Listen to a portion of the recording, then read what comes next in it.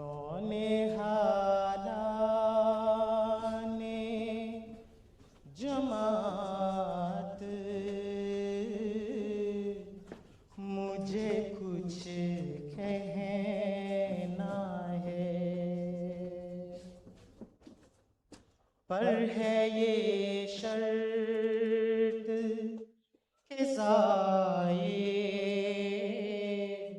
मेरा पैगाम न हो, पर है ये शर्त के ज़ाये मेरा पैगाम न हो। चाहता के करूं चंद नसाए तुमको, चाहता हूँ के करूं चंद नसाए तुमको, ताकि फिर बाद में मुझ पर कोई इल्जाम न हो, ताकि फिर बाद में मुझ पर कोई इल्जाम न हो। जब गुजर जाएंगे हम तुम पे पड़ेगा सब बार, जब गुजर जाएंगे हम तुम पे पड़ेगा सब बार, सुस्तियाँ तर्क करो तालिबे आराम न हो,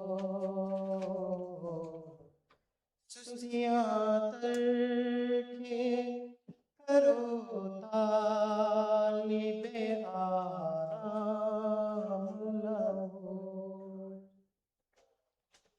खिदमते दीन को एक फज़ल इलाही जानो, खिदमते दीन को एक फज़ल इलाही जानो, उसके बदले में कभी तालिबे इनाम न हो, उसके बदले में कभी तालिबे इनाम न हो। दिल में हो सोज तो आँखों से रवा हो आंसू, दिल में हो सोज तो आँखों से रवा हो आंसू, तुम में इस्लाम का हो मगज़ फ़कत नाम न हो, तुम में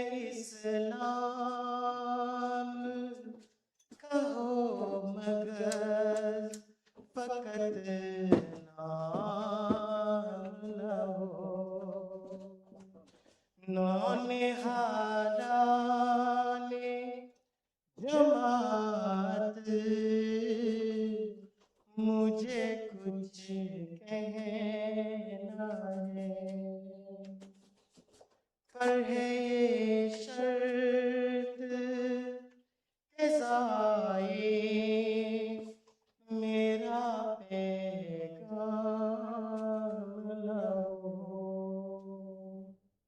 अस्सलामु अलैकुम व रहमतुल्लाहि व बरकातुहू।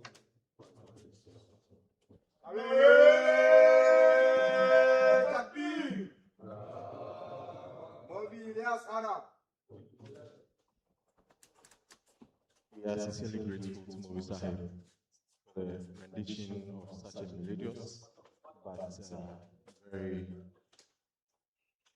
necessary message for us gathered here today. We will humbly invite the Eastern Regional Missionary, who is also serving as Mawin Sadr of Majlis Khuddam Media. Movi Hafiz Ayatul Rahman to lead us in a prayer to officially commence proceedings.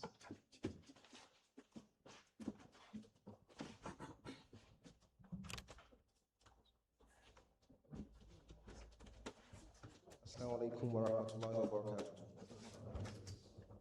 Kindly join me in the opening prayer. أعوذ بالله من الشيطان الرجيم. بسم الله الرحمن الرحيم.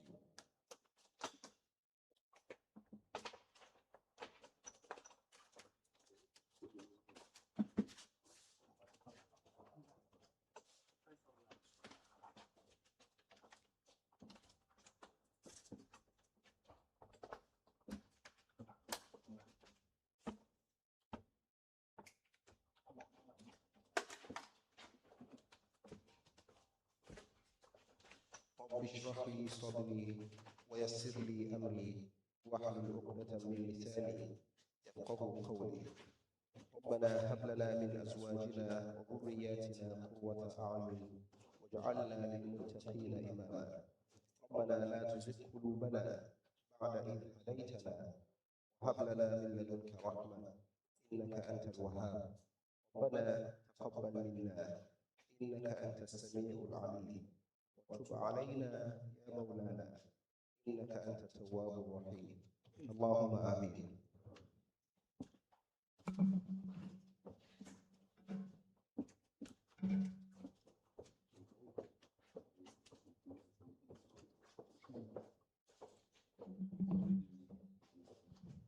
Assalamu alaikum wa rahmatullahi wa barakatuh. The purpose of today's gathering would be made known to us officially by the acting Sadr Majlis Khuddam Media, the person of Mr. Irfan Isahad. Takbir!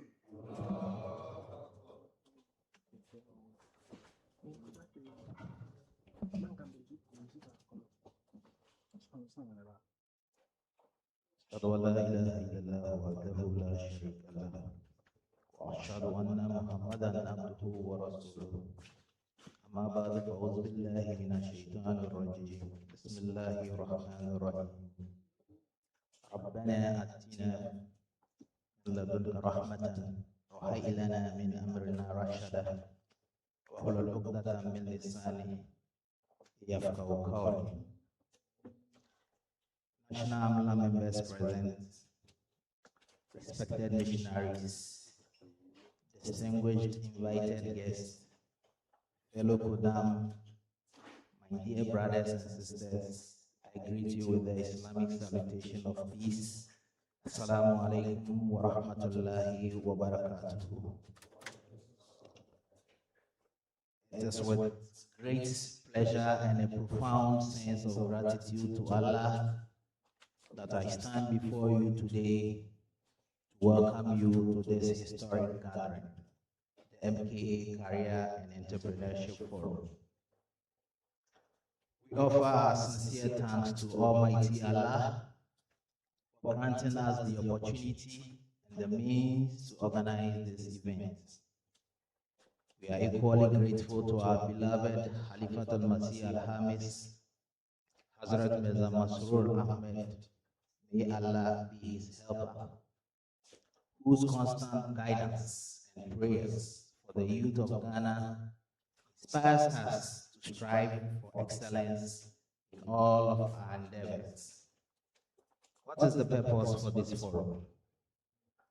During Sadr's Hive's tour across the country last year, it came up that most of the members of the Majlis and the Jamaat at large wanted a platform like this to interact with some of the successful entrepreneurs, fine brains of the Jamaat. As such, the Majlis decided to come up with this forum where the youth would have a face-to-face interaction with the experienced individuals the Jamaat has. First one has been organized, but that took the form of young entrepreneurs giving the platform to sell their businesses to prospective investors. That has also yielded some results for members who participated. This forum is designed to equip the youth with essential skills and mindset required to navigate the modern economic landscape. We want to build a generation of Khuddam who are not just spiritually sound, but also economically independent, capable of contributing meaningfully to their families, the Jamaat, and the nation of Ghana. We are also inspired by the broader national dialogue on partnership for growth. This forum is a testament to our readiness to be active partners in the prosperity of Ghana, providing skills and entrepreneurial training to shape a brighter future. What do we aim to achieve? Today's forum will serve as a platform for us, one, to gain knowledge. Our respected persons are experts in their field who would share with us invaluable insights on identifying opportunities, starting businesses, and building sustainable careers. Two, challenge the get-rich-quick mentality. We aim to foster a culture of hard work, integrity, and patience, reflecting the teachings of the Holy Quran. True success comes from honest labor and the intention to please Allah. The third is to unlock our potential. Whether you are a student, a professional, or an aspiring entrepreneur, this forum is for you. It's an opportunity to network and then to plan. So just like I've stated, our resource persons are going to give us insights into identifying opportunities. It could be that some of us, maybe you are in an area where you feel that weekends is difficult to get food. And then you sit home and then pay your own survey, or you think that, let me start frying yam. Because on weekends or on Sundays, it's difficult to get, you begin to fry the yam, and then the members in the community don't patronize you. How do you go about such things? Today, people pay firms, pay individuals to do findings for them. For all you know, maybe if you had done a little finding, it could be that the people wanted Omutu, it could be watching, but you felt that, per your understanding of the area, fried yam would be. That is why we are here. And what our experts are going to tell us today is not out of this world. It's not far-fetched. Anytime I do sensitization in my line of work, there is a particular scenario I use. My senior brother, Nana Kanto, who used to be Mr. Adadebwachi, who used to be the Muktamim Sinat Tijara, he had a session with us and he said something that I always use in terms of consultations. You see, I said, the ideas that will be given to you, they are not out of this world and they are not far-fetched. So when he wanted to market his business, when he was thinking of what to do, he went to meet a consultant, And then he told him to do, you know, there is this calendar that we put on tables. People call it tent calendar because of the nature of the way it stands. And then that was the idea that was given to him, that he should do some and then put in front of big men. You see, when big men, they encounter a lot of people in a day in their offices. So when someone sits in front of that big man, there is the likelihood that it will catch his attention, and then he would ask, "What is this?" And the person would tell. He made mention of the fact that when he came out, he felt, "Is that all? You feel, you've been charged for this." But then you couldn't also have it in your mind to put it into practice.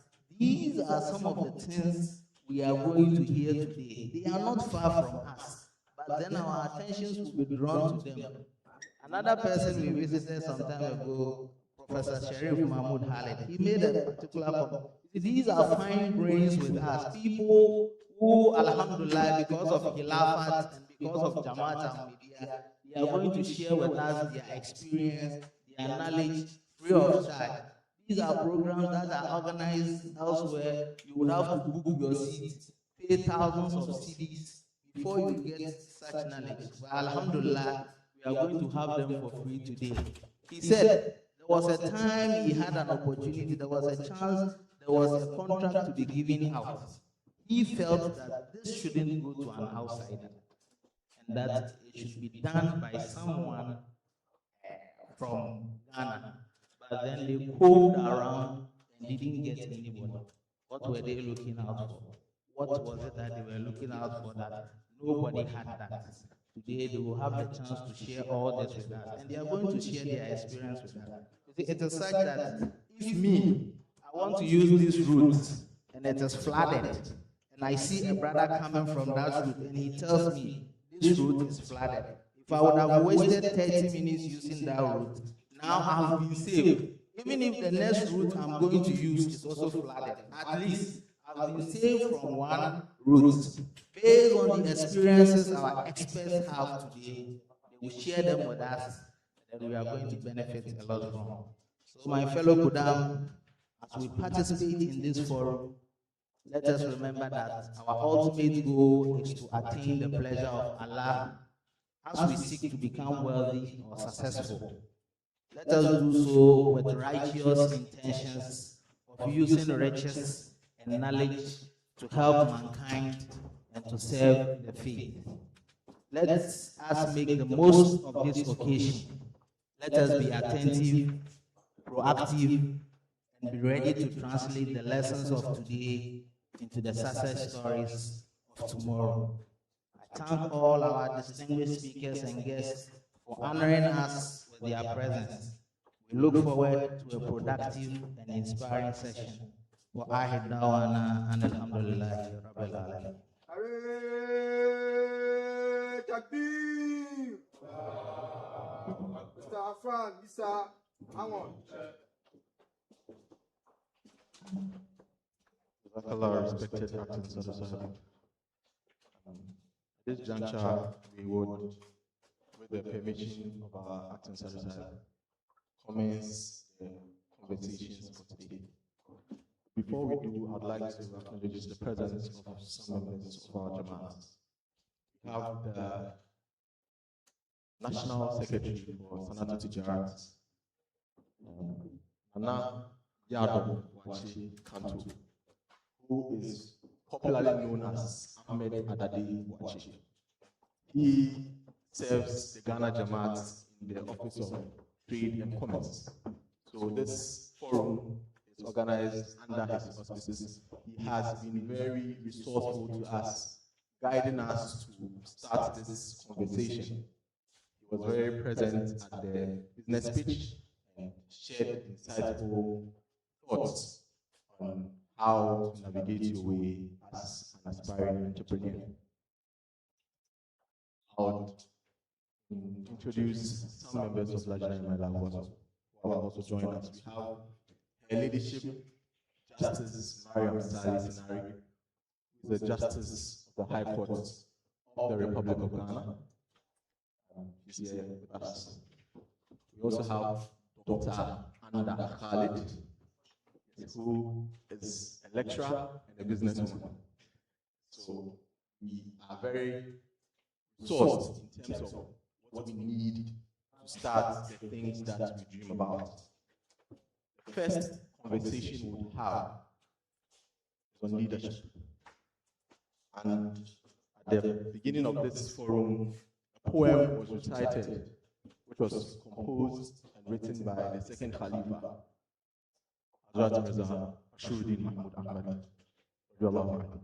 He became Khalifa at the age of 25. And that is an indication that you are not too young to lead.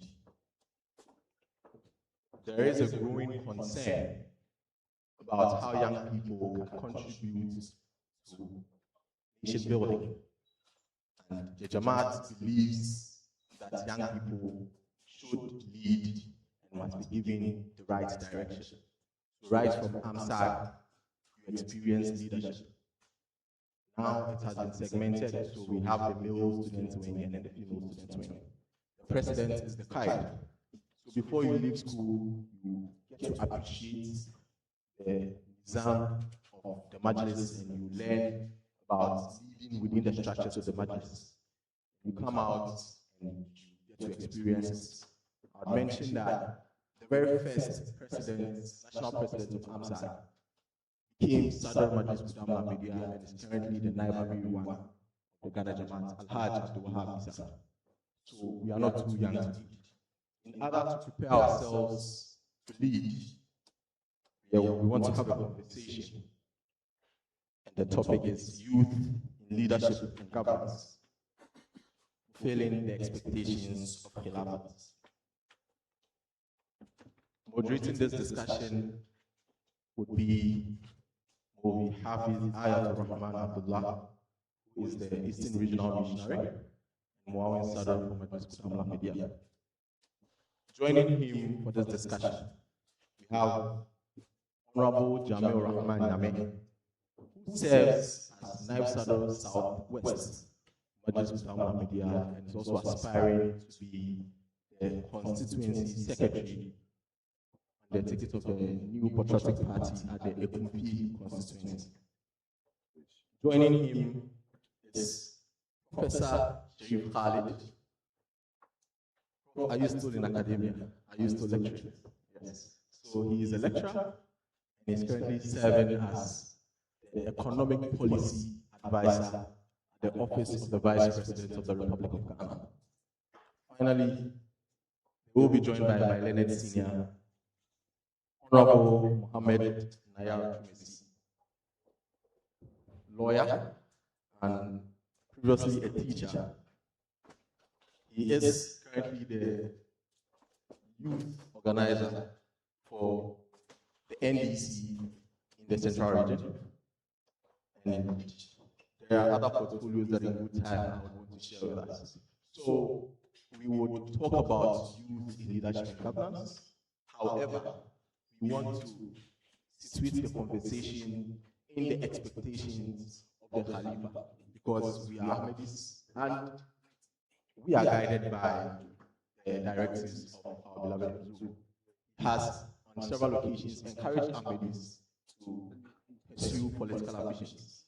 However, we are required to perform or act in certain ways. These ways would be highlighted in this conversation. So I humbly invite our moderator, Habisai, to begin the conversation. In the next 15 minutes, we would be having these conversations, and I hope that all of us here, particularly the young ones, would note down some questions that I want to ask for those who have ambitions to become politicians. Even if you don't have ambitions, you have seen from the profiles read that young people can lead. And after this conversation, the ambitions will be born. Jazakallah. Assalamu alaikum wa rahmatullahi wa barakatuh. Assalamu alaikum wa rahmatullahi wa barakatuh. Just as our MC has duly introduced the resource persons for us today, I would humbly invite them to join me on the stage here.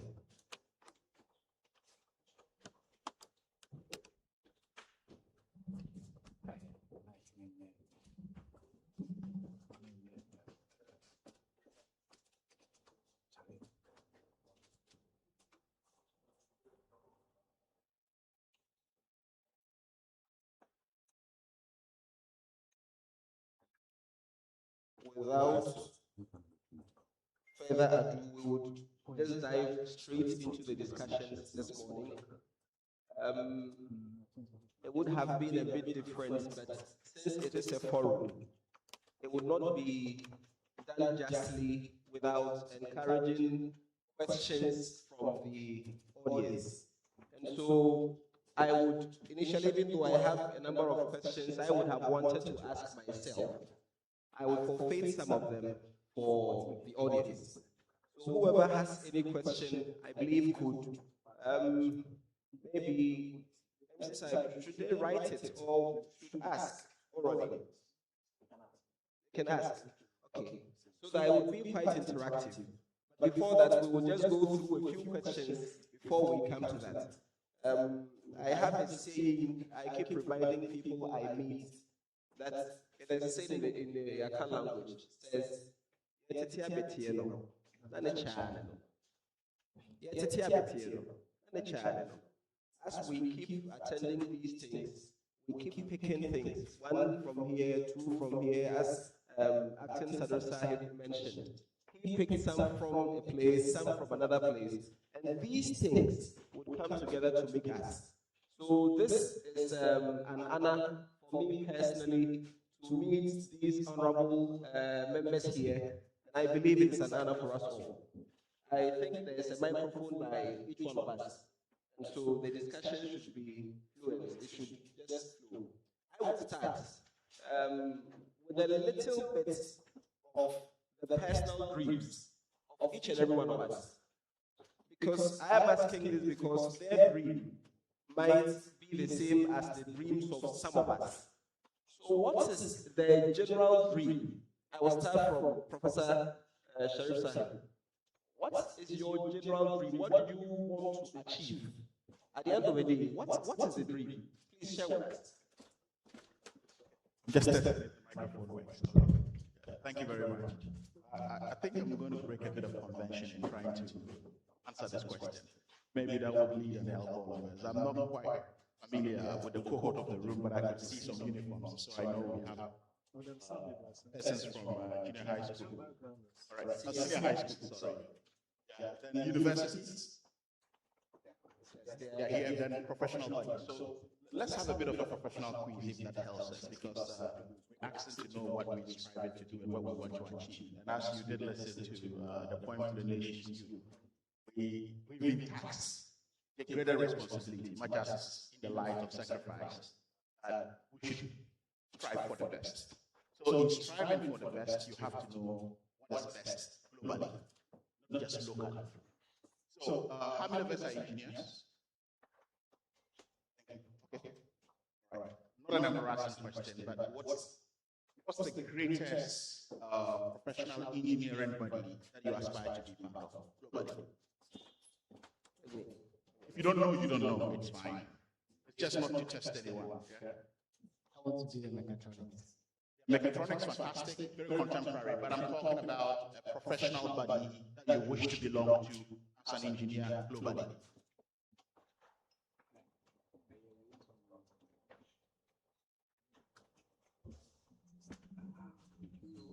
I'm a quantity surveyor, so I would like to be part of the Royal Institute of Chartered Surveyors. Fantastic. He knows his stuff. Right. That's just what I'm trying to establish. So in terms of engineering, you do know. If you don't, you know. So in terms of management consulting, anyone? Anyone in accounting and finance? Okay. Head of the big four accounting firms? Big four accounting firms. Head of the big four accounting firms. Have you heard of the terminology big four accounting firms? Okay, so fantastic. That's also helped. Lawyers? Okay, anyone heard of the magic cycle firms? Magic cycle firms? How many of us? Okay, so last but not least, we go to the educational realm. So again, in striving for education, you want to go for the best of the best, isn't it? So Russell Group Universities, how many had that? Okay, how many have had Ivy Leagues? Obviously. So, I mean, I'm just having this test not to test whether you know or not, but in a contemporary, fast-moving world as we are today, the question you pose to me, to answer that, we must premise it within the best of what happens in the world. I mean, gone are the days when you graduate from Oxford, Harvard, you have a job ready for you. These days you have Harvard and Oxford graduates job hunting probably for the last 5 years. It tells you what the competition is. It tells you what the world is becoming. So if you really don't have what the British would call your ducks in row, which is in preparing yourself for the greater good of the world and the competition that comes with it, it means you've already narrowed yourself out. So I truly ask these questions to know if we're abreast of the contemporary issues happening in the world or in the field of the professional world. You probably say you're a management consultant and you don't know what the Boston Group is, you don't know what McKinsey is, and it's a problem. Not a problem now, right? In the long haul, where you want to compete, because you don't want to compete in the local leagues. So I don't know if by doing this, I'm answering your question. I wanted you to personalize it to yourself. All right. I mean, if you ask myself, you don't start out by saying, this is what I want to do. I mean, in my current role, they wouldn't advertise that, come and be a presidential economic advisor, or you know what it takes to be. It takes a lot of process to be it. Right? I've loved politics from day one, right from my university, so I knew I wanted to do politics. So when I got bored in Europe and decided that I was returning home, I knew there were two things that would bring me home. Either I get to work for the World Bank or IMF, or political appointments, which I am today. So, in working towards that, first of all, I had to start somewhere. So I started off, I think when we were making the introductions, you made mention of someone wanting to be a constituency, aspiring constituency secretary, and we retain, yes, and we have another who is also another constituency executive from very side of the political divide, which is the exciting thing about Ahmadiyya.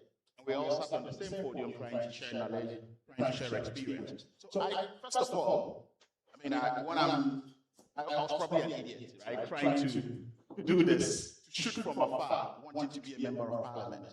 It's very difficult, you know. I started somewhere. So I tried to contest a parliamentary primary in my constituency. It was tough, it was difficult, it was unconventional because I wasn't living in the country, I was working abroad, which meant that I had a lot of air miles coming in and out of the country. And I failed at that. Well, was it a failure? It's about how you want to interpret it, because I learned an awful lot of experience, which probably has put me in a current position to know when to run and when not to run. That's also important as you move on.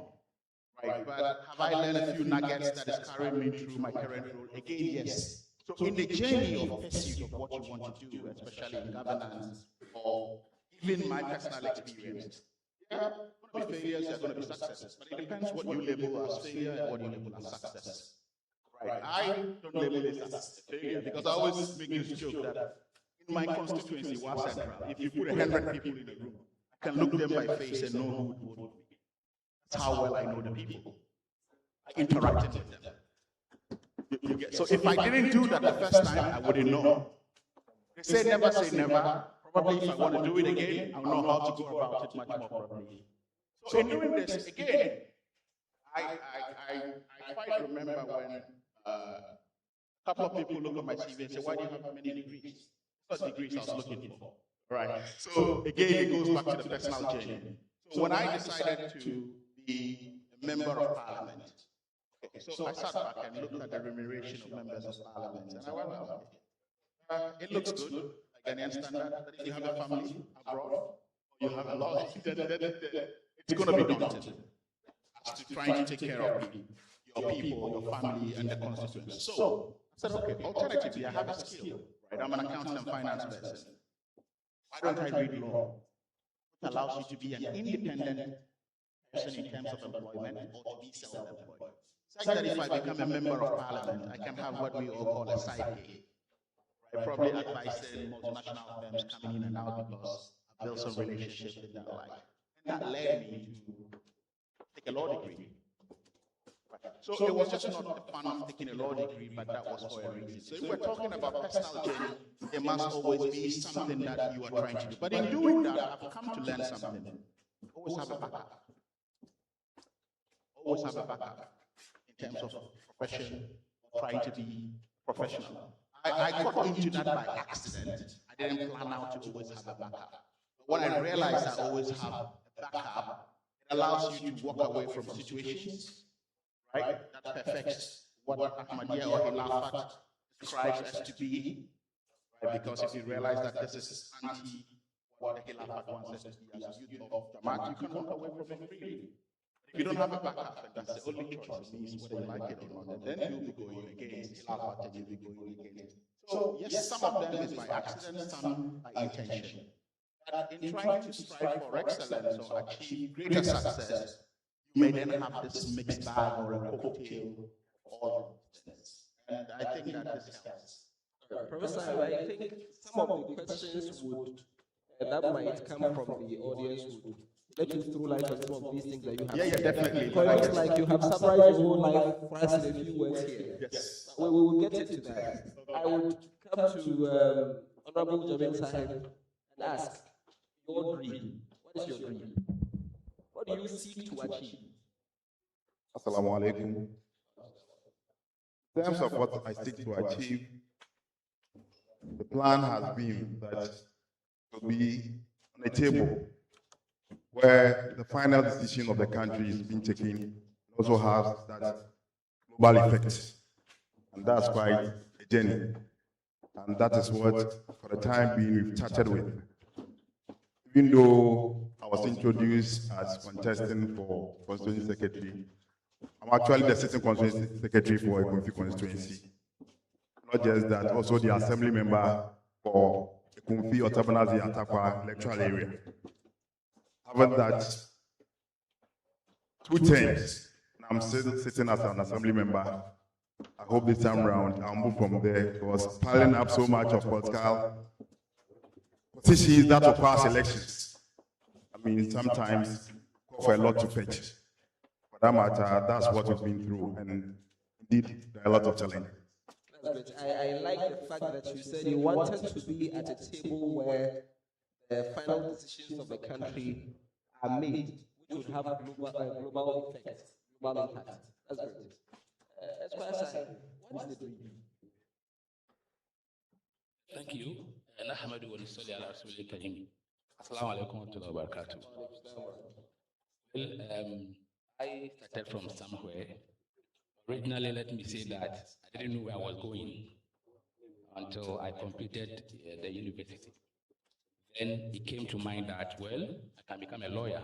So that's where the journey started. Then I pursued it. At the end of the day, I became a lawyer. Now, it also crossed my mind that I want an opportunity where I would impact a lot of people. And so politics came to mind. And I'm looking at a situation where my actions and whatever I do impact as many people as possible. And so, and then on the other side, I was also looking at pursuing my career and maybe joining the bench as a judge. So I wrote to Khalifa to Messi Al-Khamis, Ayadahullah Ta'ala bin Nasir Aziz. And usually, Khalifa may not choose one for you. But he prayed for me that I should be successful in whichever one I choose for myself. I was looking at being a judge where probably I can do justice to many people as possible who appear before me.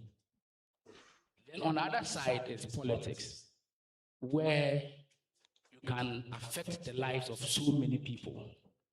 You know, not in terms of justice, but in terms of livelihood and all that associated with leadership. So I decided to pursue my political career. And fortunately, he's my friend and my brother, almost from the same area, Ekunfi Ekrofo in Ekunfi. I stood for assembly election and lost as a lawyer. I went for a constituency secretary in Ekunfi, the same constituency, and lost. And that was 2018. So I decided to now move up to the region because at the end of the day, I had made a decision to go into politics. And so I opted to contest for the Central Regional Youth Organizer. It was not an easy thing. And because of my background and and where I was coming from in terms of losing elections, I told myself that if I lose this election, I'm not going to do politics again. Probably I'll have to think of going to the bench if that is possible. I prayed over it, and the dreams I was seeing were favorable against the backdrop of in fact, the previous 2 elections I had not written to Halifa to Mercy. It was the regional election I wrote, and he prayed for me. With these 2 prayers and Khilafat backing me, I was certain I was going to win. I went into this election, I was not known in the region. And in Central Region, the youth wing of the NDC had always been, since politics of NDC started, had always been transferred to the deputy youth organizer. And I was going to contest the deputy youth organizer who had the support of the national youth organizer. And in fact, I could go to some leading members of the party to solicit for support. They call into the region and they will ask, do you know the lawyer? Oh, the lawyer is not part of the race. Demoralizing me completely, but I focused. And we went to this election and I had a tie. We had to go for a rerun and I eventually beat him and became the regional youth organizer. So it means that the political journey is on course. I aspire to the highest as far as Allah can take me. But it is not an easy thing because of the nature of our politics. But I always believe that if you have Khilafat backing you and you pray, inshallah you will succeed. If you have Khilafat backing you and you pray, inshallah you will succeed. I will go on with my next question. As they answer, we prepare for our questions too. My next question would be in line with the Jamaat. With your dream, how does the Jamaat fit in? See, Ahmadiyya has a lot of rules for us. So, in trying to achieve our dreams, how do we inculcate those teachings of the Jamaat? What does the Jamaat mean to us in reaching our dreams? I think I'll start again from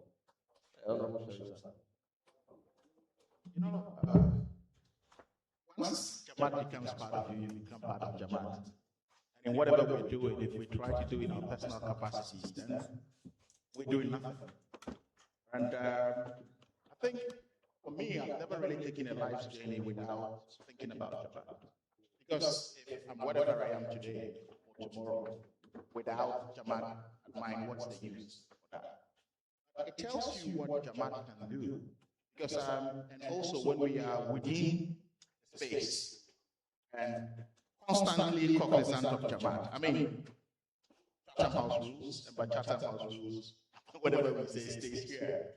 There are instances you sit at the table where matters come up, and if you are not a Jamaat member, because it's not that people in policy formulation are doing things intentionally. They just don't appreciate what we do or where we come from as Jamaat.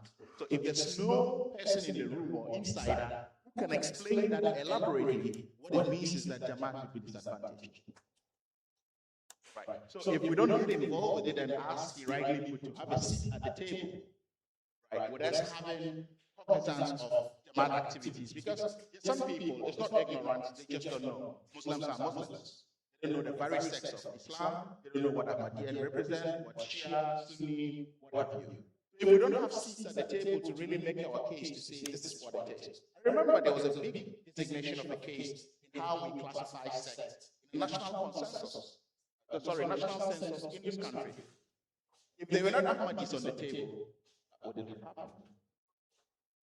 And there are several things that, okay, by virtue of your role, you don't want to say explicitly that I was part of this decision to make Jamaat's inclusion. But several of that do come to the fore. And truth be told, people just don't know. And if they don't know who are the rightful people, we are the right disciples and right disciples of Islam Ahmadiyya. So how we act and how we behave also reflects on how we are being received. And the positive thing is sometimes okay, what kind of a Muslim are you? Oh, Ahmadi, you are the modern Muslims.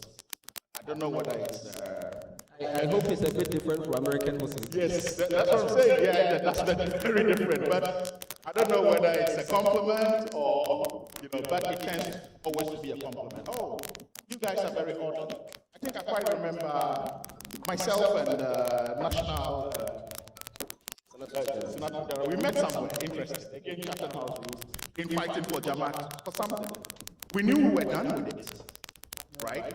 And when we moved, it was supposed to be ratified probably in a week's time.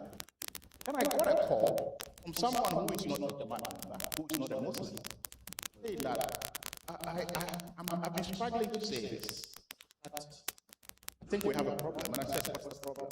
He said, you know, where your file kept going to, the guy seemed to have a problem with you guys. I said, what do you mean by it? The guy seemed to have a problem. Why any other Islamic? And he said, oh, but I just told him that the Ahmadis are orderly. That's why the president asked that be done. I said, well, you went too far with that. That's a better way to have put it. But let's see how that can be fixed. So imagine if he wasn't confident enough to tell me, or I wasn't in the room, or he wasn't in the room, we lose out on this. So again, it goes to emphasize that we must strive to be the best of the best for our own personal pursuit, but for the pursuit of Jamaat. I remember when I was trying to run for member of parliament.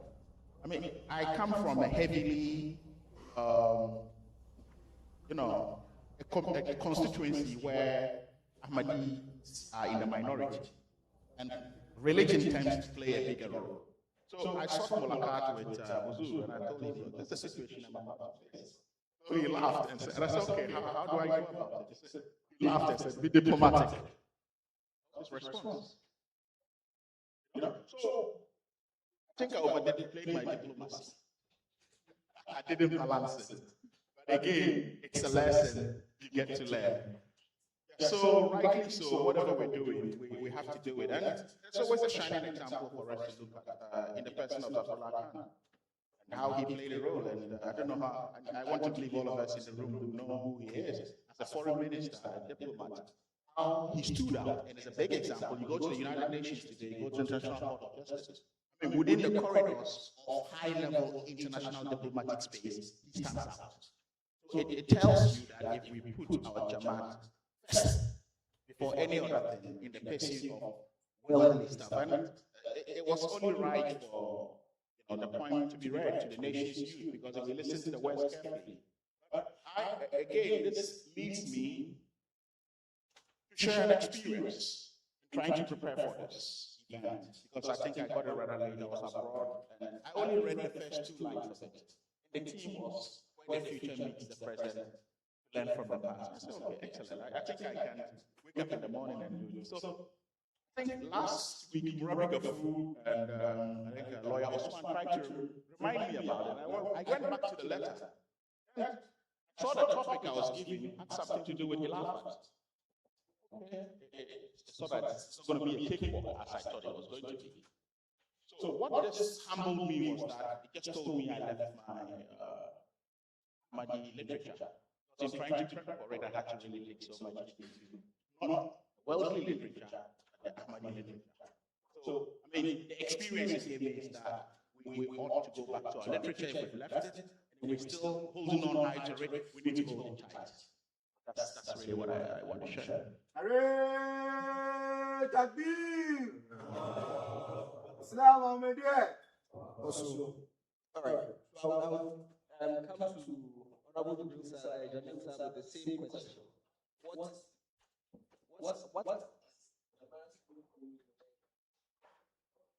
Alhamdulillah, with the Jamaat has gone through a series of elections.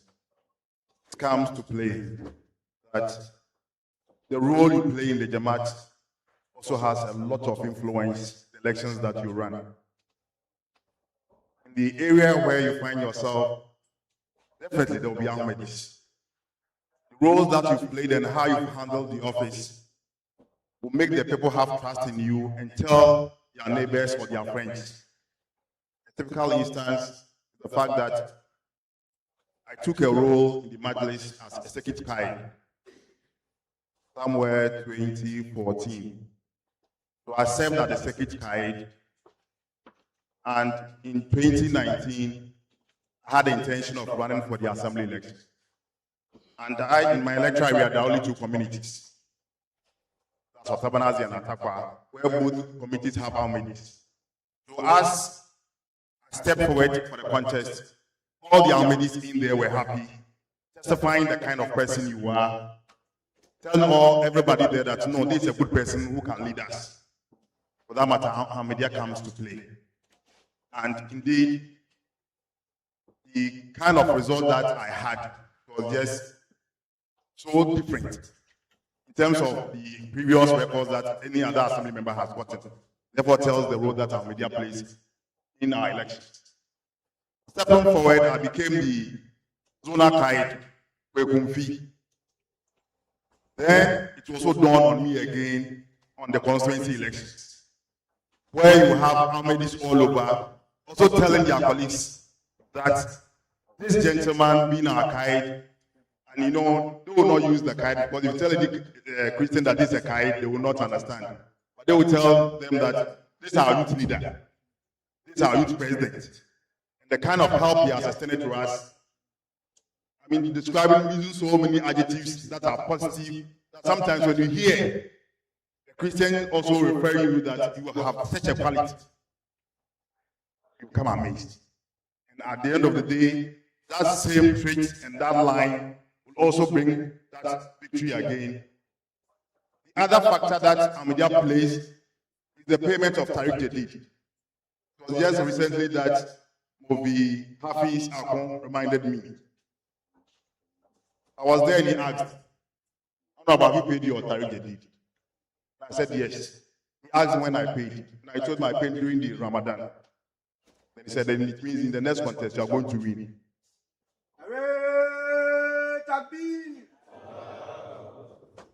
I was amazed by that statement. And he asked me, is it that you've forgotten? I was still not able to recollect. Then he referred me to my first election, constituency election, where he has done a survey.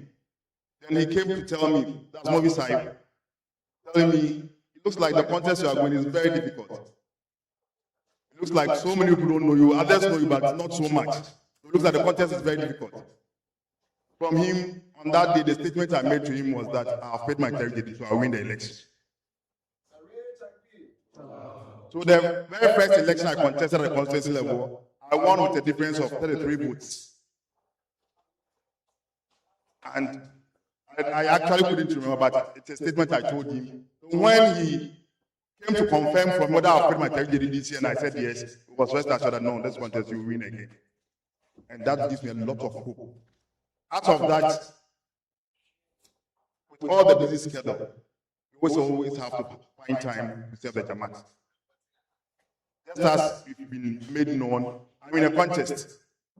I barely started campaign Thursday. Today I'm on a schedule to go on campaign trail. Then Hadi Sahib will have to call me that I have to come on the program. I have to move all the way from a conflict to this place. And I have to reschedule my campaign just to serve the Jamaat. I know as I seated here, serving the Jamaat, inshallah, whatever that I will tell them tomorrow will bring victory to me, inshallah. Assalamu alaikum. Allahu Akbar.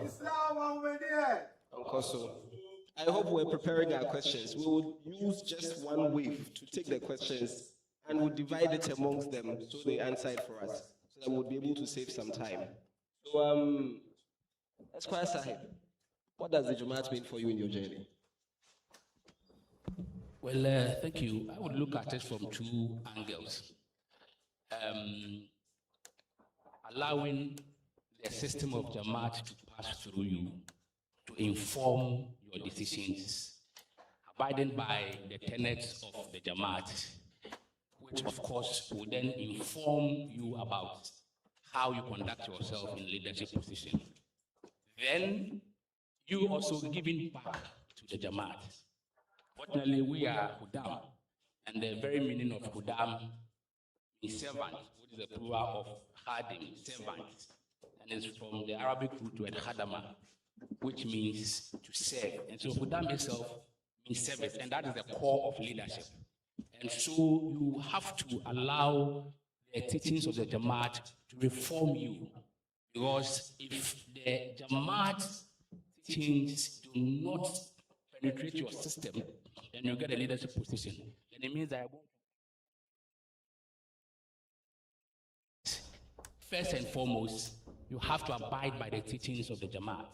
And when you have the opportunity to serve, then you also give back.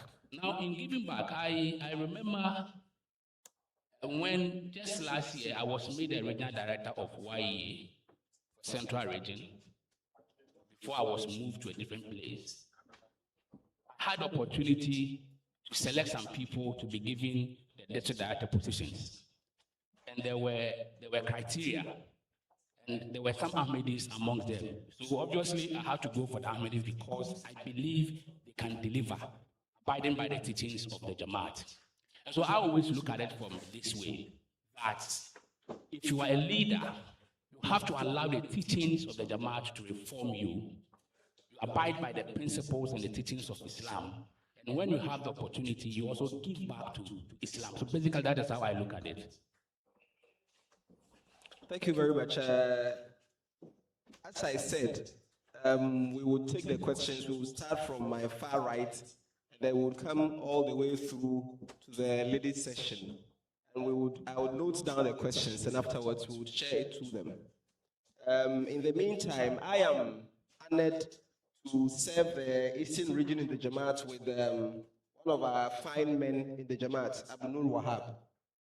He told me something just a few days back. It's something he's mentioned a number of times, but I would want to share with us this. He says that it's because you mentioned your leadership in Khuddam or in Majlis, and also you giving back, and how these teachings or whatever Jamaat is doing, whatever you're doing would also in a way come to benefit Jamaat, which would benefit the general public. He says, if you follow the system of a Jamaat and how it disciplines us, how it puts discipline in us, even in your work, you'll become a favorite. And he explained it. He says that the level of discipline in Jamaat and how things are done, if you use that way, if you employ it in your service, you become exceptional. All your in charges get to like you because of how we do our systems. For example, if you are a naib sadr or a naib qaid, you don't do anything without going back to your qaid. And if you take this into the outer field there, you will always be coming back for feedback, for directions and everything. It helps you. I'm not the one speaking, so I'll start from this side. Anyone who has a question for them? Yes, please.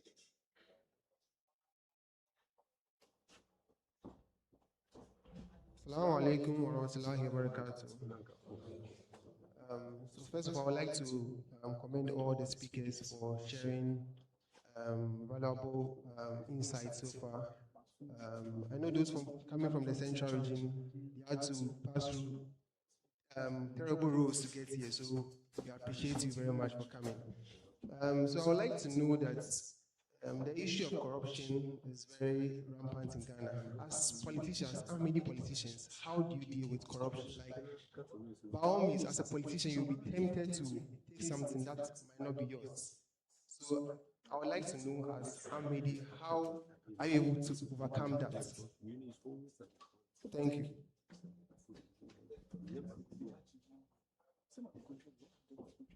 Assalamu alaikum wa rahmatullahi wa barakatuh. Respectfully, I would like to ask, there is no level of mentorship in the country. And many people just start school, they go to primary.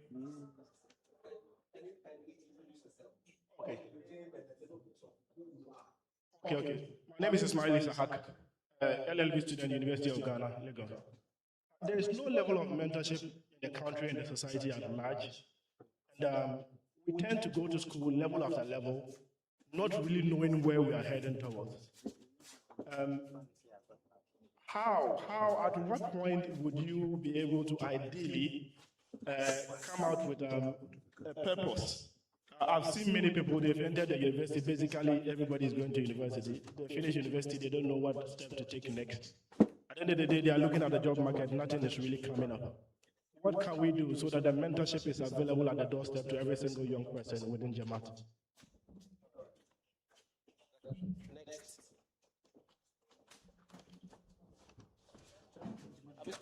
Please.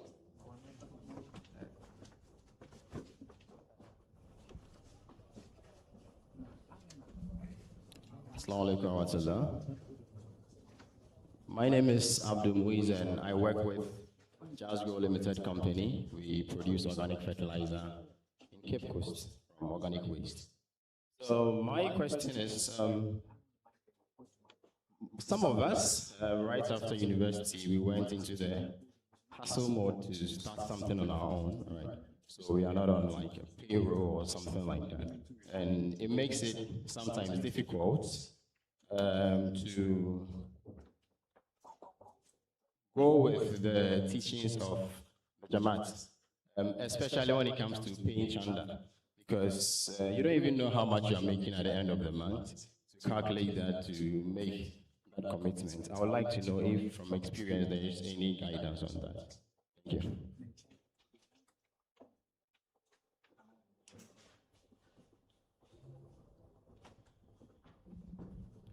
Assalamu alaikum wa rahmatullahi wa barakatuh. So my name is Mahmoud Imtiaz Banyalabo. I'm a second year KUC student.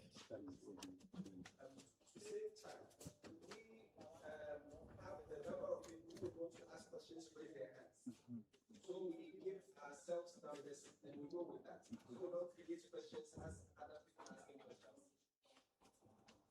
So now we have It's a 1, 2, 3. 2, 3, and 4. So now we have 5. Okay, so I would like to ask, what legacy do you want to leave behind the youth, that whenever we hear your name, even after you are no more, that would shape we the youth? Maybe whenever we hear your name, if we had a youth who is misbehaving around and he hears your name, he will be able to sit down, re-strategize, think about it, and then know some ways to take in order to be successful in leadership. And then my second question is, discipline or motivation? Which one do you choose for us? Or what do you think is the best? Discipline or motivation in order to be successful? Thank you.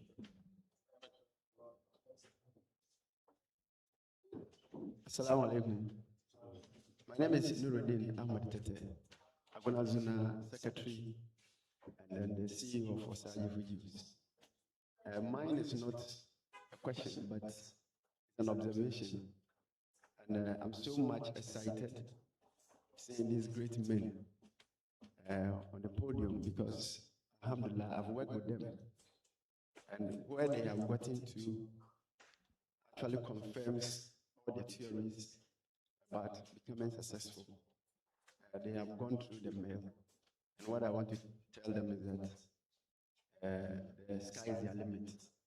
And then we shall continue to support them. Thank you so much.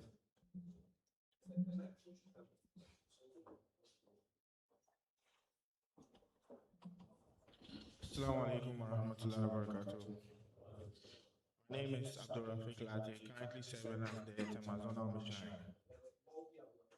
Bobby Abdul Rafiq Lati, currently serving as the Temazona Missionary. My question is, I would like to know if we can have a summary of their educational journey.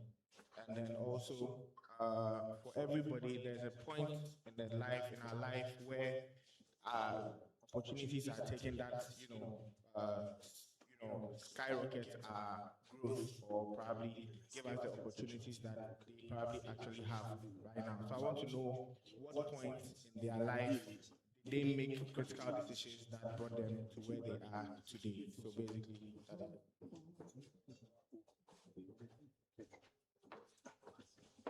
that's it. Assalamu alaikum wa rahmatullahi wa barakatuh. Yes, Yusuf Zakir Nuhu is my name, and I am currently specialization student at Jamia Hudiri International, and I would start lecturing there very soon. I initially had no question in mind, but Professor Khalid mentioned Chaudhry Muhammad Safullah Khan, and I would want to make an observation on him and then ask a question. The Prophet ﷺ has made a prophecy with regards to Ahmadi Muslims excelling in the world.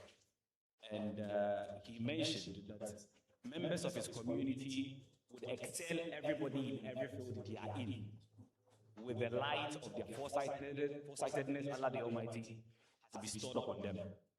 Now, when Professor Khalid mentions Chaudhry Safullah Khan, we know for certain that the success he chalked in his life was because of the level of his righteousness and maintaining a sterling moral character that doesn't allow anybody to raise a finger against them. And we've seen that because our Ahmadiyya Muslim community plays a critical role in the future of the world, most of us are not aware of this, but people are observing us from quarters we do not know of. A clear example is what happened when the prosecutor at the International Court of Justice issued an arrest warrant for Benjamin Netanyahu and his, I don't know whether it's Minister of War or whatever, Minister of Defense, yes, Yuval Grant.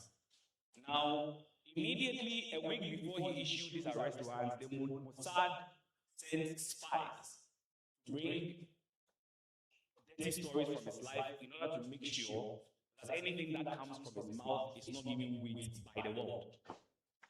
And so we've seen, and he, Karim Khan particularly, his role model stories of Allah Khan. And so there were even non-Ahmadis going up against him, just based on the fact that he's an Ahmadi. And so when we step up in the world, people are looking at us from quarters we do not know of. And so if we do not have that sterling moral character, we wouldn't be able to show the successes we would get. No matter what amount of wealth you amass, it doesn't worth anything. Now my question to you is that in your personal lives, in your endeavors, trying to chalk successes, whether it's on a national level, on a constituency level, wherever level you are trying to do it, as Ahmadi Muslims, do you have these things in mind? And how carefully are you guarding yourself so that when you get to the stage where you play a critical role in the world, people wouldn't have things against you?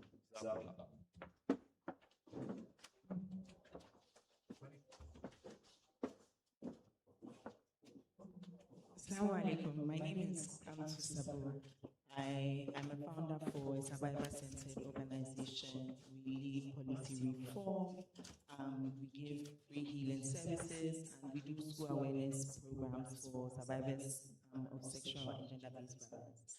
So my question has to do with, I know this is a very Khuddam-centered conversation, but the thing is, what's the entry point for any young person that wants to go into leadership? And also, a lot of the time when we talk about leadership and governance, I mean, across the world, it's very male-centered.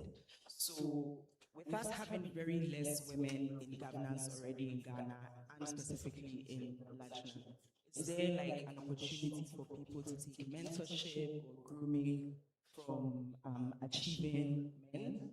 I don't know what Jamaat's stance is on that, but I just want to know what the realistic way out is. Thank you. Assalamu alaikum. My name is Hamida. I'm the Circuit Lajna Salve for Nkoko Circuit. And I'm also the CEO for Hami Foods. We produce date syrup and other date snacks. We are the exhibition stand, so you can pass by and taste free samples. So my question is that, as a young person, we may be pursuing some dreams. If you are pursuing a dream and you are not being successful at it, doesn't mean it's not good for you, so you should stop. Or you should keep on, and I don't know, you should keep on pushing.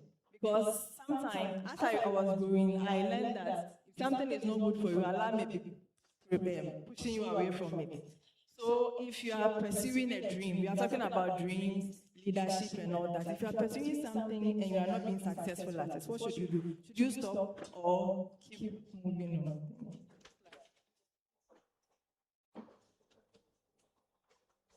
Interesting.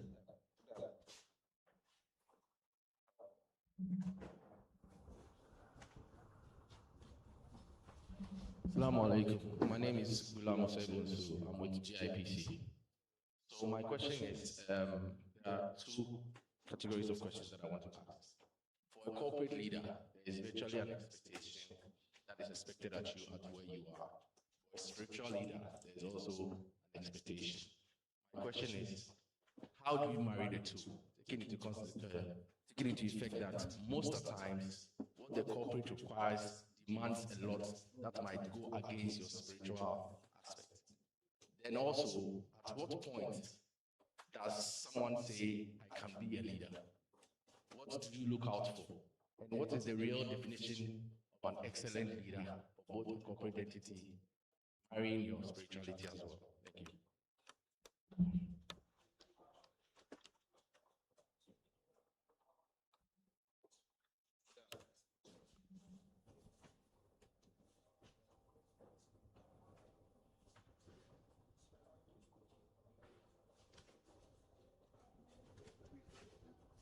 Okay, so we have a number of questions here. I can roughly count 1, 2, 3, 4, 5, 6, 7, 8, 9, 10. Some of them are in the nature that we would have, I think the questioners wanted the answers to come from each one of you, the way the questions were. But for the want of time, we would need to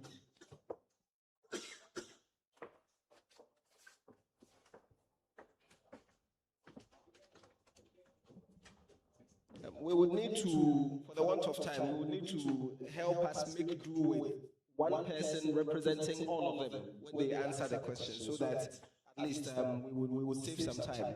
Because of the rains and other things, we couldn't start on time. So I hope you would forgive us for that. I would, it's my singular honor to also announce to us that we have in our midst currently a representative of the Amir and Ministry in charge of the Ahmadiyya Muslim Jamaat Ghana, in the person of Honorable Kobina Tahir Hammond, KT Hammond, as we hear him. Recently, we've not been seeing much of him, but in a few months back, or say a year and a half to 2 years back, we used to see him a lot on our screens. We're honored to have him amongst us. Honorable, you're welcome. Alhaji Sahib, you're welcome. I'm sure. Anyway, so we would go on to the questions. I believe we had the questions, but I'll go through them. Some of them I just jotted them so that I believe if I make an inference to it, you would get it. The first one here is how do you deal with corruption? I will start from my immediate left this time. How do you deal with corruption as Ahmadis? The question was quite elaborate, but I've just summarized it. Thank you. I think that as Ahmadis, we should have our red lines. The system we find ourselves is such that it is so porous. But we are always guided by our teachings and our practices. And so we should have our red lines. We should always choose merit or competence over favoritism. I earlier cited an example where I had opportunity to nominate some people for the district directorship position at YE. I was looking at people who merited, but I don't know if somebody from the top had to make a call for me to, now cancel those who have been appointed and then bring other persons on board because of their positions, which I refused. But eventually, that decision was taken from the top and it was imposed on us in the region. And so I believe that you must stick to your principles, have your red lines, and you don't allow people to, influence you unduly. I also think that we must always see leadership as a trust. Because, and you see, the trust in our politics of the world is different than the trust that we have in Islam media. The trust in our media, the amana, is of a higher standard because trust in the political life of the country, for instance, of course, we are all accountable. Whatever position you are given, you are holding it in trust for the people. But with the teachings of Islam, the standard is higher because you are first accountable to Allah before the people. And so it is of a higher standard. And so when we have our red lights and we view leadership as a threat, I believe that we should be able to overcome some of these corrupt practices that we see in the system. Thank you very much. Since some of the questions were to do with, entrepreneurship and leadership and other things, some of these things we will defer to the other forum. And after this, we have another forum, so that we would save some time with this one. And we're actually done with the time that we're supposed to finish with this one. So we will go on with those political specific ones, or some of them which were personal to you. Like the next one I'm going to ask you to go to, which says, what legacy will not be after you are gone? The legacy will not be, will not away, and remember that this one was this, one legacy will not. When it comes to legacy, we are Ahmadis, we are Muslims for that matter. So one thing that we hope or we seek for is that when we have apartheid, we should be a symbol of discipline. Where once your name is mentioned, we have to go into the nitty-gritties of it. Time consciousness. That anytime you are invited or you are given an assignment with timelines, you will be able to meet it. So that once you move away from that office or you are no longer there and things are unfolding, you remember that, oh, if this person would have been around by this time, this thing would have been done. That would be a great legacy that I want to fulfill. That is a beautiful one. There were two people who asked a question about mentorship and at what point you would realize that you would have to be a leader. And this I would want to defer to the next. But then there's a question here for you personally. The person has asked me to ask you, the man in Ghana shared that, how did your family's financial background affect or contribute to your success? What was the most critical decision you made in your journey that brought you to this point? Most critical one. If we could answer that in 2 minutes. I'm going to sum all of that. See how we can.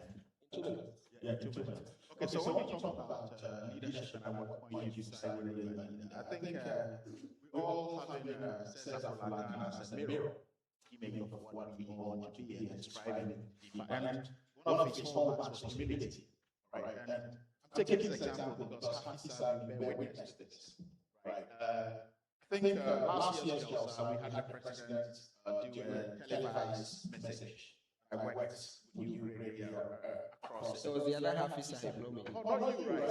Okay, so I keep mixing. Okay, so the other half is with MTA, right? Okay, so I worked with the other half on this. And something happened that was very harmful, right? So we did the recording, right? And after the recording, the president flew to another country. So I knew everything was done and dusted, sent it up to America, was sent to NTA, and they had a music background, which is not in tandem with Jamaat because they can play it with the music. It was done with a good intention because it was playing nice running kind of Arabian tunes at the background whilst the message was given. They were told that no, we need to get rid of that sound. Now, to get rid of the sound, they had to go to whoever originally had done it. Couldn't get anyone to do it. So I sat back. This was about 3 a.m. in the morning, somewhere in the central region trying to fix something. And I got the message that this is what it is. The MTA Charles said, look, we really need this band. It's cue to be played at X time. How do we get this fixed? Okay, so this was me as Saka. And everyone I had to call was a big man. And at 3 a.m., who am I going to get? So I just remembered that I had the phone number on the camera. I phoned him up and were you part of this recording? He said, no, I didn't record it, but I know who recorded it. I said, who did it? He said, this number. I said, yeah, I know him. Phoned him up. Boss, yes, I did. But we are somewhere in Liberia.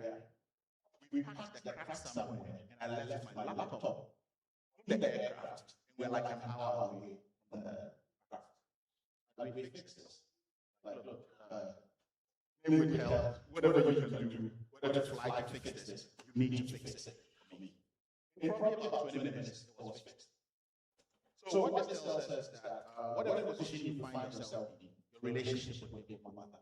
It only took relationship.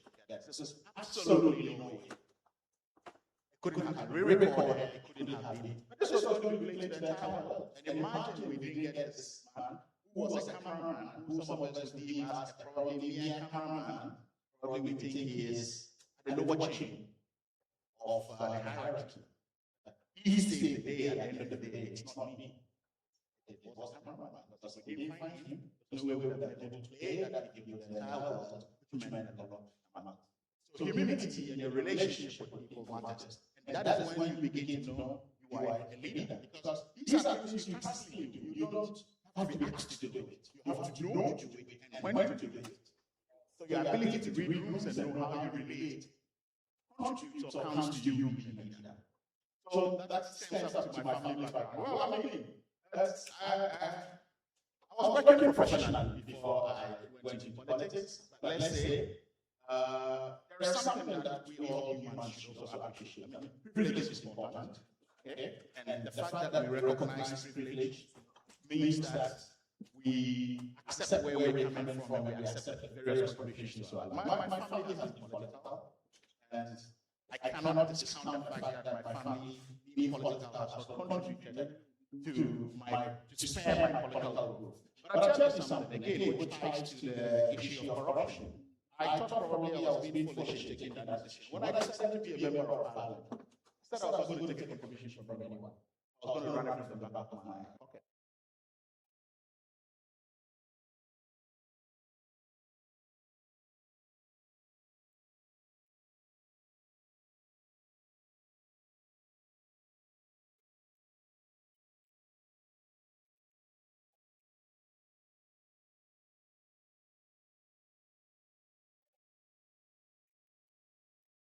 That I want to do this to, prevent corruption whatsoever. I was doing it in the Ahmadiyya way, if you like to say.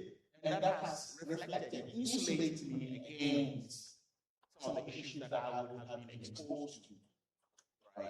Or probably the danger of being exposed to that. So there are various ways that you could do this, but I'm not saying run an election from the back of your pocket. Probably learn how to fundraise now, right? In a proper way. You see, we should understand, he's a professor, he teaches for a living. So sometimes he would explain the things for us to get it better. Yeah. So I think I will go through these questions, please. If you could answer us within 30 seconds to a minute, we will be very grateful so that we will just end it. I'll take the remaining 3, and the rest will be deferred to the other because of how it is. First one, to Honorable Nayar Sahib. How do you mix your spiritual life and your corporate life? Sometimes the requirements are a bit different. How do you play it? Well, I believe that you have to allow the spiritual life to dictate how your corporate life goes. Otherwise, if you want to treat the two separate, that's where you have a problem. And so, for instance, the Quran says that you must have fear of Allah. If you have fear of Allah, that obviously will dictate how you conduct your life in terms of your corporate activities.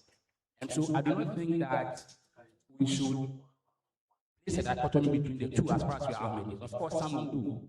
And that is how come we have issues of corruption and all of that. The corporate life dictates are different, of course. But then if you allow that to overcome your spiritual life, that is where you go into trouble. So I believe that, and as Ahmadis, we have been taught from the very beginning, and we know what is good and what is bad.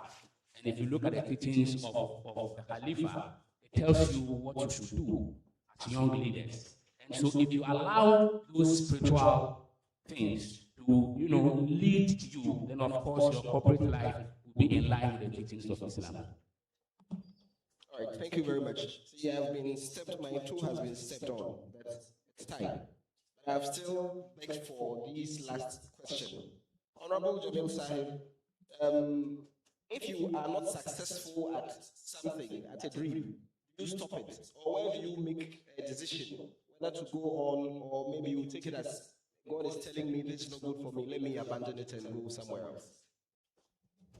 Okay. With that, As short as possible, please. we have a statement that an unexamined life is not worth living. Whatever that you do at a point in time, you need to pause and examine. Movi Hafiz Nasim tells me that if you want to communicate to Allah, you do that in prayers. But if you want to hear something from Allah, you read the Quran. So when you combine these two, you will be able to make a good decision at that point. If you want to talk to Allah, you do that in prayers. If you want to hear Him speak to you, you read that from the Holy Quran. We wish it had been longer, so that we would be able to exhaust all the questions here and some others in the minds of our audience, and even in my own mind. But this is the Jamaat. We are never denied the opportunity of some of these meetings, be it official or unofficial. We could take the advantage after here to meet any one of them, socialize, ask them questions, and I believe they would not deny us the opportunity of the answer. We're very grateful to you for making the time out of your very busy schedule, and we're also very grateful to Allah Almighty for giving us the opportunity to do this. We would now end here and make way for the other discussions we're going to have today. Alhamdulillah, alhamdulillah, alhamdulillah. Wassalamu alaikum wa rahmatullahi wa barakatuh. Takbir! Islam Ahmadiyya!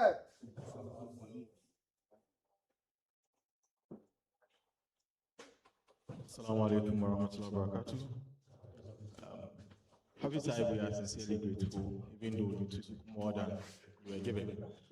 I believe, and I'm very confident that after this conversation, we have some sense of direction in terms of leadership. And for those who aspire to be politicians, we now have people who are walking on the path we continue to dream of. During the conversation, we were joined by the Honorable K.T. Hammond, Kobena Tahir Hammond, who is the former Member of Parliament for the Adanse Asupa constituency, former Minister for Trade and Industry. He is also the head of chambers for Cavendish Chambers, the law firm that I work at. So I am privileged to have my learned senior and my boss present. We have a number of exhibitors here who have joined us today. I think all of them are Jamaat-owned companies. Some are startups, others are established companies.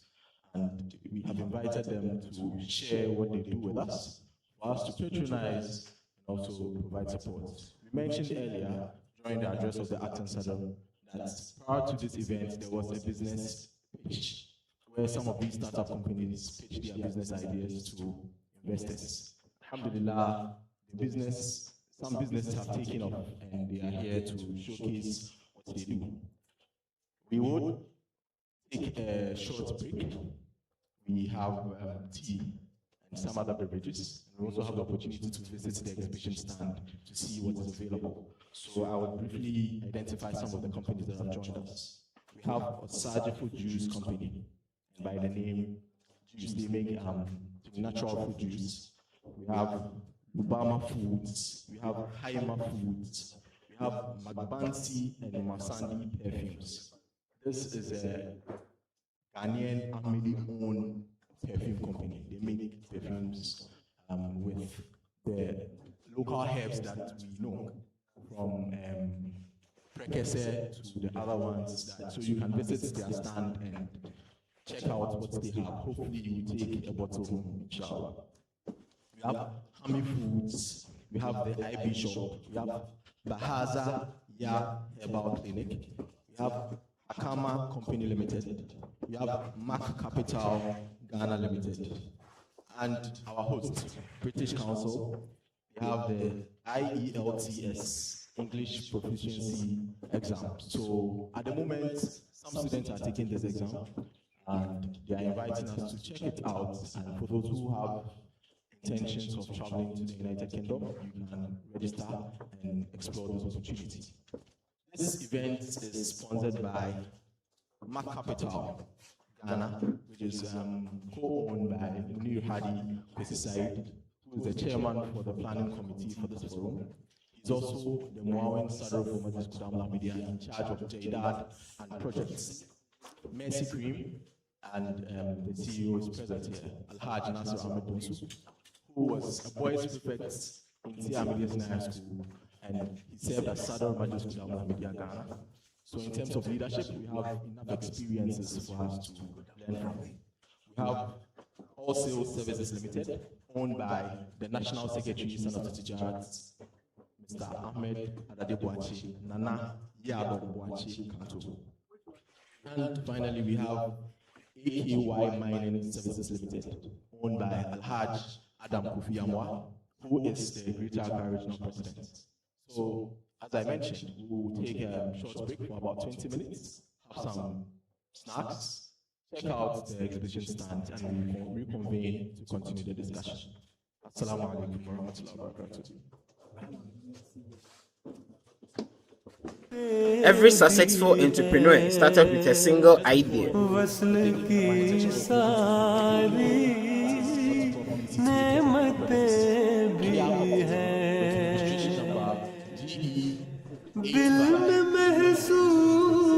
What happens when ambition meets experience? What happens when innovators, business owners, and future leaders gather in one place?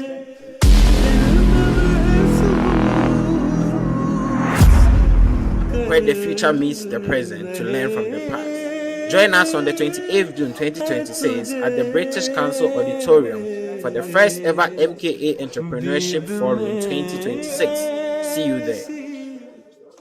Every successful entrepreneur started with a single idea.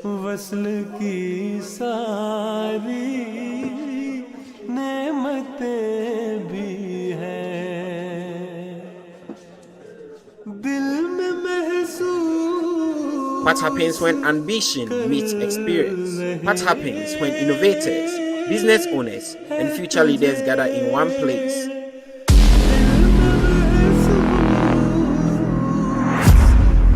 Where the future meets the present to learn from the past. Join us on the 28th June 2026 at the British Council Auditorium for the first ever MKA Entrepreneurship Forum 2026. See you there. Every successful entrepreneur started with a single idea.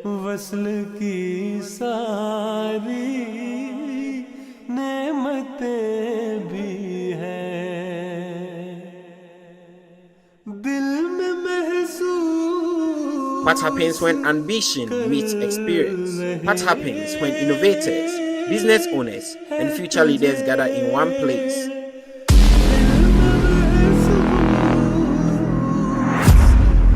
Where the future meets the present to learn from the past. Join us on the 28th June 2026 at the British Council Auditorium for the first ever MKA Entrepreneurship Forum 2026. See you there.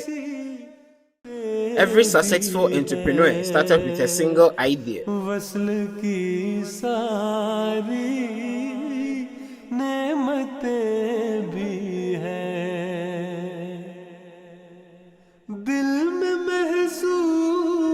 What happens when ambition meets experience? What happens when innovators, business owners, and future leaders gather in one place?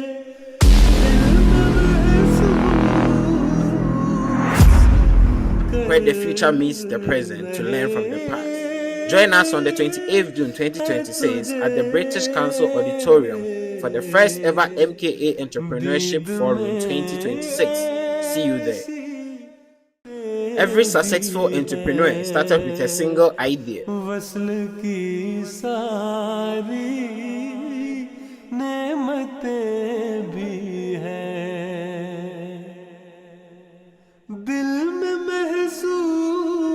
What happens when ambition meets experience? What happens when innovators, business owners, and future leaders gather in one place?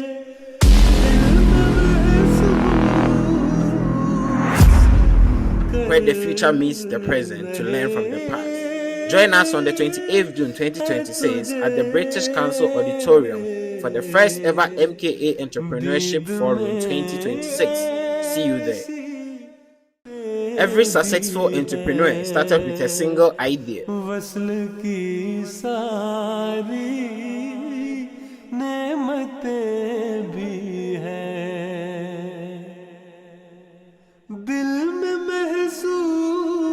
What happens when ambition meets experience? What happens when innovators, business owners, and future leaders gather in one place?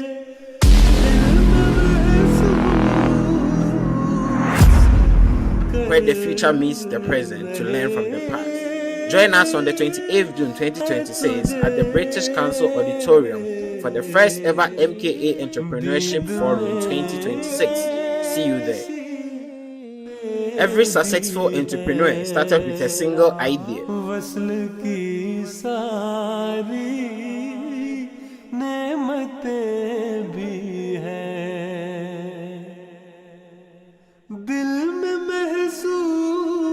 What happens when ambition meets experience? What happens when innovators, business owners, and future leaders gather in one place?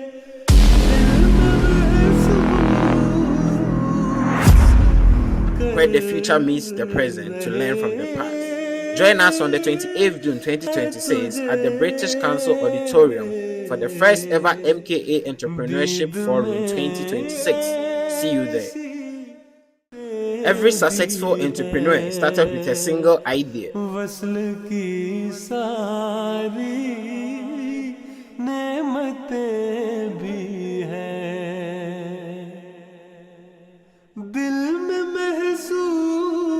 What happens when ambition meets experience? What happens when innovators, business owners, and future leaders gather in one place?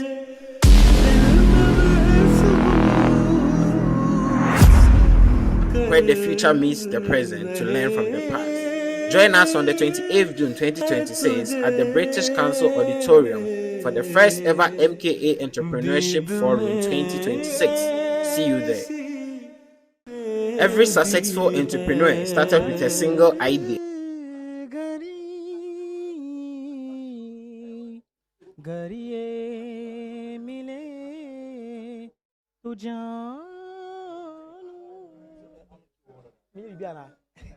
कि सब कुछ मिला मुझे गरिए मिले तो जानो कि सब कुछ मिला मुझे मूसा के साथ Test the mic. 1 2 mic 2 1 2. I should speak. ज़िन्हार में न मानूंगा चेहरा दिखा मुझे ज़िन्हार में न मानूंगा चेहरा दिखा मुझे डूबा हूँ बहरे इश्क इलाही में शाद में क्या देगा खाक फायदा अभी बका मुझे क्या देगा खाक फायदा अभी बका मुझे अपने करम से बख्श दे मेरे खुदा मुझे बीमार इश्क हो तेरा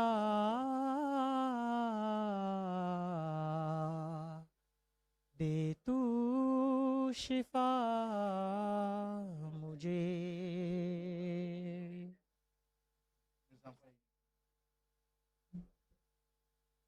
26. See you there. Every successful entrepreneur started with a single idea.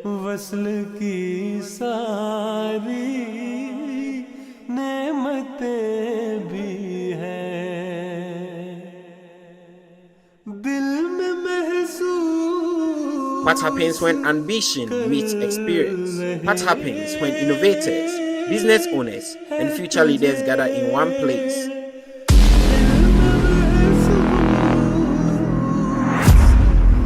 Where the future meets the present to learn from the past. Join us on the 28th June 2026 at the British Council Auditorium for the first ever MKA Entrepreneurship Forum 2026. See you there. Every successful entrepreneur started with a single idea.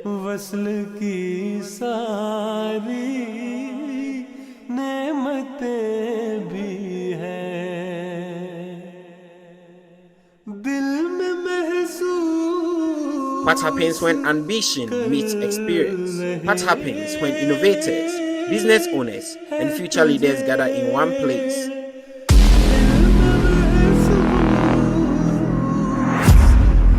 Where the future meets the present to learn from the past. Join us on the 28th June 2026 at the British Council Auditorium for the first ever MKA Entrepreneurship Forum 2026. See you there. Every successful entrepreneur started with a single idea.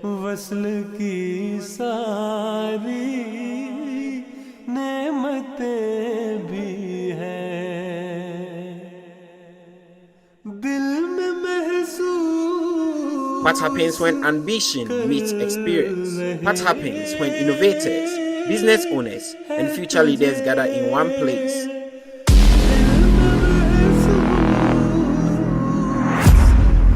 Where the future meets the present to learn from the past. Join us on the 28th June 2026 at the British Council Auditorium for the first ever MKA Entrepreneurship Forum 2026. See you there. Every successful entrepreneur started with a single idea.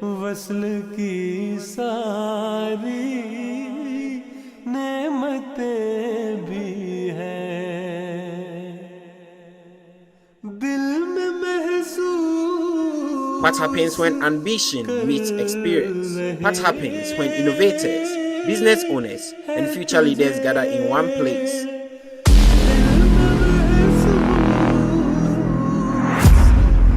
Where the future meets the present to learn from the past. Join us on the 28th June 2026 at the British Council Auditorium for the first ever MKA Entrepreneurship Forum 2026. See you there. Every successful entrepreneur started with a single idea.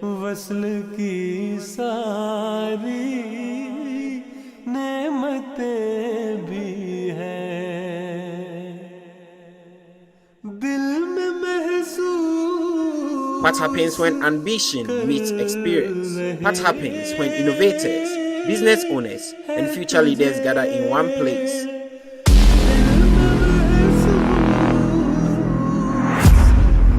Where the future meets the present to learn from the past. Join us on the 28th June 2026 at the British Council Auditorium for the first ever MKA Entrepreneurship Forum 2026. See you there. Every successful entrepreneur started with a single idea.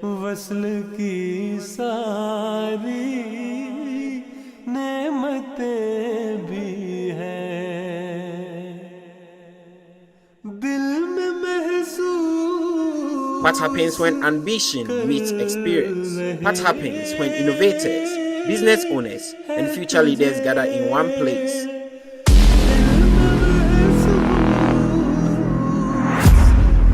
Where the future meets the present to learn from the past. Join us on the 28th June 2026 at the British Council Auditorium for the first ever MKA Entrepreneurship Forum 2026. See you there. Every successful entrepreneur started with a single idea.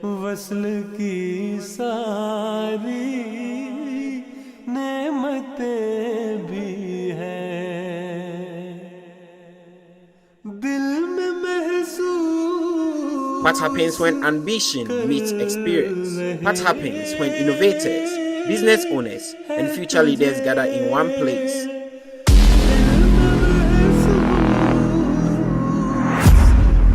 Where the future meets the present to learn from the past. Join us on the 28th June 2026 at the British Council Auditorium for the first ever MKA Entrepreneurship Forum 2026. See you there. Every successful entrepreneur started with a single idea.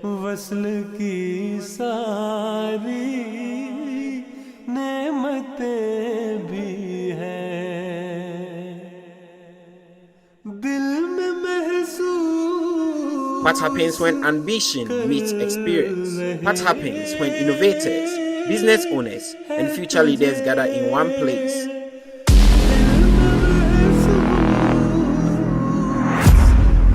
Where the future meets the present to learn from the past. Join us on the 28th June 2026 at the British Council Auditorium for the first ever MKA Entrepreneurship Forum 2026. See you there. Every successful entrepreneur started with a single idea.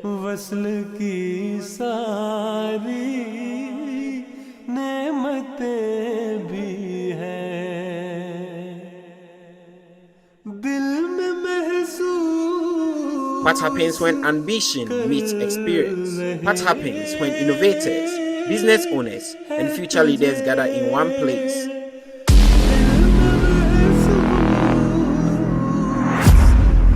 Where the future meets the present to learn from the past. Join us on the 28th June 2026 at the British Council Auditorium for the first ever MKA Entrepreneurship Forum 2026. See you there. Every successful entrepreneur started with a single idea.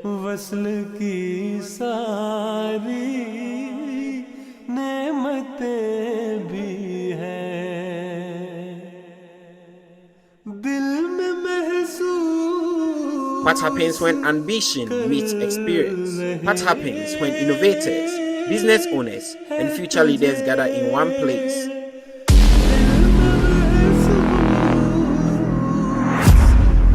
Where the future meets the present to learn from the past. Join us on the 28th June 2026 at the British Council Auditorium for the first ever MKA Entrepreneurship Forum 2026.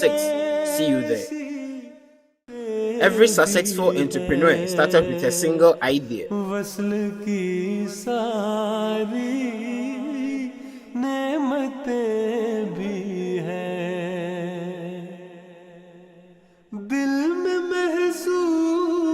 What happens when ambition meets experience? What happens when innovators, business owners, and future leaders gather in one place?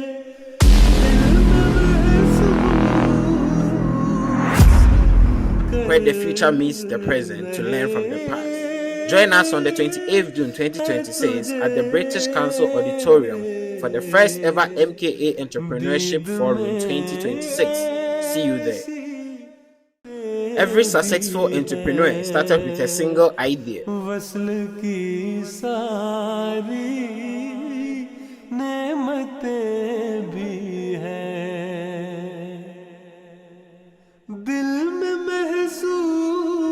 What happens when ambition meets experience? What happens when innovators, business owners, and future leaders gather in one place?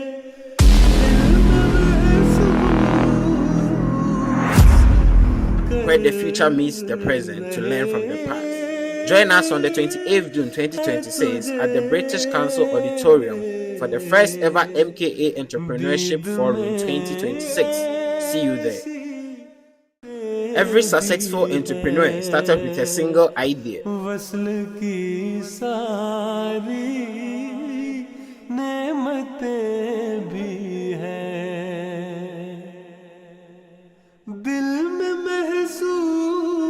What happens when ambition meets experience? What happens when innovators, business owners, and future leaders gather in one place?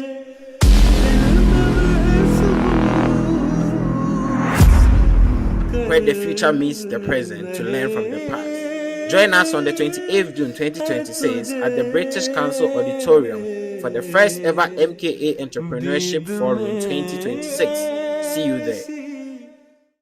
Every successful entrepreneur started with a single idea.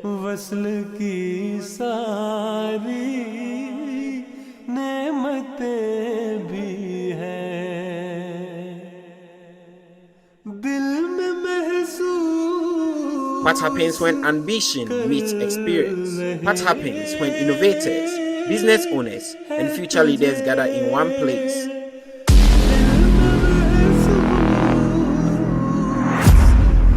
Where the future meets the present to learn from the past. Join us on the 28th June 2026 at the British Council Auditorium for the first ever MKA Entrepreneurship Forum in 2026. See you there.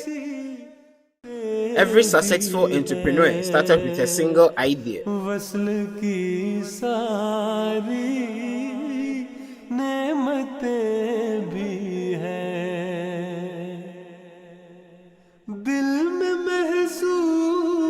What happens when ambition meets experience? What happens when innovators, business owners, and future leaders gather in one place?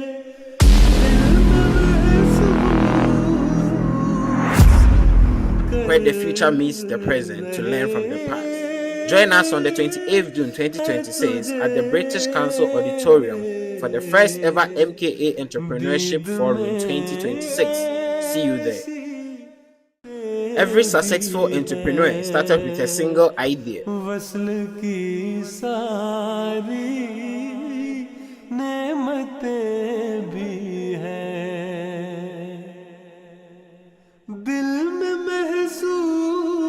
What happens when ambition meets experience? What happens when innovators, business owners, and future leaders gather in one place?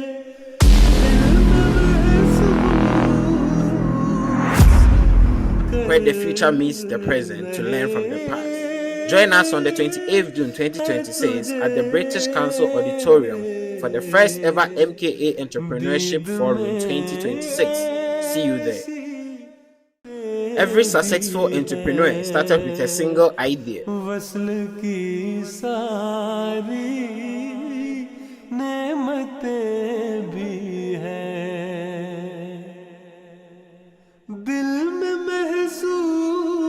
What happens when ambition meets experience? What happens when innovators, business owners, and future leaders gather in one place?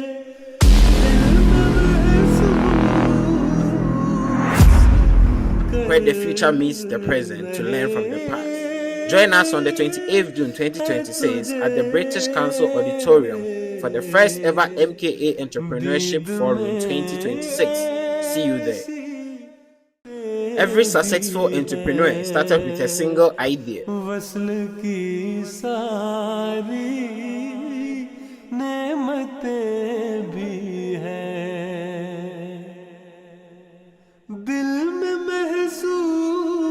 What happens when ambition meets experience? What happens when innovators, business owners, and future leaders gather in one place?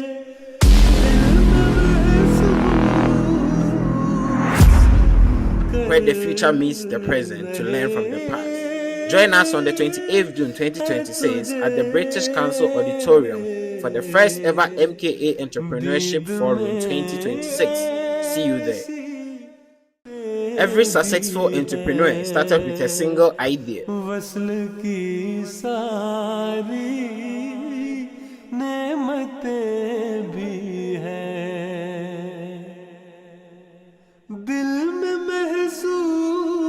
What happens when ambition meets experience? What happens when innovators, business owners, and future leaders gather in one place?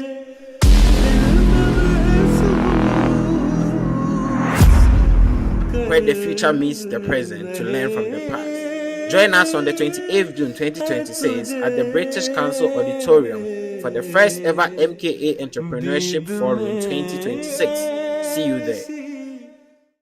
Every successful entrepreneur started with a single idea.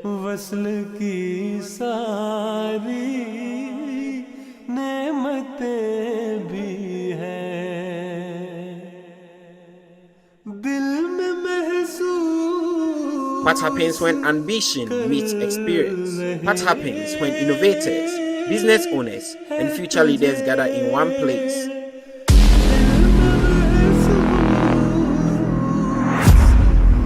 Where the future meets the present to learn from the past. Join us on the 28th June 2026 at the British Council Auditorium for the first ever MKA Entrepreneurship Forum 2026. See you there. Every successful entrepreneur started with a single idea.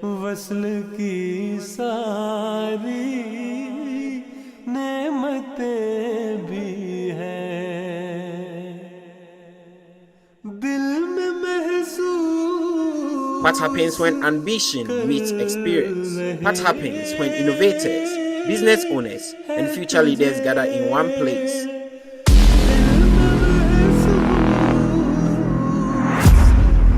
Where the future meets the present to learn from the past. Join us on the 28th June 2026 at the British Council Auditorium for the first ever MKA Entrepreneurship Forum 2026. See you there.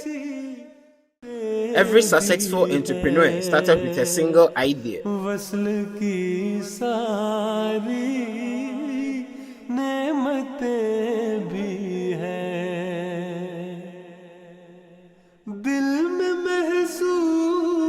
What happens when ambition meets experience? What happens when innovators, business owners, and future leaders gather in one place?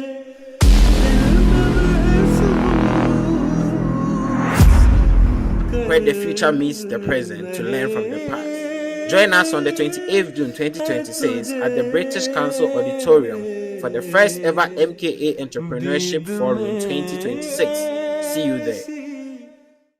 Every successful entrepreneur started with a single idea.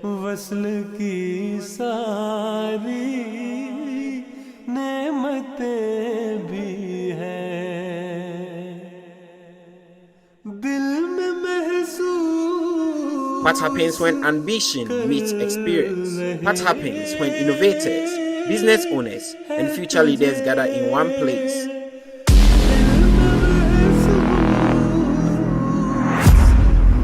Where the future meets the present to learn from the past. Join us on the 28th June 2026 at the British Council Auditorium for the first ever MKA Entrepreneurship Forum 2026. See you there.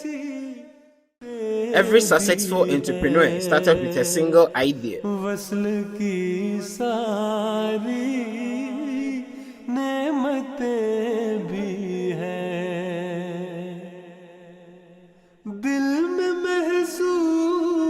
What happens when ambition meets experience? What happens when innovators, business owners, and future leaders gather in one place?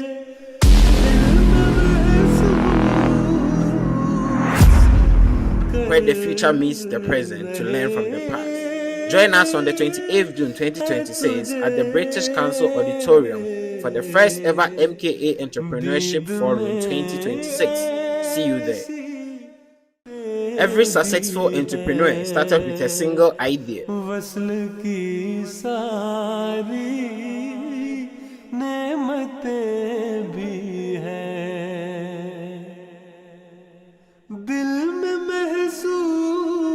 What happens when ambition meets experience? What happens when innovators, business owners, and future leaders gather in one place?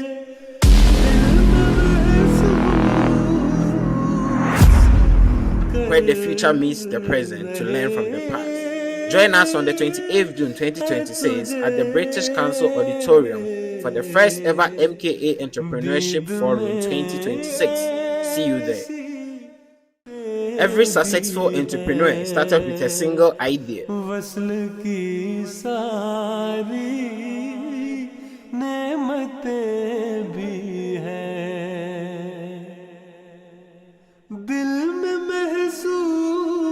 What happens when ambition meets experience? What happens when innovators, business owners, and future leaders gather in one place.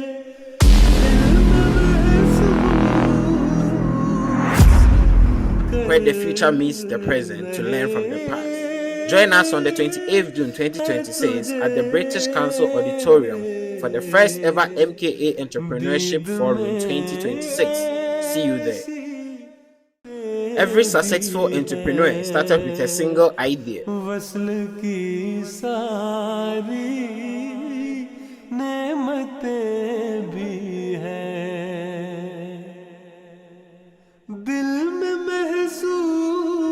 What happens when ambition meets experience? What happens when innovators, business owners, and future leaders gather in one place?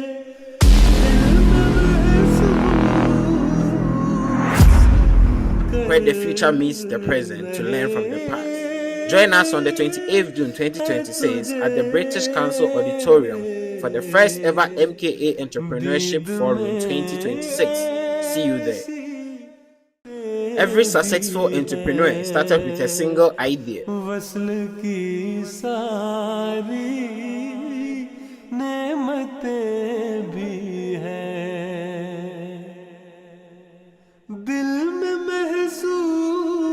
What happens when ambition meets experience? What happens when innovators, business owners, and future leaders gather in one place?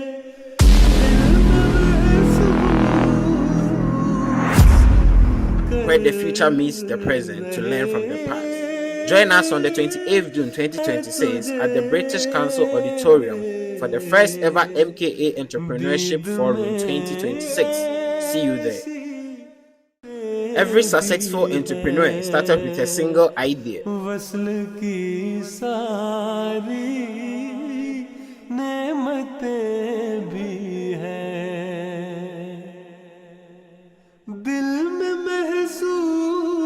What happens when ambition meets experience? What happens when innovators, business owners, and future leaders gather in one place?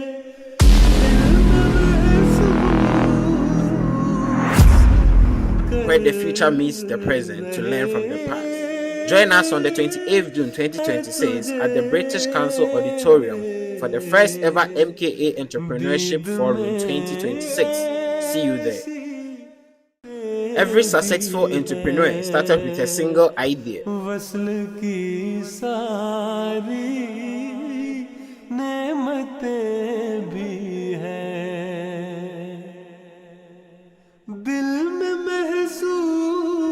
What happens when ambition meets experience? What happens when innovators, business owners, and future leaders gather in one place?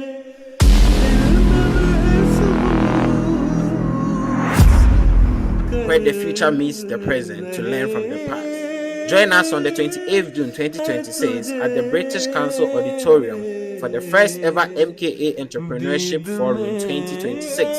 See you there. Every successful entrepreneur started with a single idea.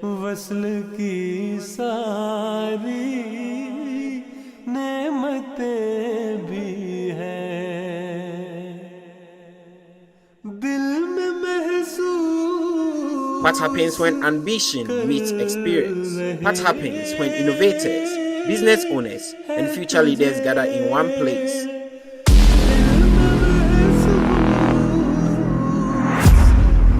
Where the future meets the present to learn from the past. Join us on the 28th June 2026 at the British Council Auditorium for the first ever MKA Entrepreneurship Forum 2026. See you there.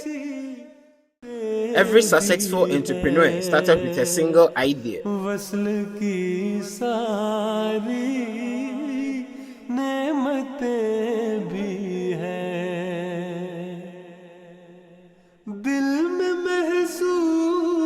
What happens when ambition meets experience? What happens when innovators, business owners,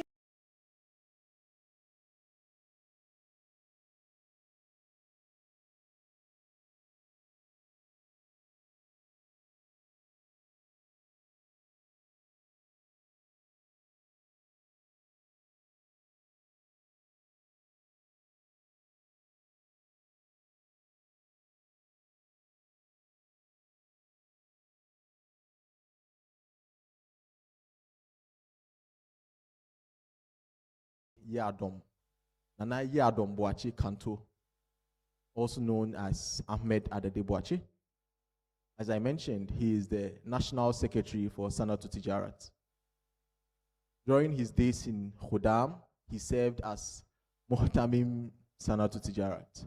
And when I say that he is our resource person for this event, he took the step for us to follow. He was an entrepreneur. He is an entrepreneur, and we took inspiration from his activities in Khuddam, and he has always been with us. We go to him whenever we want to take an initiative. So all of this is happening with his guidance, and alhamdulillah, he has accepted to be a part of the conversation on entrepreneurship. We have Al-Hajj Adam Kofi Amwa.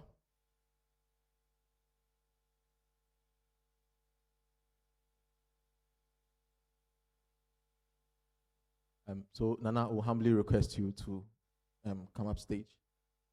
The next panelist is Al-Hajj Adam Kofi Amwa, who is the Greater Accra Regional President and an entrepreneur as well. Finally, we have Al-Hajj Nasser Ahmed Bonsu, who is former Sadr Majlis Khuddam Lahmedia. Moderating this discussion is another entrepreneur. He is a poet and a playwright. In the arenas of theater, he is known as Chief Mumin, but within the Jamaat, he is known as Abdul Mumin Muslim. He would be our playwright, and he was also a boys prefect in Kumasi, Amas, and I think he's the first person from that school to become the president of the Ashanti Regional Student Representative Council. Again, we are not too young to lead. We have enough examples to motivate us to veer on the path of leadership. So, Chief, you can start. Jazak.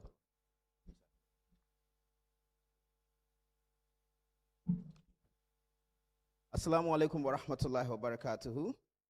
I'm sure most of you are thinking, what has poetry and theater got to do with entrepreneurship? But that's the beauty of entrepreneurship. It affects every aspect of our lives. This is a good continuation from the conversation on leadership, because entrepreneurship is also about leadership, leading in the business space. And I'm really, really very grateful that we have very seasoned panelists who have great experience in the world of entrepreneurship to share with us their perspective. And my hope for this conversation is that by the time we leave, all of you here would go away with the secret formula of how to become a successful entrepreneur, and that we're able to create more entrepreneurs out of you to inspire you. So, assalamu alaikum wa rahmatullahi wa barakatuhu. And I'm going to sit down so that we can start the conversation.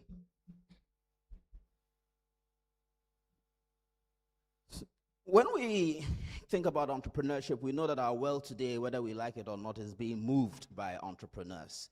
The capitalist economy that we inherited post-Second World War has meant that a lot of the innovation, a lot of the industry that is driving progress in this world are headed by entrepreneurs. And recently, if you follow global news, SpaceX, led by a man that I'm not too very fond of, Elon Musk, recently had one of the highest IPOs in history, getting his company worth trillions of dollars, and he becoming the world's first trillionaire, even though valuations move and he's moved several, points down. We know that in Africa today, if we are following African news, we know what Dangote is doing to help industrialize Nigeria through his refinery and now expanding all across the world. And these are all billion-dollar companies that are creating a lot of employment and having a lot of impact in society. So you realize that it takes a lot of grit, it takes a lot of talent, it takes a lot of perseverance to be able to be a successful entrepreneur. And so my first question to our panelists is, are entrepreneurs born, or entrepreneurship can be taught? Can you learn to become an entrepreneur? Or you just have to have a knack, a particular talent for it, and that without that ingredient, you might as well just go and be a primary school teacher and just, not to say that that is not a very noble profession, of course it is, but then if you don't have a knack for entrepreneurship, then you may have to just discover something else and follow that path. And so let me start with Nasser. Are entrepreneurs born, or they are made? Assalamu alaikum warahmatullahi wabarakatuh. I think with the question of whether entrepreneurs are born or whether they are made, in my view, I see it just like how we see these top footballers, Ronaldo and Messi. People often say that Messi is talented, but Ronaldo had worked for where he's gotten to. I will apply same rule to how entrepreneurs are made and they are born. There are people who are gifted with talent. There are those that are able to scan through finding ideas, finding opportunities, and trying to seize those opportunities, right? And they do this with calculated risk. And there are those who would have to go through this cycle by scanning the opportunities they find around, but then they don't take a calculated risk. They just go in. But in all of this, there are lessons that we get out from, because once you enter into a venture and you don't take much calculated risk, you sink a lot of funds into it in thinking that you would be successful. But then you find that you've tried everything, but the business is still not going as expected. There are those that started, make effort, do this with intentions and a lot of effort. They calculate before they sink in anything. And lo and behold, they become successful. So when we should ask whether entrepreneurs are made or they are born, there are those that are gifted with insight into making businesses, and whatever thing they touch, it flourishes. And there are those who would have to keep going on and on and on until they find light at the end of the tunnel. Until the crack anything. So I wouldn't really. There are entrepreneurs who are made. Okay. Right? The entrepreneurs who are gifted. Okay. They are able to scan through the environment, find opportunities, and seizes them. Okay. And they do that with calculated risk. Okay. The success that they are able to chalk is sustainable. And there are those who just scan the environment, they start it, and it doesn't go as expected. They have to put in more effort. They, at the end of the day, learn a lot of lessons from what they have done and the failure that they have that had come to them. They learn a lot of lessons before. So you're saying that both apply. Some are born, yes. some are made. Some are born, some are made. I'll come back to that. Which one are you, though? No, I'm serious. How do you analyze yourself? Okay, I think I'm both. Okay. I'm both. Let's go to Alaj. I'll come back to you. Alaj, as a successful, and maybe in fact, before you, and Nancy, when I come back to you, you have to just introduce yourself appropriately. Alaj, can you please tell us about what you do in business, and now answer my question whether you think entrepreneurs are born or they are made? Yes. Assalamu alaikum wa rahmatullahi ta'ala wa barakatuh. Yeah, basically, what I do is I'm actually into mine support services. What I mean is that, we have the mining companies, the quarries, or any other company that uses the products, that they require. Okay, and I am one of those who service them with the kind of products that they need. Basically, that's what we do. So, and it's a huge industry, right? I know that recently government is looking for local people to enter into the mining space. Are you considering taking a concession? Yes, I've long, considered that. But the fact of the matter is, and I believe that is the reason why we are here, we don't have to be in a hurry in everything that you do. You need to progress in life. You start from somewhere, grow it. It gets to a point, then you see that you deserve it, and you enter, and you'll be able to make it. So that is my plan. So currently, I would say I am halfway through, so which means that very soon, it is likely that my company can also be there. Inshallah. So to answer my question, do you think entrepreneurs are naturally born or they are made through experience? They are both ways, but we are looking at good entrepreneurs. To be good means that you should have the talent. If you have the talent, then it is most likely that you succeed. Now, when you train somebody to become an entrepreneur, first and foremost, it means that the person wasn't becoming, but through the training he has become. What it means is that he has to actually understand that he has to position himself, as if he is coming from the beginning of, the company, such that he will be able to train himself and allow space and time before he can actually be called a good entrepreneur. Okay, thank you very much. So again, we're getting an answer that is pushing towards both. Let's get our last perspective on this particular question. Nana Boachi, what do you say? And start by introducing to us what you do as an entrepreneur. Thank you very much. Assalamu alaikum wa rahmatullahi wa barakatuh. My company is All Sale. That is the known one. There are other things that we do. But All Sale, we are a banking support services company. We support the banks with equipments like ATMs, deposit machines, banking machines, counterfeit detectors, and we've been doing this for the past 22 years. We are in Ghana, Sierra Leone, Liberia, and the Gambia. And basically that, yes. And then to my introductory question. Yes, this question, whenever there is an entrepreneurship forum, the question come up. But I have a firm belief in one. Entrepreneurs are born. You see, to be able to understand this, you have to look at what are the features of a good entrepreneur, apart from being talented. To be a good entrepreneur, you have to have a prolific, innovative thinking. And that prolific, innovative thinking. A good entrepreneur does not sleep very well in the night because things keep on coming to the person's mind.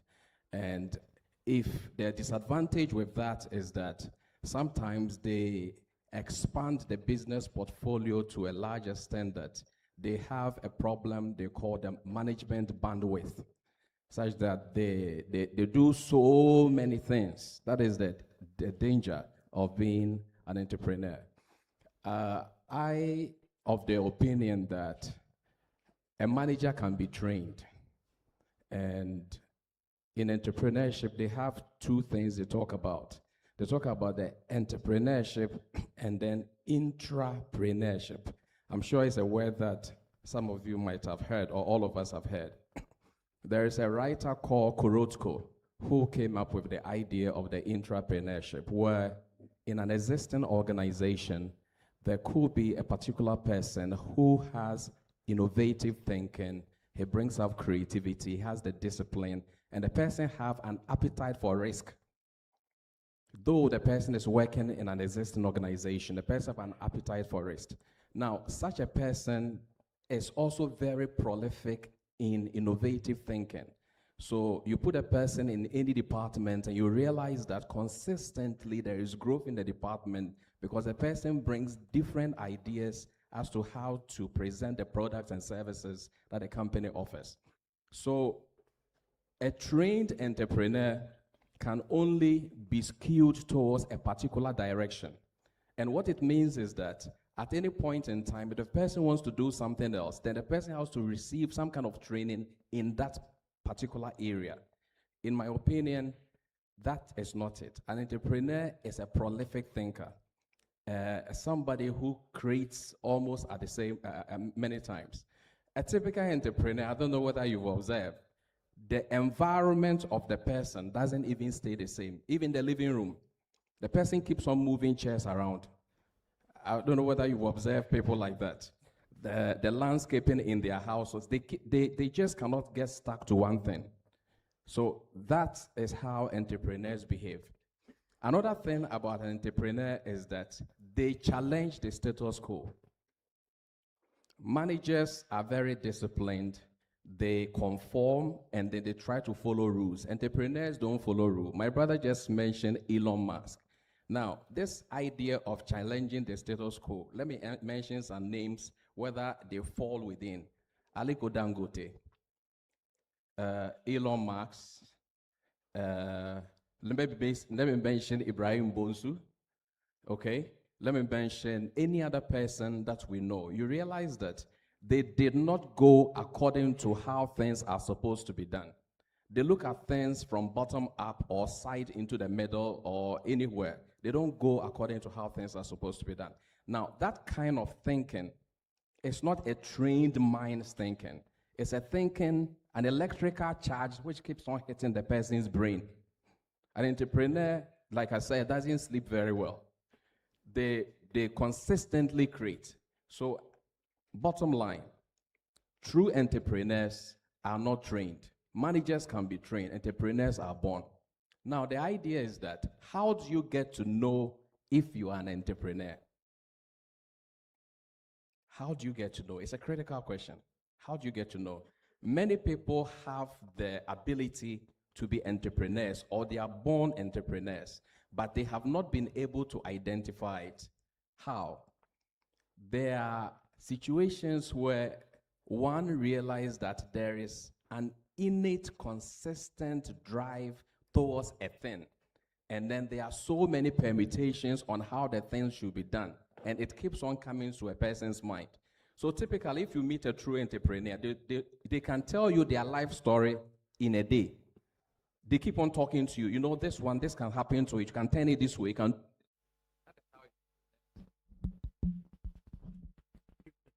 Take the Assalamu alaikum. Entrepreneurs, when you meet them, let's say by being here,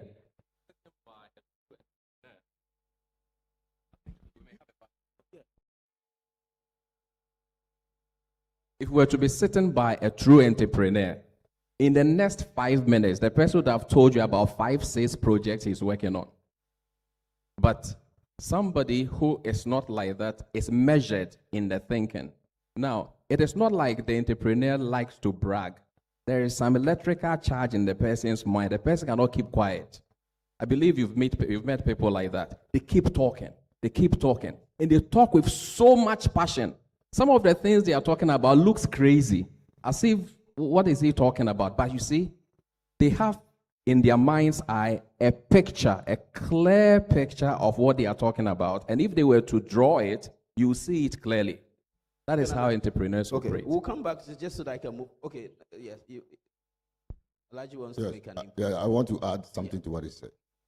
You know, the bottom line of, talking about somebody called entrepreneur, what I want us to understand is that an entrepreneur is somebody who creates something from nothing. That is what I want us to understand. That something is not existing. Like how God created, did his creation. Like human being, for example. We were not existing and he created us. And that is how an entrepreneur is. You create. You see, so you are creating something from nothing. It is not existing. You are the one who will have to examine the situation, particularly the market opportunities, and think that I believe I can do this. Then you begin to create.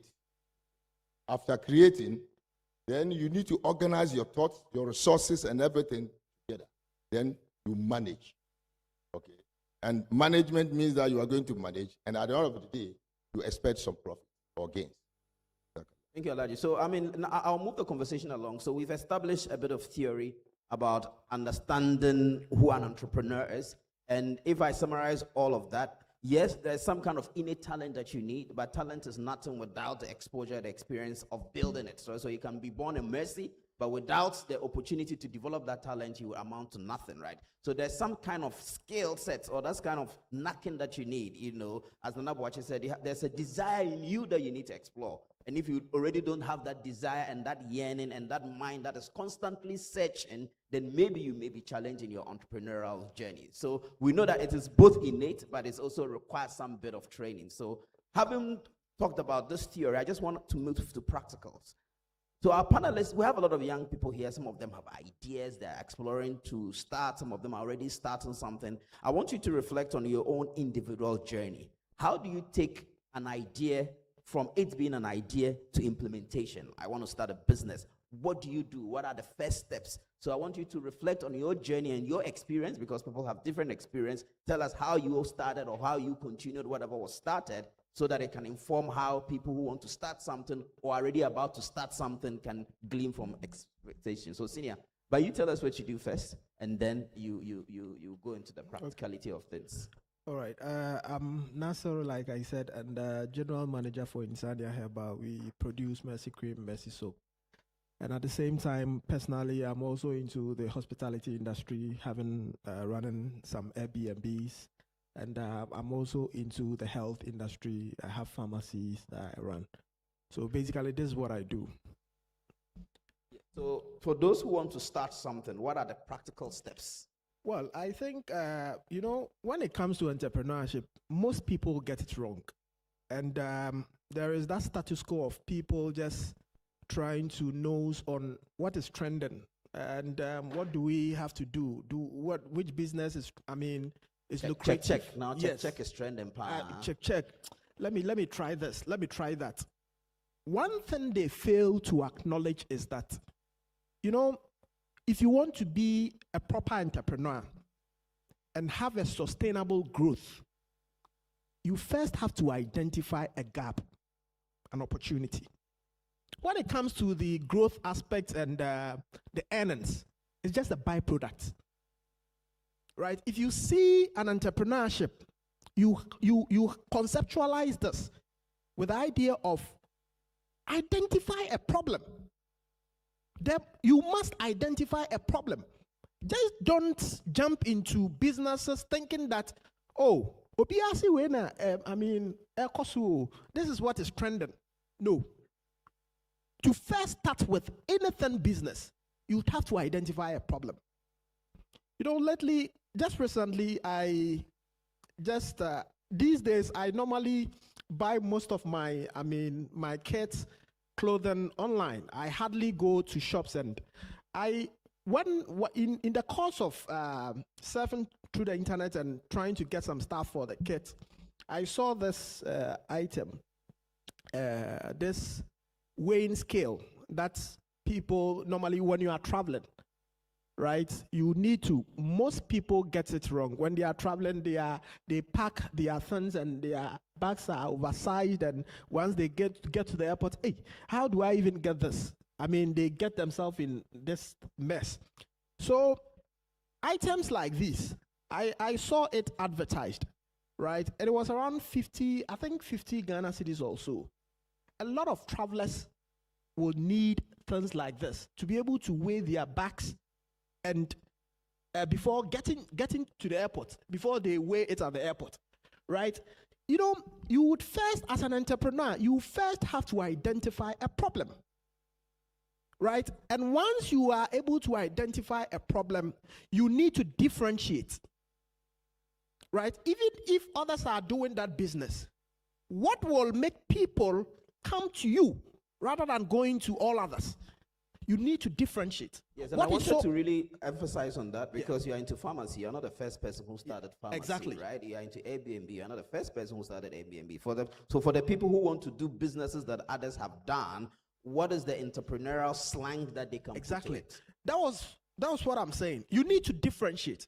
When I was starting my pharmacy, branding, I did marketing, and so branding is key to me. When you come there, you realize, hey, but one thing I just wanted to sink in the minds of customers is that stay healthy, and that was my slogan: stay healthy, pay less. Right? I expected that the edifice shouldn't frighten people not to come, that they may have that perception that, hey, this is so beautiful. It is likely that, drugs in there are going to be expensive. So I just wrote it boldly as a slogan: stay healthy, pay less. But how did you start your first pharmacy? That's what I'm interested in. Yes. You all with a pharmacy, I was just saying that you need to identify a problem. Okay. Right? This is how I started the pharmacy. A friend just whispered into my ears that, there is this hospital that the government, NDC government at the time, was building around Kaswa. right? And it was more or less the biggest hospital at the time. The government hospital in Gazwa is the one at the polyclinic close to the interchange. So he just whispered that they are building this hospital, right around Everlip, right? And it's mother and child hospital. So once he said this, and all along I've had this idea of going into pharmacy, right?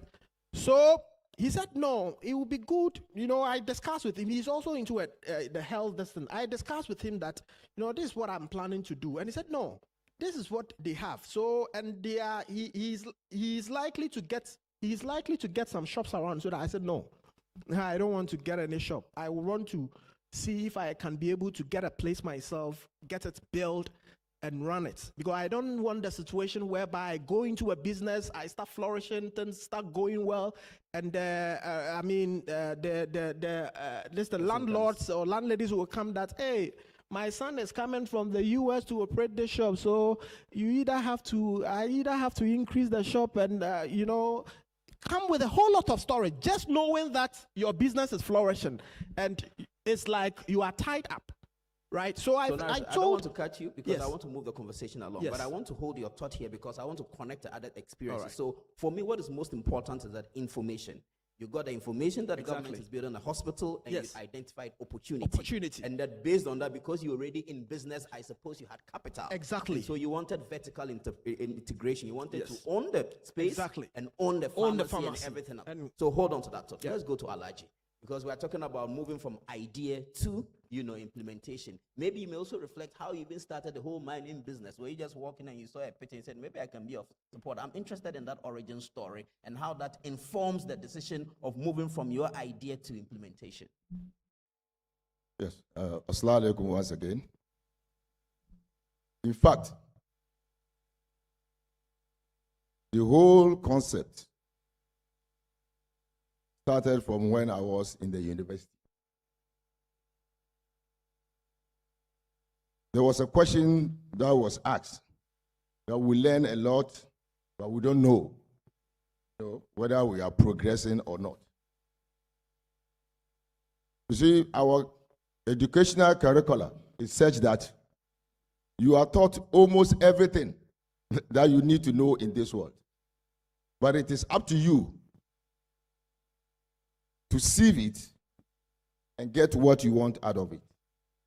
For example, I'm a mining engineer. So during our university days, I said to myself, we have learned so many things. You can be direct in the mines where you can own a mining company, extracting gold or diamond or anything. Then there are those who are also providing the materials that they require, the mining companies require. Those are the services. Like, you need the dynamites. The mining companies will need the dynamites to do their blasting. Okay? They will need the machine to do the drilling, where you put the dynamites in and blast. These are the services that you can render. So, as I was about to finish my university education, what I said to myself is that I don't want to be stuck in the mines, because if I am employed in the mining industry, what it means is that I will be in that particular mine, moving from my home to the company. So that will be to and fro almost every day. But I want to be a freelancer. What it means is that I want to be the other part of mining where my services will be needed in almost all the mining companies. In so doing, I will understand mining better. What it means is that if mining company A needs my services, I will go there and I will see everything that they do there. Mining company B, I will go there and I will see. And so by the time I finish, going to all these mines, what it means is that my experience will keep up. And I will be more experienced and my services will be required. And that was the idea. So coming out of university, I put it into prayers and said, Allah subhanahu wa ta'ala should help me if this decision I have taken is what will make me, Allah should let it happen. And truly, when I finished my university education, I got employment in the mines. But I realized that that wasn't my expectation. So I did not go. I did not accept the employment. What I said to myself was that probably I have to continue and do my master's degree. So I continued with my master's degree. When I finished, I had an employment to come to Accra. And that is the field I had put into prayer. Okay, and that is the same thing I am doing even today. All right, so what I want to say here is that you may have the idea, all right, but you need to put the ideas into prayers. And you have to work towards that.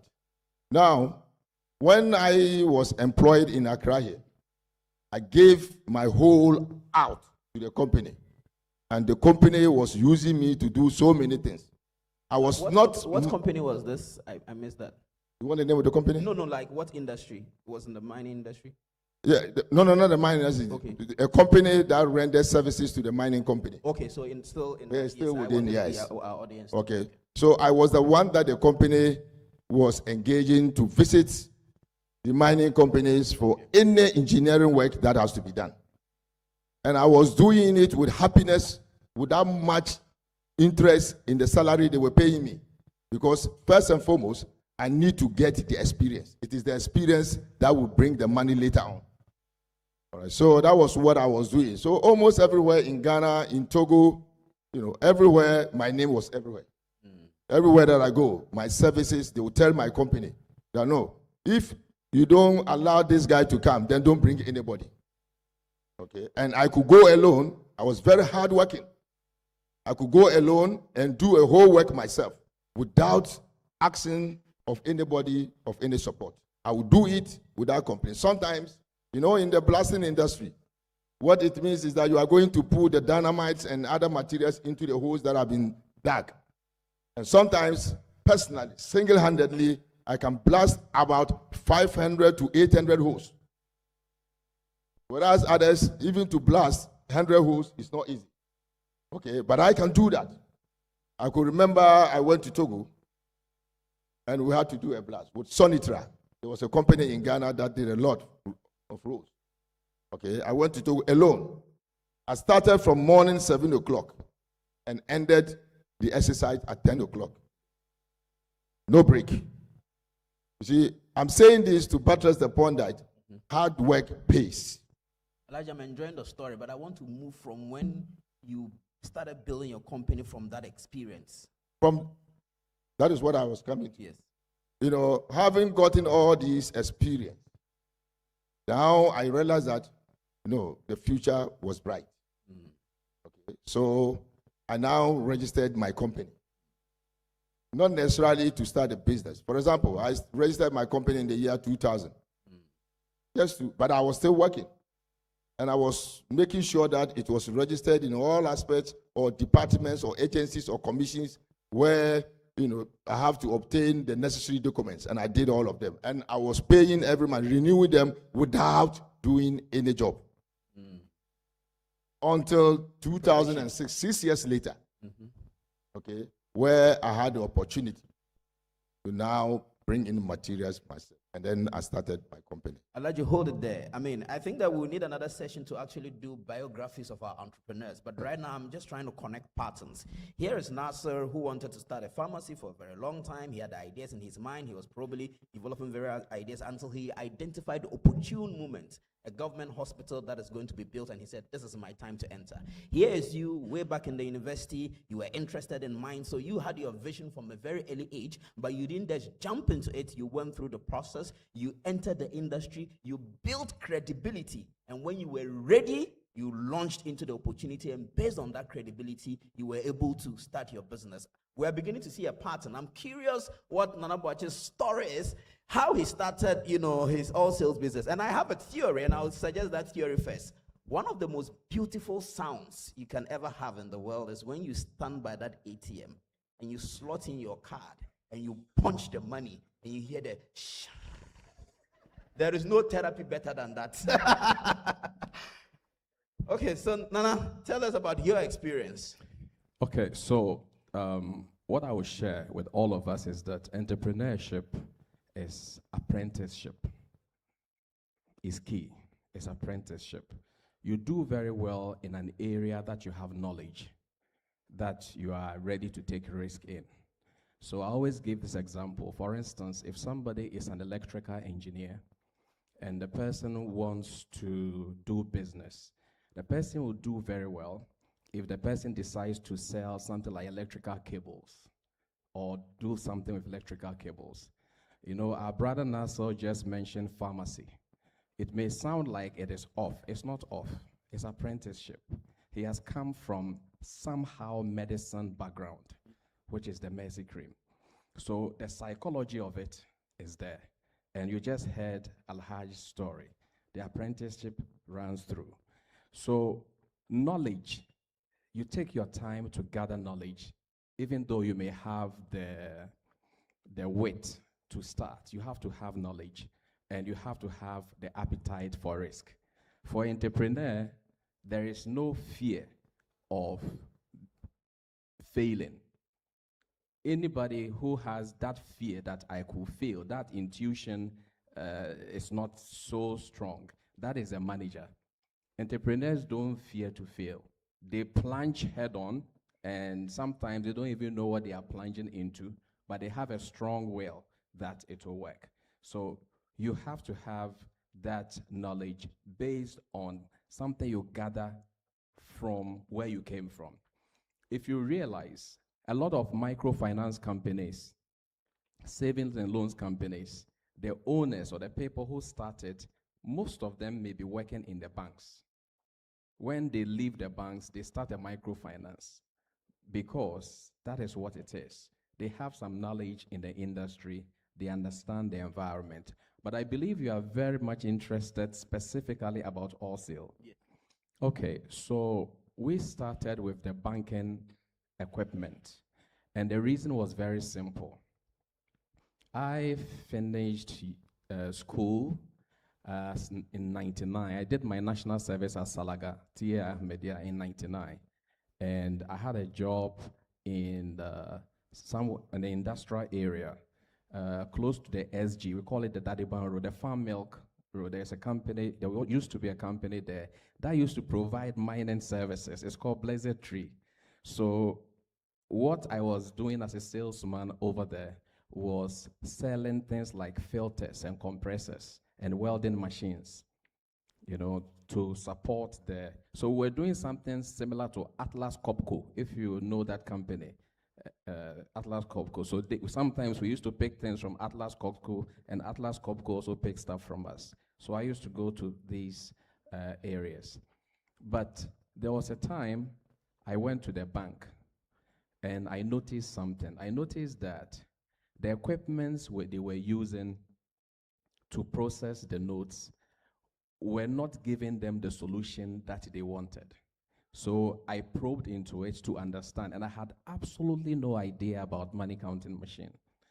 I probed, and then I noticed that there are about 2 or 3 technologies at a time in the world that was being used to process money. We have the UV, which is the ultraviolet rays. We have MG, which is magnetic, and then we have the infrared. And now we have about 7 anyway.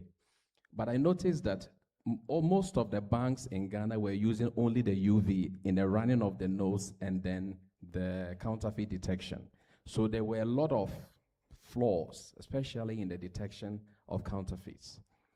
Then I made a research. I noticed that there is a way to combine UV, MG, IR in one equipment, and that wasn't the norm.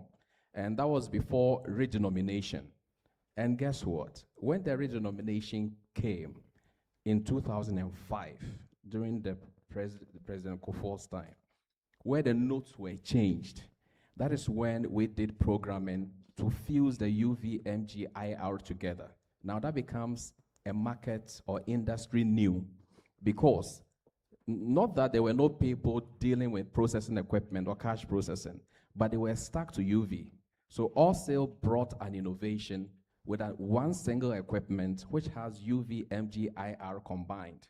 So when that machine was tested at the central bank, and then the banks got to know about it. It was a solution. Why was it a solution? Typically in a banking hall, they had specific equipment for specific currencies. So for instance, in one branch, they will buy one machine that counts cedis, one machine that counts dollars, and sometimes a machine that counts pound in one branch. And that was a gap. That is identifying gaps. So we decided to make one equipment which is able to count and detect CD, dollar, pound, euro, all together. So it reduced cost for the banks.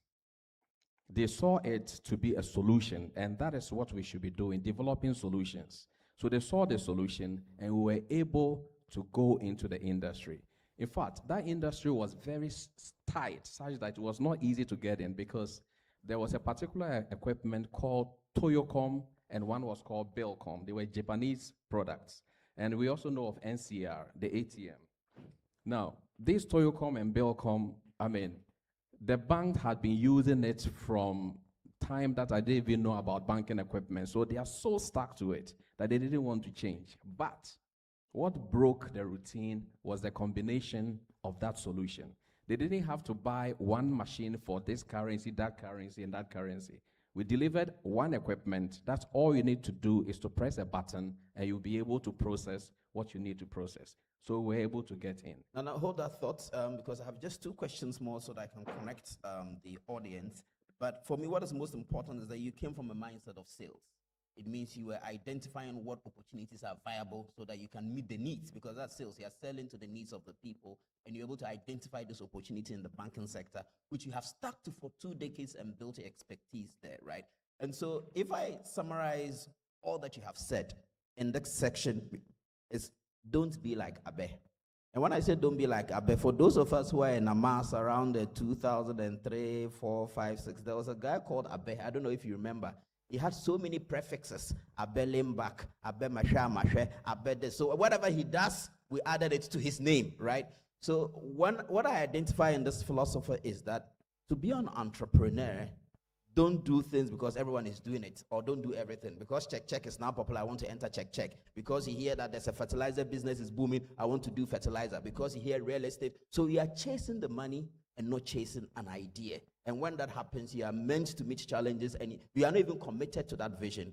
In this experience that we've had, all of them have come from a place of knowledge, of experience, and built a certain credibility over time that gave them leverage that they were able to use. So whatever you want to do as an entrepreneur, unless you just want to be a serial business person doing this and this, think back at what you are interested in. Think back at what hits at you. Think back at what you think, and make that a point of start. I want to ask just 2 questions. The last question will be about faith and religion and Islam Ahmadiyya and your business practices. But the last but one question is a question that I'll be remiss not to ask in any entrepreneurial setting. One of the biggest things everyone will always ask is capital. How do you get capital to start a business? And people are afraid to start because I can't get capital. I don't want to go and loan. I don't want to go and get a loan. So for the 3 of you, what is the capital solution to starting a business? Alaji, maybe I'll start from you. Thank you so much. In fact, as we were discussing, I was asking myself that when are you going to ask us this question?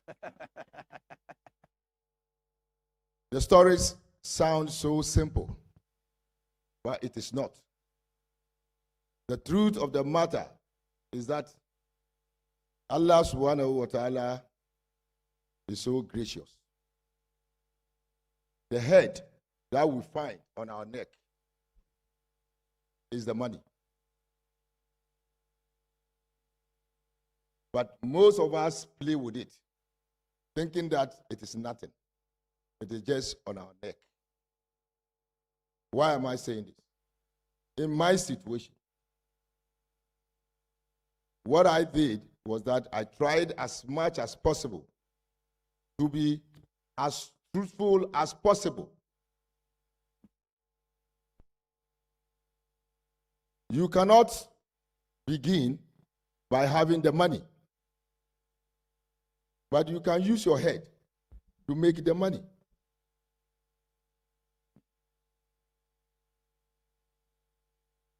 The Quran tells us that we should be truthful. So wherever you find yourself, identify yourself as a truthful somebody, and that is the money. Now, in my situation, because I said I was going to Togo and those do business, later on I was not going there, but my name was all over Togo. So there was this rich man who was sending somebody to come and give me money to buy those items, okay, and send to him. He trusted me so much because I've made the people to believe that I am trustworthy and that you can rely on me. So you bring money to me, okay, and then I will send the goods. But until I send the goods to the man, I will not spend a dime on whatever money the man has given me. It is only when I've been able to supply the man, whatever remains is now what I can also depend on. Most often what we do is that we are dealing with people, as soon as money comes into our hand, we believe that it is all profit. And that is a big mistake. Unless and until the goods and services are rendered, you have no profit, even if the money is in your hands. We see some people pay us in advance, and we think that the money is there, and so it is money, and some of us will begin to use the money to do other things, buying new cars and so on. It is not. Unless and until you have satisfied all your indebtedness, you have no money, even though the money is in your account. And that was what I did. Now, because I was so truthful, everywhere. Once I was in the house and an Indian visited Minerals Commission. That is where we register or we deal with, the commission that we deal with. That was my very beginning. But I've exemplified myself. So they know me. They say, oh, there is this guy, this company. Go to him. He will be of help. I was nobody then. Through that, a communication started. Okay? Through that also, I was able, I had an opportunity to go and serve in Nigeria. All right? Over there too, that credibility was there as a truthful somebody. Okay. So now, whilst I was dealing with the Indian, it so happened that when I finished my work in Nigeria and I came back, I continued with the Indians and they invited me to India. Now, the little I've made that time was all what I used to travel to India. That was it. So, like my brother said, everything is about taking risk. But your risk must be calculated. You must know what you are doing. Because in my situation, I have done the market survey, I have done the market analysis, I've weighed my strength against my weaknesses. I know the opportunities in the country, and I know the threats. So when I started the journey, I knew what I was doing. Elijah, I'm sorry to cut you because I'm told I have to wind down, but what I get from this point is that your integrity opened up the doors to capital for you because you have built it. Exactly so. Exactly. Okay. So let me hear from Nasser and Anabuache as well on the question of capital. Before I just take in two questions from the audience, one male, one female, and we'll bring our session to an end. And in that, you have also even in a way answered the religious question, even though in our concluding remarks, we can add that after the question. Okay, when it comes to the capital, I also buy into what Alhaji Yamwa just said, that integrity is very key. I also share the same opinion, because when I started my business, how I got money to invest in the pharmacy, invest in other things, it's all about credibility. You know, when I started working as the manager for my dad's company, which is Insania, it got to a point that we once had a family meeting. And my dad had to say this, that, you know, we've heard of Mercy Cream. And the peak times that the business was reigning was within the eras of 1995, 96, 97, 98. In one family meeting, he said that these were the peak season, right, that I was managing the company myself. But the kind of trust that I have found in my son even if I compare it with those days, right? The kind of improvement and growth that we are gaining now is unprecedented, even when he was managing the company himself, right? And, you know, I remember a time came that I did something to him and he said, look, Nasser, he gave me an open check that any amount that I feel that, you know, I'm worthy of, that any amount, I should just write it. Hey, is that check still there? I could use an open check. Yes. Are you getting me? So, like, just following up from what Elijah said, integrity is very key. Sometimes, many of us sitting here learning from stories like this may not have the opportunity to be working under somebody to get that integrity. So, the question now still comes, how would I be able to get a capital to start my business? I always advise people that the bigger picture of business that you have scan and identify. If you don't have the capital to go into that, start with something small. Something small that you'll be able to build up, right? Build up, and set yourself goals. Believe you me, if you don't have a plan, right, whatever goal or dream that you have, if you don't have a plan, you need to review your plan. For instance, if I want to have a business of, let's say, A, right, but I need to, with business A, I need a capital of X amount. I'll not be able to get a capital of X amount. You would have to start a business of B with gaining a capital of B amount. Right? Do it for a while, get to a state that you know that, okay, this is where I've gotten a capital of X. Once I reach at this stage, I'll be able to enter into this business. This is how you go about things. If you want to be a real entrepreneur, this is how we go about. So don't sit idle and think that you have identified an opportunity, but you don't have the capital. Start with businesses that you build up, right? You build up in achieving that target or dream that you have. Yes. Let me put a pin there as well, and let me take Nana Boache, and then I'll connect all three, and I'll take 2 questions, and we'll end. Okay, so the issue is about capital. Yeah. Integrity is something you can't do away with. But let me try to quickly take you through my story. Very, very short. I believe by the time I'm done, you'll be able to figure out what the whole thing is about. I told you I started working with Blessed Tree Limited. At the time, I was living 3 years into the work. I had been able to save the equivalent of 500 Ghana cedis. That is, it was 5 million then.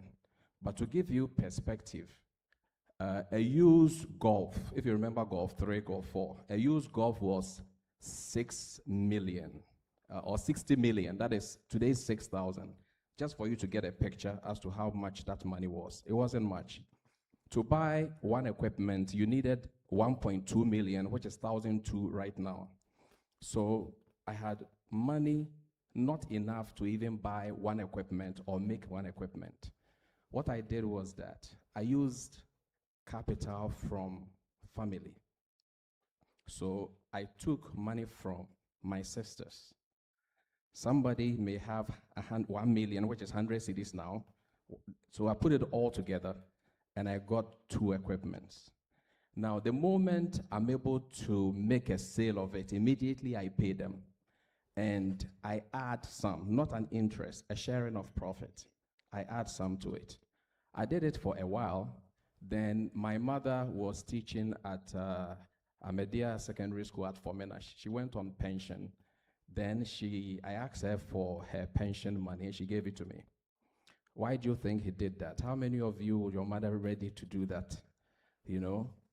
She gave it to me because she believed that I will not squander it. And that's what I did. After a year with my mother's pension funds, I was able to turn it around. I pay her money with an additional money. Now, this issue of positioning yourself to attract funds. Listen, it is not only startups that needs money. As we sit here, Alaji will tell you, we all need money. Currently, I need a lot of money. If somebody comes with $10 million, I'll take it very fast because I have things I want to do that I don't have the liquidity like that to do it. We all need money. But you need to position yourself to attract the money with the way you behave. Will people around you who know you well be ready to give you their money? As I sit here, people bring me money, and it's not too long. Just last week, I will not mention name, somebody came to me and said, listen, I've been keeping 500,000 cedis for a very long time. Treasury bill is around so what can you do for me? I want you to have it. Add it to whatever you are doing, and every month give me something. Just last week. Then, a week before then, somebody sent 200,000 cedis to my phone. I agree these are not big monies, but I'm just showing you the issue of trust. Somebody sent 200,000, even before telling me, sent 200,000 that, listen, you do something with it, and then every month give me something. You understand? The 500, did you take it? Yes, I took it. Okay. Yes, I took it because I was going to take the person's number. Frankly, I don't need it. Currently, I mean, I don't need it, yes. But I took it because, number one, the person believes in me. Number two, the person thinks that I'll be able to turn it around. So I took the 500, and instead of getting 3% per annum, which is the treasury bill, the person is getting, well, I don't want to call it interest, but it's getting some profit sharing of about 10%. Nice. Okay, so every month the person will get some 5,000 cedis. So I put a person on my payroll. Okay, on my payroll. So it becomes automatic. The person just get paid by the accountant. So I'm talking about positioning yourself to attract funds. In fact, I reject funds, and it's not something I'm just saying to you. I'll give you another example. A mate of mine from TI Kumasi, I did A-levels with him. So, well, I shouldn't mention name. He lives in the US. He's a lawyer, lives in the US. I mean, he's been doing most of the work he does, if those who do immigration stuff for people and stuff like that. He's been able to gather some money. He said he has $200,000. He wants to give it to me for me to help him to do something. Okay, but that I did not take for a reason. The reason is that it's different when the person is family. Okay, but there's too much accountability. I have issue when somebody will have to call you and say this, Y, Z, and then you are being accountable. You're having to explain, no, I really don't need that. So bottom line is that you have to position yourself in such a way that you attract capital. Sometimes the capital is not even money. Yes. The capital is not money. It's an opportunity. Will somebody trust you enough to say that, let me put in a call for you to go and see this? Because people want to save their integrity. They don't want to put in a call for somebody, you go there, and then you disgrace the person. Yeah. You see? So the integrity thing is so important. You have to demonstrate the integrity. Somebody can put in a call for you, and that will be it. That will just be the transformation. I'm really sad to put a pin on this, but I think that these are very, very important points. If I summarize, if you haven't taken anything today, please learn that capital is not just money. There is social capital and there is money capital. And usually your social capital will come before money capital because that is what you have control over. As for the money, you don't have control over someone giving you money, but your credibility, and credibility comes in different ways. Your competence is your credibility. So Alaji, based on his competence and his work, gave him credibility. His integrity gave him credibility. So I want all the young people today that when you think of being an entrepreneur and when you think of starting something, the first thing you must have is confidence in self, born out of what you are capable of. And if I would even chip in my small story, I tell people that the only capital that I have leveraged in my life as, a performance poet and now a theater producer is Chief Mumin standing on stage and delivering a poem. I've never ever even advertised myself, but standing on stage, delivering a poem in front of heads of state, in front of business leaders, someone takes the phone call, I want you on my program. And based on those networks I built, when I went to some of Ghana's biggest business leaders that I'm trying to raise funds to do my productions in Ghana and out of Ghana, it was credibility. And some of the rooms I have entered is just because someone was trusted me enough to take a phone and say, people have called presidents on my behalf, not even in Ghana president, because Ghana, you may say, maybe we are connected, but out of this country, and we've gotten to do a lot of international shows just because of that social capital. So even though my bank account is empty, inshallah, it will be full very soon. Certain accounts I have is full, and that is what I'm moving on. Usually money is the last indicator of success. You have to go through several stages of successes before. That's why I always say there is no failure. Sheriff and I will tell you the experience we've had in Amas, and that's a story for another day, where we did programs and we didn't have money and went to buy kenke with our fish, and then we used the chain to buy chewing gum. Let's take 2 or 3 questions. Let's take 2 questions, one from the ladies, one from the gentlemen. We wish this session will on, but we have things to do. So I'll let our coordinators decide who to speak.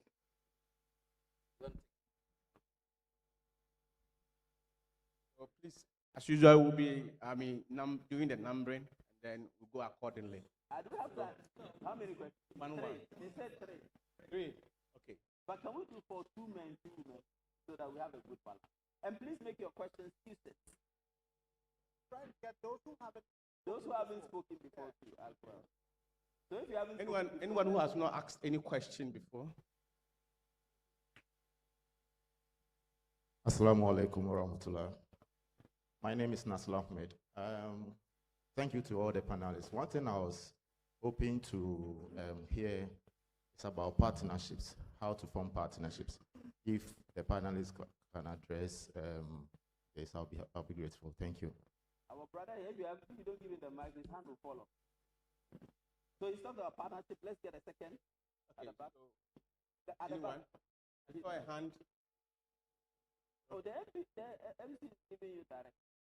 Right. Assalamu alaikum. My name is Ibrahim Mustafa, a public speaking coach. My question has to do with what is happening in the landscape of entrepreneurship. Right. I believe that, like my big brother says, capital, in terms of social capital, is very good. But there's a trend whereby a young Chinese girl will just come and outcompete a whole industry. You see the car dealers crying because they can't access capital in the banks. But the Chinese young girl has the backing of the government, and also their banks can give them 5% interest. I can't compete with them, no matter how my goodwill is. How do we get central governments to stand their feet on, and let's make entrepreneurship intentional, so that that young boy who has an idea will not think too much about capital, and they can start. Okay, thank you. So thank you so much. We had a question on scale. Let's have 2 from the Lajna, and then we wrap it up. Yeah, sure. Let's get a question.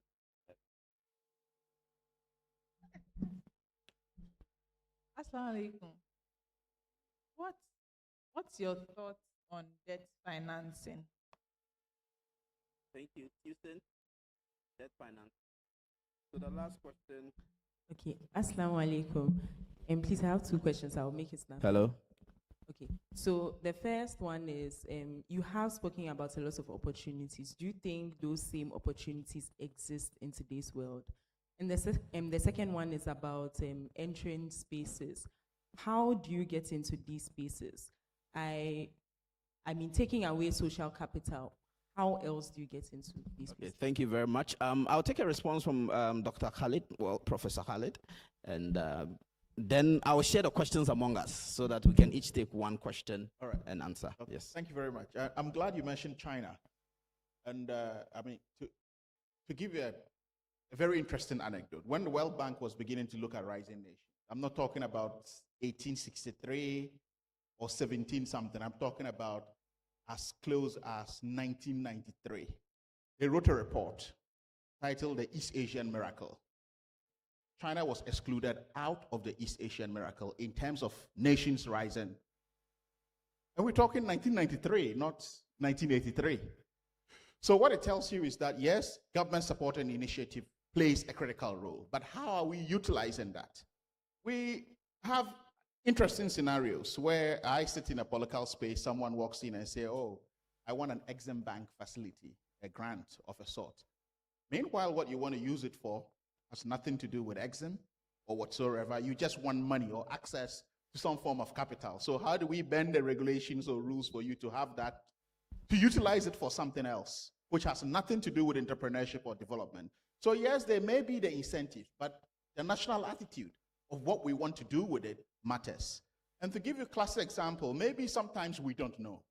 There are GEA grants and loans that exist at concessionary levels. You may probably be talking about 3% up to 10%. That is different to commercial rates.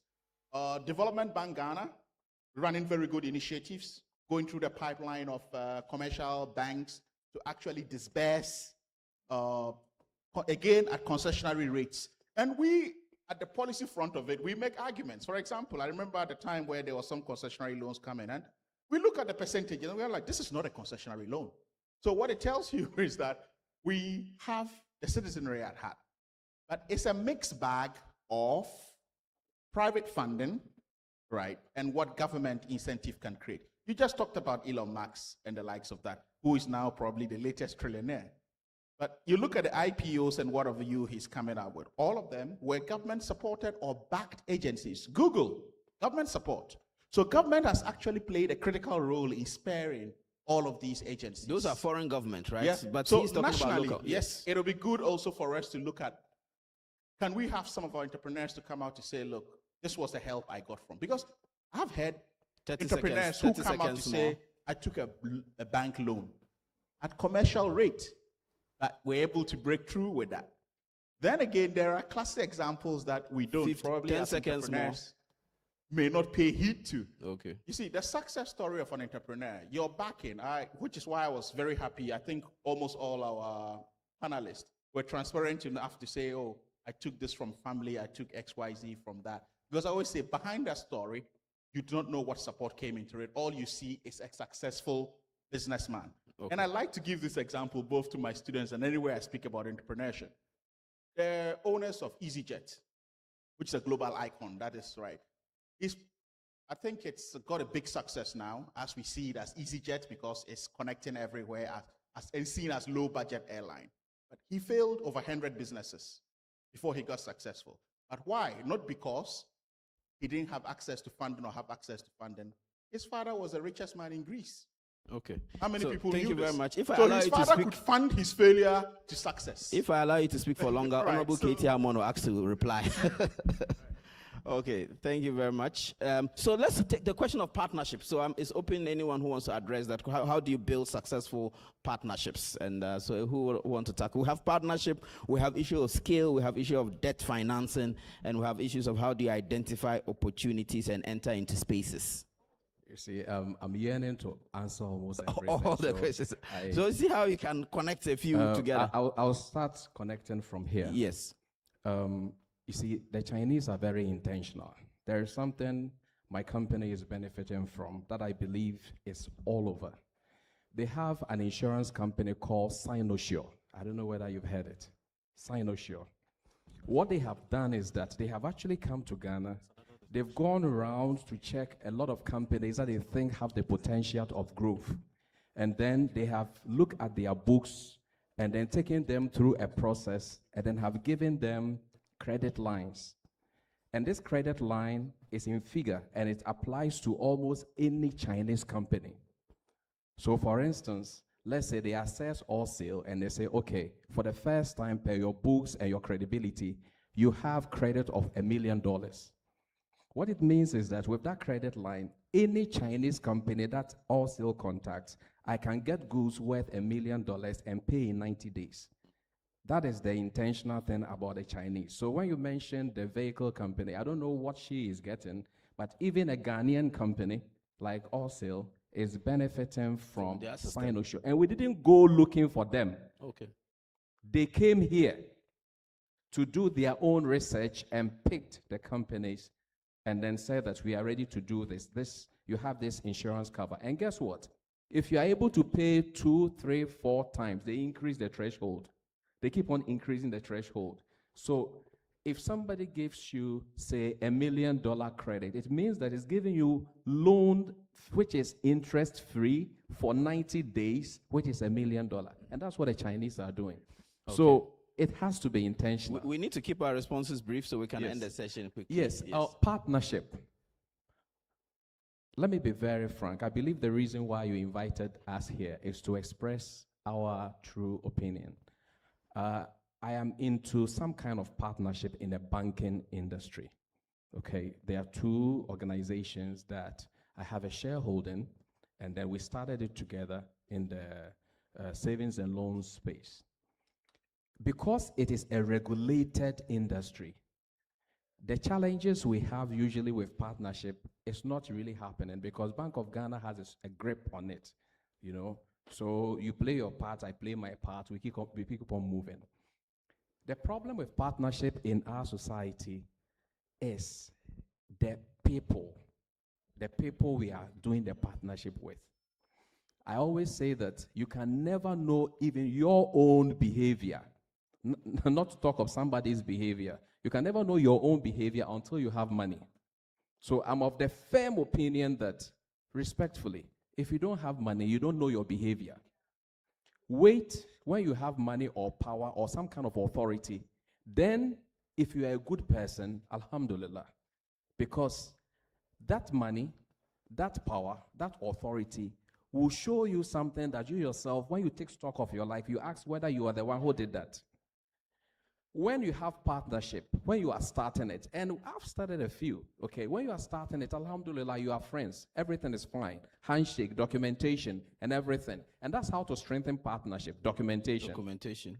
But when you start to grow the company, and money starts coming, you yourself, you discover your own behavior. The person who is your partner to you, discover the person's behavior. Okay. So, in my opinion, if it's not a regulated industry like banking, insurance, where are the regulated industries? Places where mining and pension. If it's not like that, that somebody has an oversight grip, that somebody cannot override. Okay. I'll say you should be very wait mindful, a while careful. and be very cautious. Let's, Alaji, respond to the issues of debt financing. Yes, debt financing means that one is going for a loan. And Alaji, when you are ending, you end with on the note of faith as well, how faith connects to business. Okay. One is going for a loan. Here, I think we are talking about entrepreneurship, which means that we are talking about status. Somebody having a vision or having an idea of starting a business. That is all what we are talking about. So the person has not even started, or even if the person has started, he's just crawling. Okay, and these are the people that we are talking to, right? So starting your business with debt is not something that somebody should even venture, because it comes with risk. If you start business with your own money, okay, and then you lose it, you are safe. If you start a business with somebody's money or a money from the bank and you lose it, it is perpetual. Unless and until you are able to pay them. Where are you going to get the money to pay that money? But I will advise that you start your business with your own money, okay? And as you are growing, then you can come in with some 10%, 20%, 30% thereabout, of debt financing, which means that you've been able, to grow to a level that you think that you are sustainable, okay, and that the loan that you are going to take will not affect you. For example, I have never taken a loan. I've never, not because I have money, but it's something that I'm afraid of. But I take overdraft. Overdraft means that you've made an arrangement with a bank and a certain amount of money has been, earmarked in your account that you can take. But unless and until you touch the money, you have no interest or to pay, and then the principal to pay. Okay. So I go to them, I take it as and when I need to do something important. Okay. And I take the amount that I think that I can easily pay back within a very short Let's period. end with the role of faith in Yes. business for you. Yes. But I would like to also talk about the government, what the Chinese issue. If you can do The point where our brother is coming from. Yeah. He is trying to say that how can government help young entrepreneurs? Yeah. If the Chinese are able to give concessional, rate, why can't we also do it? That's what he's trying to say. And that is what we are all praying for. But the advice I will give is that you will have, to create your own wealth. The most often when we start business and we are making it, we now change our taste. Our taste increases. And that is where the problem is. Sister Anda, why are you smiling? I did my business from 2006 to 2024, which means that about 18 years. The vehicles that I was using were vehicles you could see, very nice, but they were less, expensive. Until 2024, where my own workers now looked at me and said, boss, you have suffered for too long. They themselves told me, you have suffered for too long. Now we are ready for you. Take whatever money you want to use and buy whatever car that you want. You have suffered. We are ready to work for you, okay, so that we'll get the money back. This is the spirit. So now if you see me using Porsche cars, it is not my own ideas. The ideas came from my own workers, the very people that I am working with, the people who are getting me the money. It was their advice. Okay. That is all what I'm trying to say. So in the same manner, okay, you don't, when you start business, you don't have to rely on government. All what you have to do is to think that there is nobody supporting you, particularly, where we are, in the country we find ourselves. You have to think that you are all in all, except Allah. And that as you are making money, you save. You have to postpone your enjoyment to a future date. And that is what most of us feel. I am saying that I spent 18 years, all right? Even the food that we were eating in the house, I told my wife, we need to change our diet. Okay? From the beginning. If we have to buy meat, change it to beans. Yeah, like all right? You see, those of us we need to save money. Tradition. You need to save money for the future. You need to wrap up for us. I know, yes. We have a lot to say, yeah, but we need to have just a special session. 2 hours discussion. Yes, on your a special journey. session. You see, yes. So business as you see it, or becoming a good entrepreneur, is not what you are perceiving. It is more than what you are thinking about. Okay, you need to do a lot. Discipline is what is discipline. This becoming a disciplined person is what matters most here. Thank you very much, Nasser, just conclude for us with identifying opportunities and entering spaces. I also want to touch on the scale that the gentleman talked about. In this current generation, there is a drift in the way things are being done. If we should look at Elon Musk, he is the first trillionaire of our time. The first trillionaire ever had, right? When he's hiring, when he wants to employ people, he doesn't look out for people with top class certificates and all of that. What can you do? What can you do? So I think that this conversation should go beyond the way we see things, the normal status quo of, I'm going to school, I'm doing marketing, I'm doing this. What are you going to achieve? We should start thinking of, most of the courses we are running in schools are not job-oriented. Let's be real to ourselves. They are not job-oriented. So it's time we begin to nurture our children, right? For me, I've always said that, look, it is time that if you have kids, you identify an opportunity, guide them through it. If it's not things like being in medicine, being in law, they must learn a skill. It should be a skill, something that they can work and make earnings, not because people are having loads of certificates and they are, after graduating from school, you find them jobless. That's the reality. That's the reality. So this is something that I want to touch on. And when it comes to the aspect of spirituality, I want to refer to the Holy Quran. Allah says that, Ya ayyuhal ladina amanu, hal adullukum ala tijaratan tunjikum min adabin alim. Tu'minuna billahi wa rasulihi wa tujahiduna fi sabilillahi bi amwalikum wa anfusikum. Dhalikum khairul lakum in kuntum ta'lamun. O ye who believe, shall I point out to you a bargain that will save you from a painful punishment?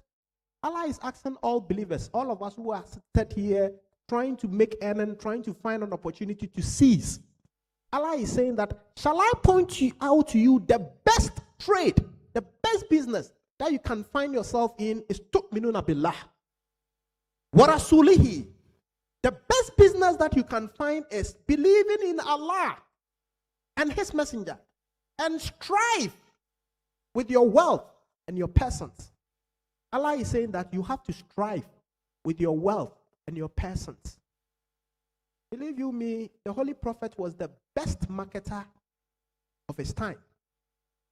He was the best marketer of his time. When he went on errands, on business errands, when his wife had entrusted his business to the Holy Prophet, he was the best marketer. Why was he the best marketer? Because he was truthful, he was honest in his dealings.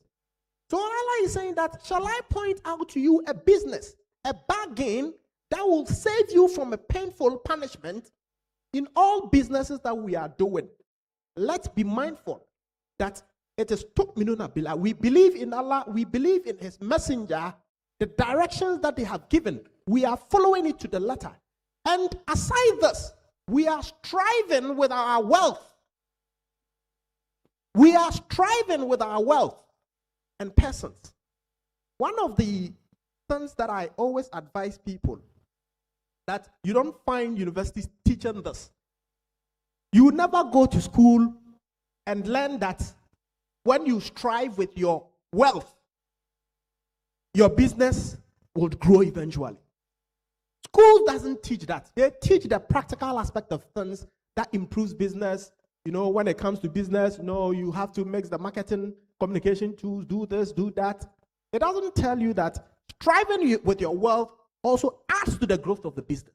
It is only Allah who is telling us this. Allah is making this emphasis that if you want to be saved, if you want to triumph in your businesses, after having believed in Allah, believing in His messenger, you would have to strive with your wealth. The gains that you are gaining from the business, you would have to strive with that wealth. After making those earnings, strive, make chanda, right? Contribute to social responsibilities. And that is what you will be able to sustain your growth. Sustainability is very key. If you want to sustain your growth in the businesses that you find yourself doing, what tujahiduna fi sabilillahi bi amwalikum wa anfusikum, your wealth and your persons. That's the only way. So that's the little advice I want to add. Thank you very much. I think that we've had a very powerful and fantastic session. Sorry we've not been able to answer all your questions, especially the one on opportunity. I'll just say put yourself out there and you discover things. And I'd like to say a very big thank you to our panelists for this session, and we'll bring it to an end. Jazakallah. Thank you.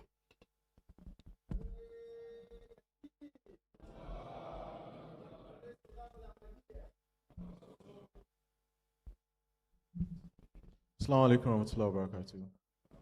We have our final discussion on work-life balance, pursuing career ambitions, and then the responsibilities of a Muslim husband.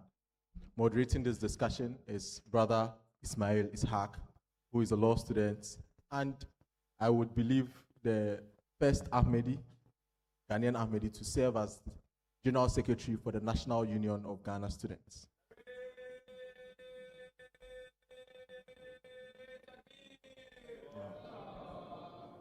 Joining him for this discussion, we have Al-Haj Nurdin Said, who is a lawyer and former Sadr Majlis Ansarullah Ghana. We have Al-Haj Ismail Adam, who is also a lawyer and the Director for Banking Supervision at the Bank of Ghana. Finally, we have Abdul Wahab Suleiman, who is the technical advisor to the CEO of Ghana Cocoa Board. He served as Muhtamim Tajneed for Majlis Khuddam Media when he was a Khuddam. He has recently joined Majlis Ansarullah. So this would be our last discussion, and we hope that you take enough notes and hopefully ask some questions.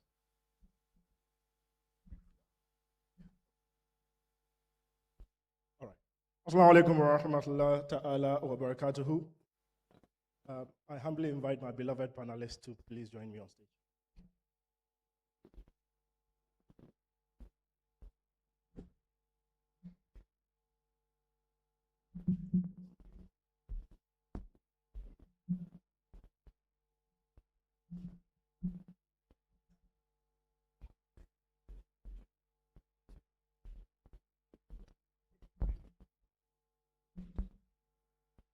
Alhamdulillahi Rabbil Alameen.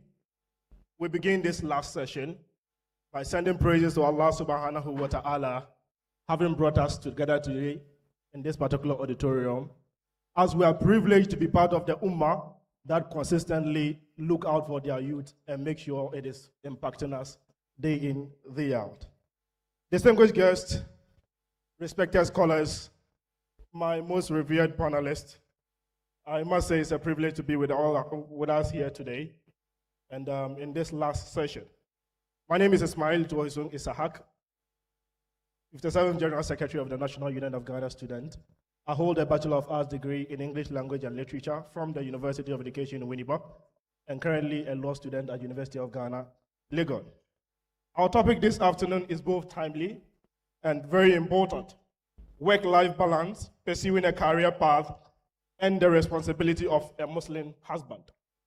My most revered panelists, in today's world, many young Muslim men aspire for professional excellence while striving to fulfill their obligations to Allah subhanahu wa ta'ala, their families, and the society. The question is not simply whether we can succeed professionally, but whether we can do so without sacrificing our faith, our marriages, and the responsibility as a husband, father, or a soon-to-be husband or soon-to-be father. Today, our distinguished guests, ladies and gentlemen, will take us through this session. Let me start the conversation with my senior-most counsel, Al-Hajj Nuruddin Said Esquire. Al-Hajj, Islam teaches us to put our faith before worldly interest. At the same time, Islam encourages us to work and excel in our careers. Some young people feel these two goals compete with each other. How should a Muslim understand this? Does putting Allah first limit our ambitions, or does it actually help us become better professionals? Jazakallah. Assalamu alaikum warahmatullahi wabarakatuh. Alaikum salam wa rahmatullah. I was going to start with Benambu, but I intentionally started them hoping that my colleagues will be asked first, and I'll pick from whatever they say, make my contribution. They know that they were going to start with me. Sorry, Allah. So I'm scratching my head, not knowing what to say. But the basic thing I know is a Muslim, start with your faith, no matter however difficult that it is. Once you start with Allah, everything will go out. So that it's not a matter of an election for a Muslim to do. But fall back. When you have to make a decision, you start first with your faith, and that is Allah. Once you start with Allah, I do not see how you would falter. All right. Jazakallah. Al-Hajj says, at all times, put your faith first. We would also look at the reality of modern careers, which I would humbly request our senior-most Esquire, Al-Hajj Ismail Adam. Okay, senior-most is, okay, all right, Al-Hajj Nuruddin, okay. Al-Hajj Ismail Adam. Many careers today demand long working hours, late meetings, and frequent travels. How can a Muslim husband pursue career excellence without neglecting his wife, children, and family? Alhaji, I humbly beseech, looking at the auditorium, we have two classes of people. It's either the person is already married or soon to be married. If you can speak to both of us, our interest, inshallah.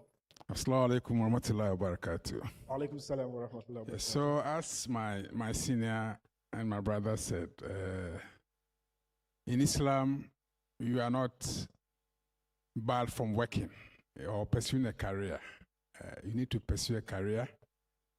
But in pursuing the career, remember that there are two basic reasons for us being in the world.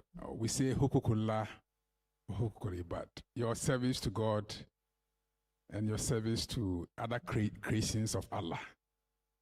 And so whatever you are doing, whatever career you are pursuing, know that you are accountable to God one day.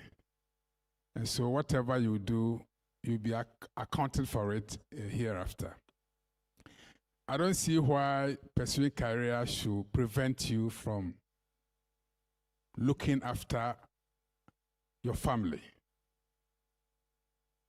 You know, the Holy Prophet Muhammad Sallallahu Alaihi Wasallam has said that everybody is a leader, and the hereafter you will be held to account for how you steer the leadership. And so if you are a family head, even though you are in a career, know that you also have a responsibility to your family, such that if you let your career take precedence over your family, the issue of you being called to account for how you catered for your family will be brought to bear.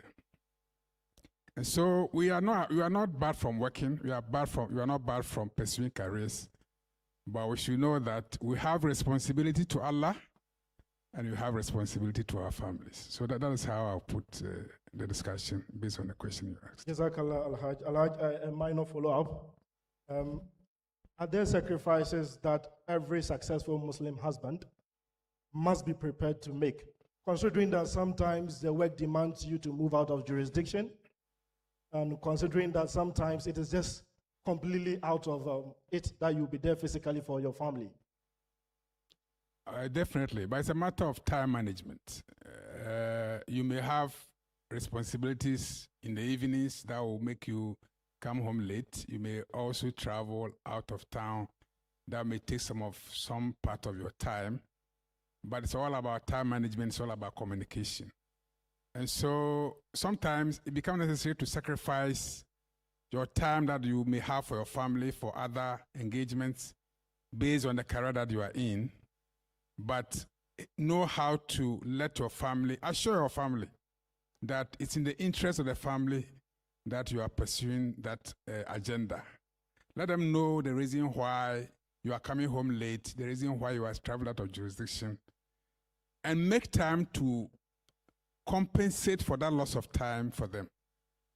These days you see people, even when they are with their families, they are holding their phones and working. It shouldn't be so. Once you are out of the office and you are home, your concentration, your focus, everything that you have at your disposal at that time should be with your family. Have a time that you can designate as tech-free time. Sit with your family without holding the phone, so you can have that emotional connection, that time with the family that will help the family build a stronger relationship, and also values and religious morals that will inure to the benefit of the family for forever and ever. So there are sacrifices that sometimes you have to make, but you can make time.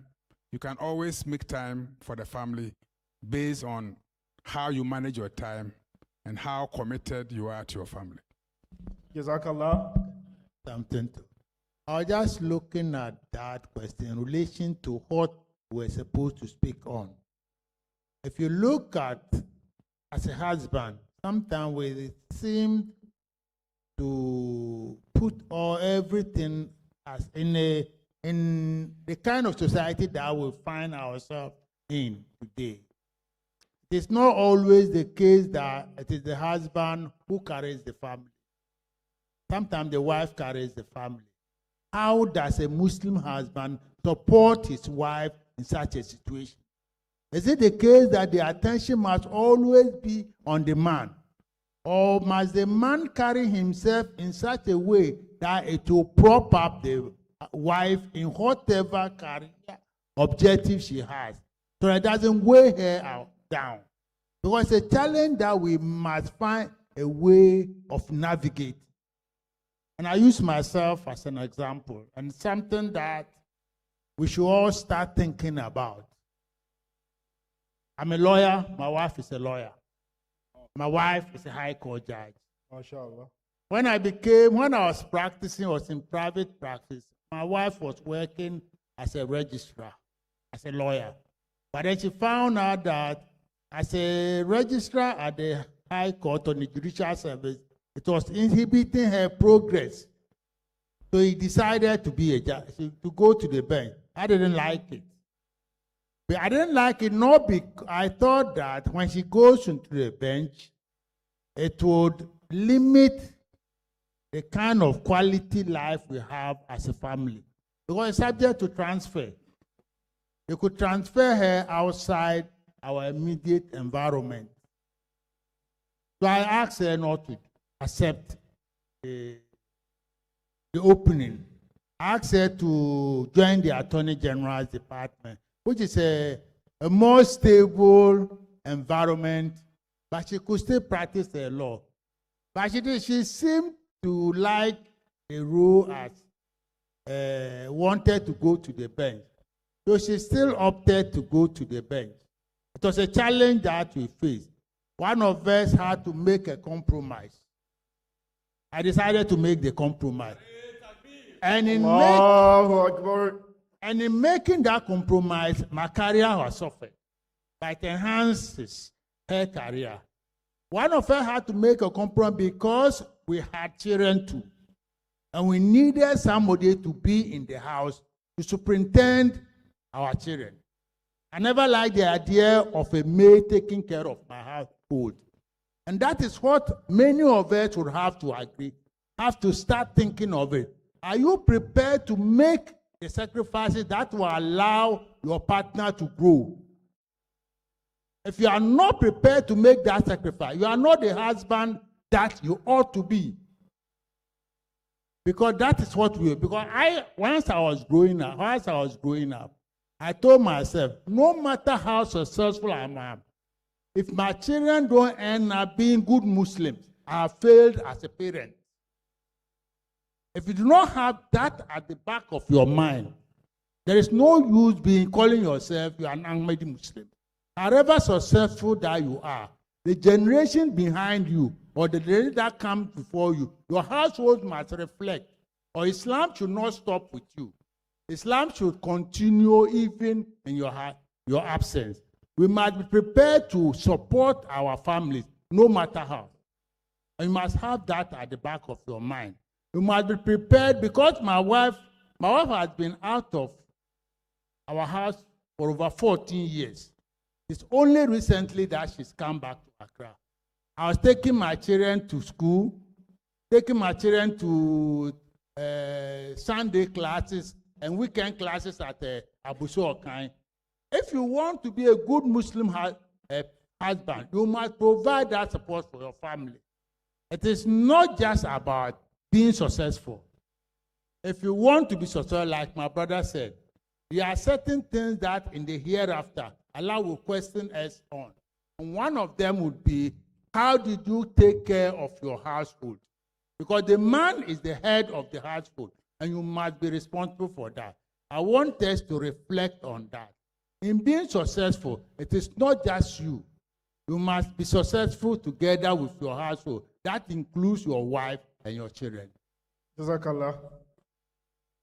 Our learned brethren have been able to deal with it, saying that we must be very cautious, timing, and also we should communicate in circumstances where you are out of jurisdiction.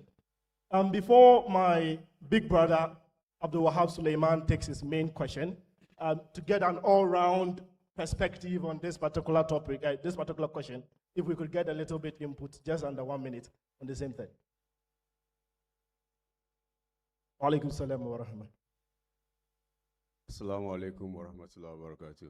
Alaikum salam. First of all, let me say I'm humbled to be seated with my mentors. I'm listening to them, not contributing. So, but Islam is nature, and nature is balance. And that's why Islam is practicable in whatever situation you find yourself. So you always have to observe the balance. And that's what the Holy Quran teaches us, that everything is according to a balance. If you miss that balance, you create problems. Even your body is created according to a balance. If you decide to eat all the time and don't give space, you have problem, obesity and all sort of things. If you also decide that you won't eat, you know the problems that it will come to you. So Islam creates the environment for you to be able to balance everything no matter where you are and at any point in time. And we must always remember the principles of Islam and then bring them into the circumstance, and you would find the balance.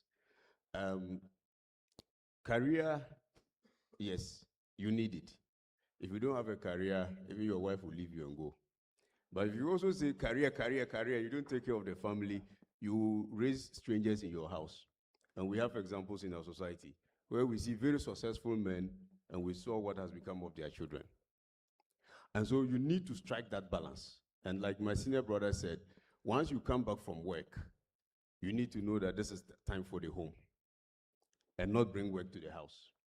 But if you have to make a sacrifice from home in order to meet certain targets in the office, the family have to understand. And they will understand if you are making time for them.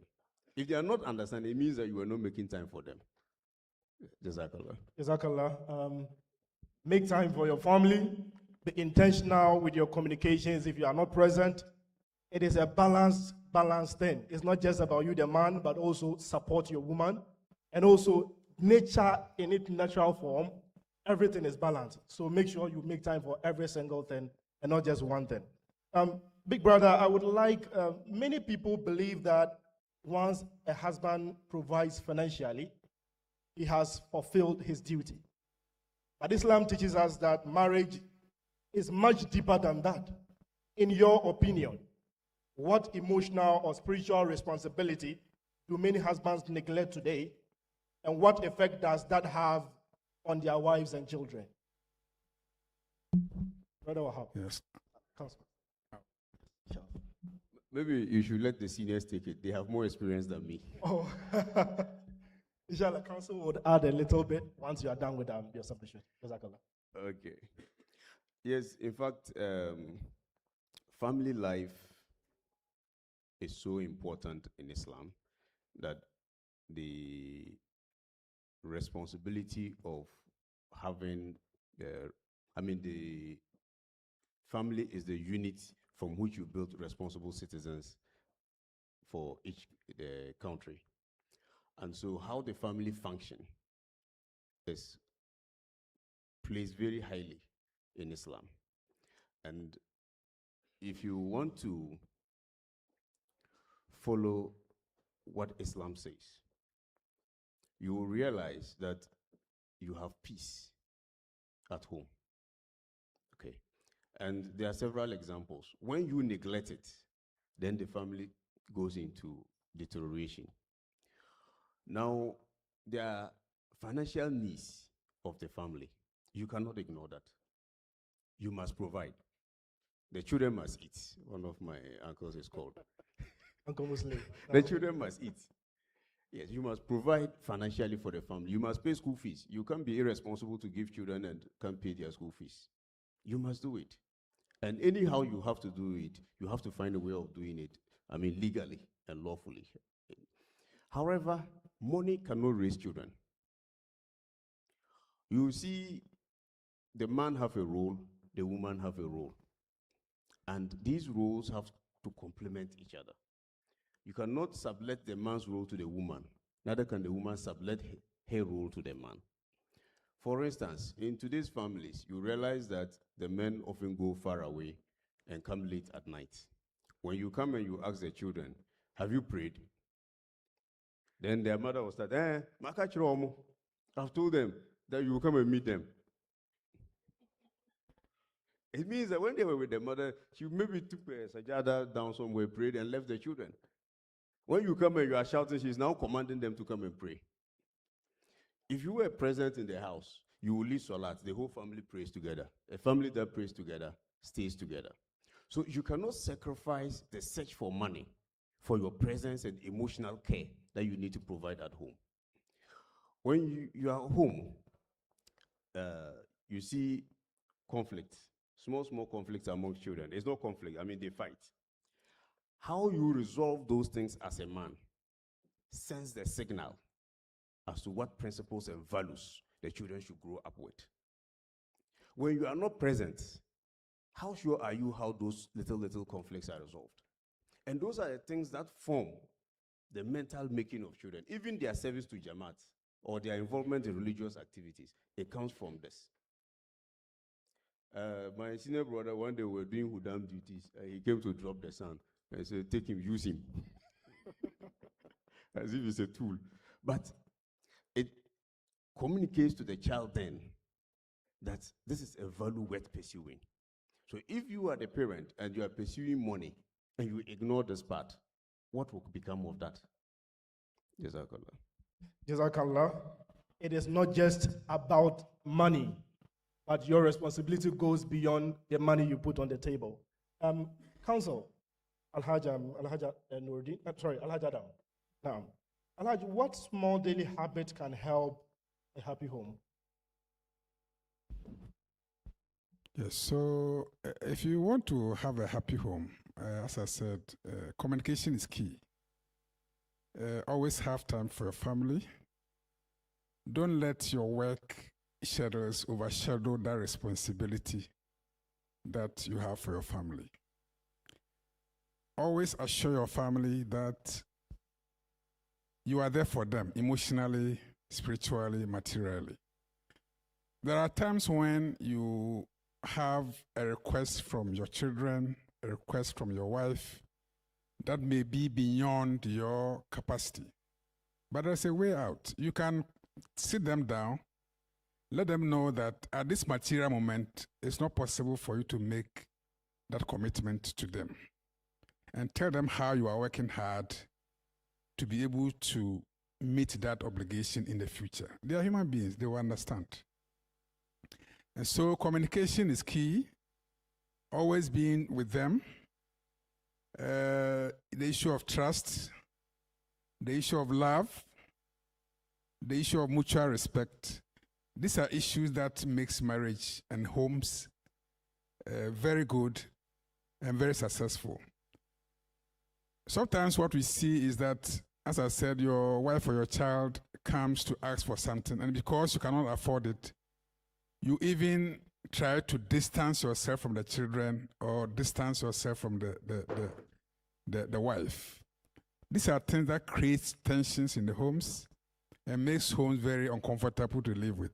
Try and find a way of assuring your family that you are there for them, and that even if you don't have the means now, when you are able to make the means, let them know how you are trying to improve on making the means, and assure them that you will do that for them when you're able to make those that is required for you to meet them. Assurance to both your wife and the entire family that you are there for them always, and you are just a text or a call away at all times.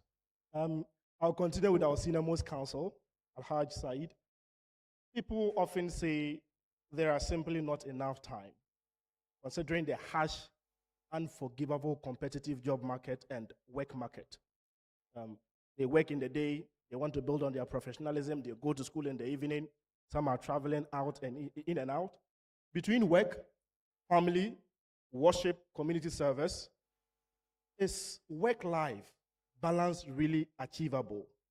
Could you please walk us through a personal experience on how your normal day is like, blending work life with family life with religious duties?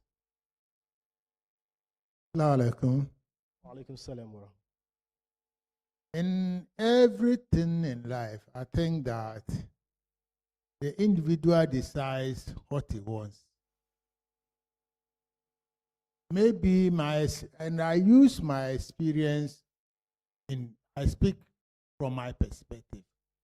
And my answer might be colored because I'm a private legal practitioner. I do not work, even though I have seniors at work, because of my seniority at the workplace, I have a lot of leverage that might not be available for somebody like Hadi, who has a senior sitting here. But because I'm fairly senior, I can decide my work schedule. But that is also because of the way I work. If Hadi, for example, works hard enough for his senior to know that if he gives him time, he will do whatever he wants, he will get whatever he wants from him. For many of us who complain that our work is taking a lot of our time, it is because we do not give our best at our workplace. If your senior or your boss knows that you work so hard, if you want time, he will give you time. And I say that, for example, I have people who say, oh, they do not give me time to attend Juma. My workplace will not allow. Anybody who says that is because he does not take his faith serious enough, one, or two, he's not working hard enough at his workplace. If you work hard enough for your superior to know that, if he allows you 1 hour to go and pray, when you come back, you give him more than what you have left, he would allow you to go. So it is only a matter of finding the right balance. And yourself, are you prepared to work as if the work that you are doing it for the sake of Allah? If you are able to have the fear of Allah at the back of your head, and you are not cutting corners to cheat your employer will always accommodate you. And I give you an example. I always use myself as an example. I went to Hajj, and I didn't spend 1 peso, even though I was in private practice. My seniors paid my Hajj bill for me, even when I didn't know. And why did you think they paid for me? Because they knew that they were gaining from me what I was providing services over and above myself. So once you are able to balance yourself, whether it is in prayer or whether it is your ethics, your work ethics, and your employer knows that it is not everybody who can be an entrepreneur like Nana or Alaj. Some of us will be employed by some other person. It is not the case that we'll all be entrepreneurs. Some of us will work under others. That is nature. And that is even a requirement of our faith. God has created us giving us different favors.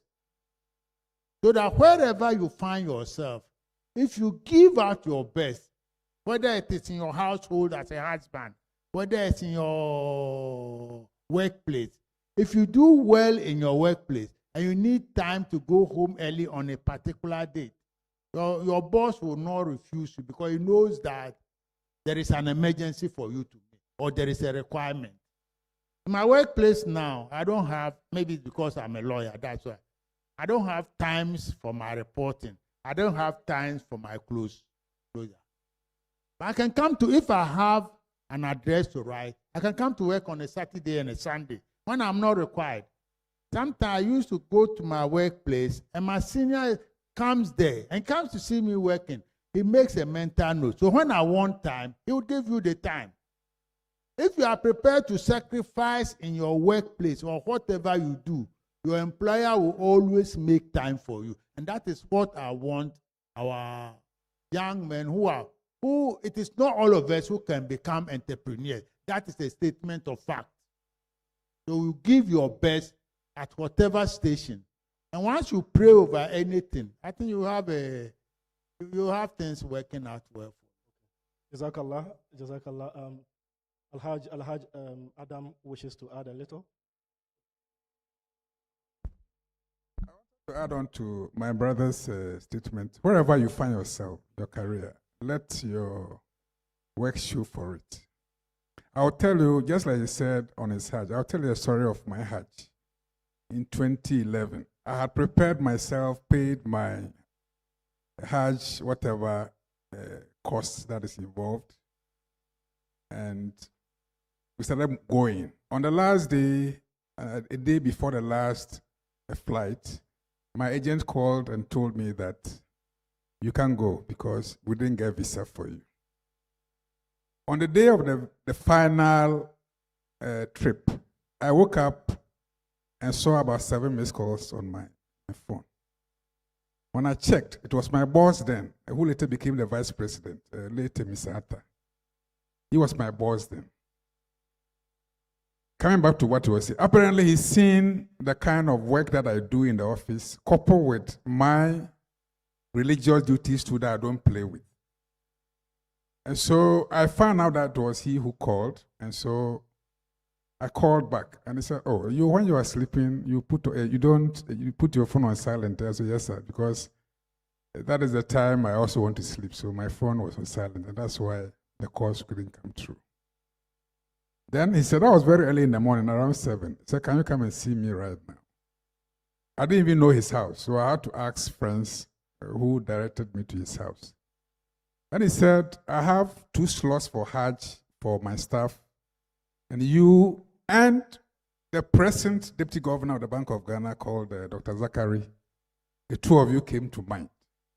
And so go and bring me your passport." And that was it. The visa that for so long the agents couldn't get for me, this man was able to get it within some few hours. And I was able to go with the last flight. And so, even though I prepared to go to Hajj myself, which couldn't materialize because I couldn't get a visa, there was Allah created another way for me to be able to go to the Hajj. And let me also tell you, when I was going to Hajj, I went to later Mr. Wahab Adam. And then I told him I'm going to Hajj. The first question he asked me was whether I've written to Husu. I said no. He said, "Get a paper, write it right now. I'll scan it to Husu's office right now." So that's what I did. And so that connection with Khilafat, wherever you find yourself, is also a very important thing that we need to take into consideration. MashaAllah, MashaAllah. Let's be diligent in our day-to-day activities. Be trustworthy at your work environment. When that happens, both sectors will trust you. Whatever environment you find yourself, there will be the existence of trust. Big brother, Mr. Wahab, 2 decades ago, where technology was scarce, people confined in their loved ones, their family, they chit-chat with them. Many families today, they sit in the same living room, yet everyone is glancing and looking at their screen. It will be sad that today's conversation we are having, very insightful, some people might be looking through social media. How can a Muslim husband make sure technology serves the family instead of separating the family?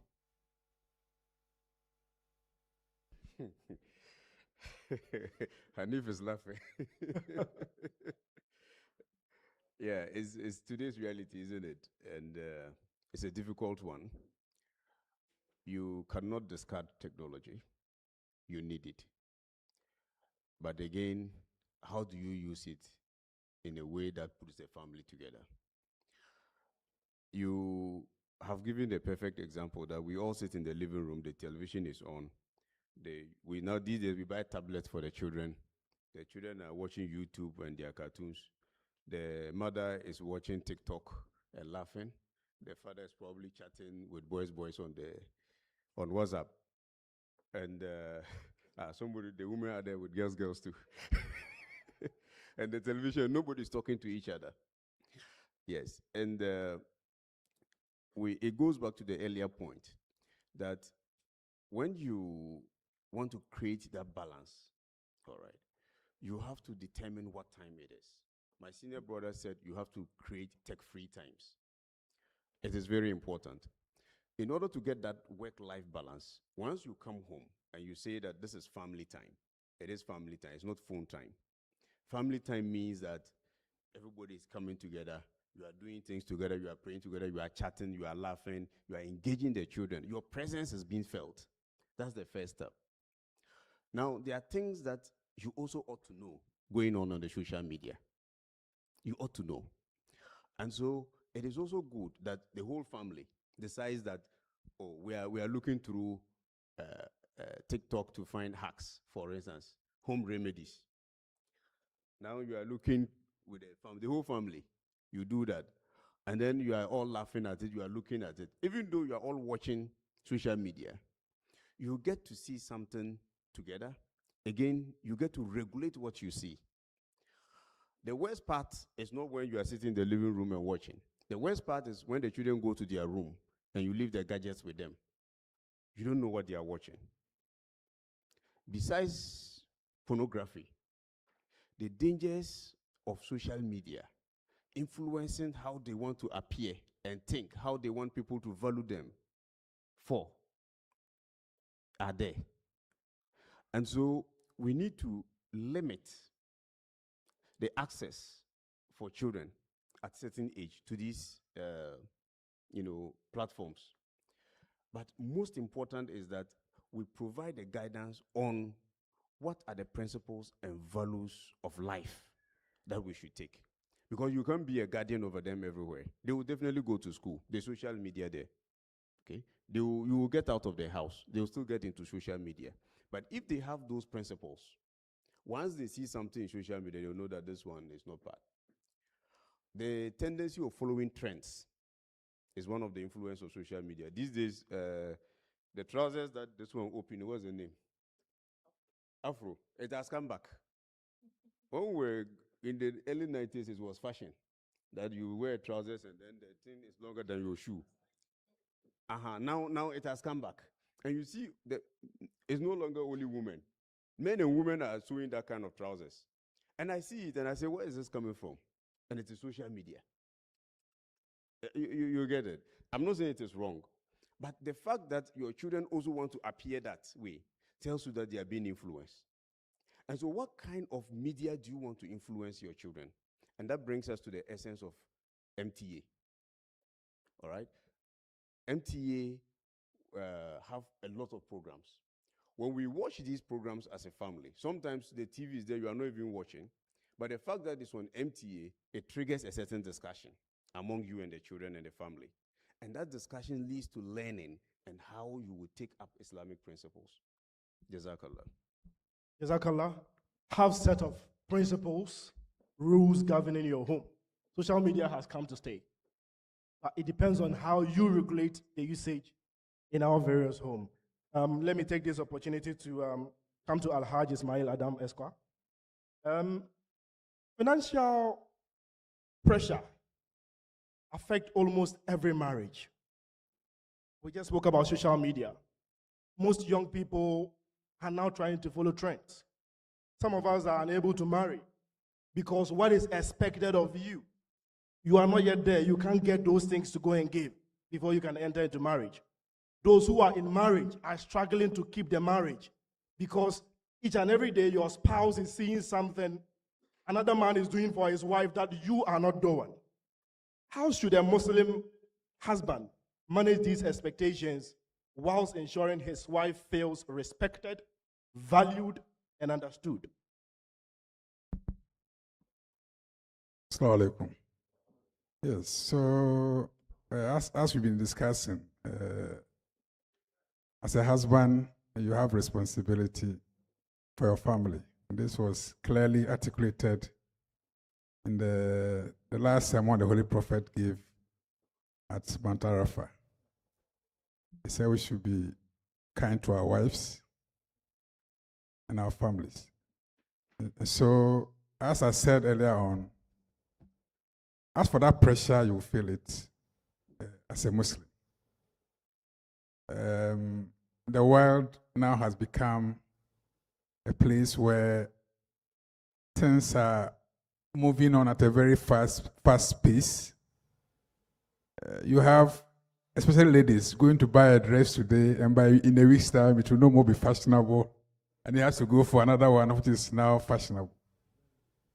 And so that pressure will come, especially where the balance is not like the one of Alhaji Nuddin and the wife. Sometimes you may be a civil servant or a public servant, maybe with a very good institution, and your wife may be a teacher.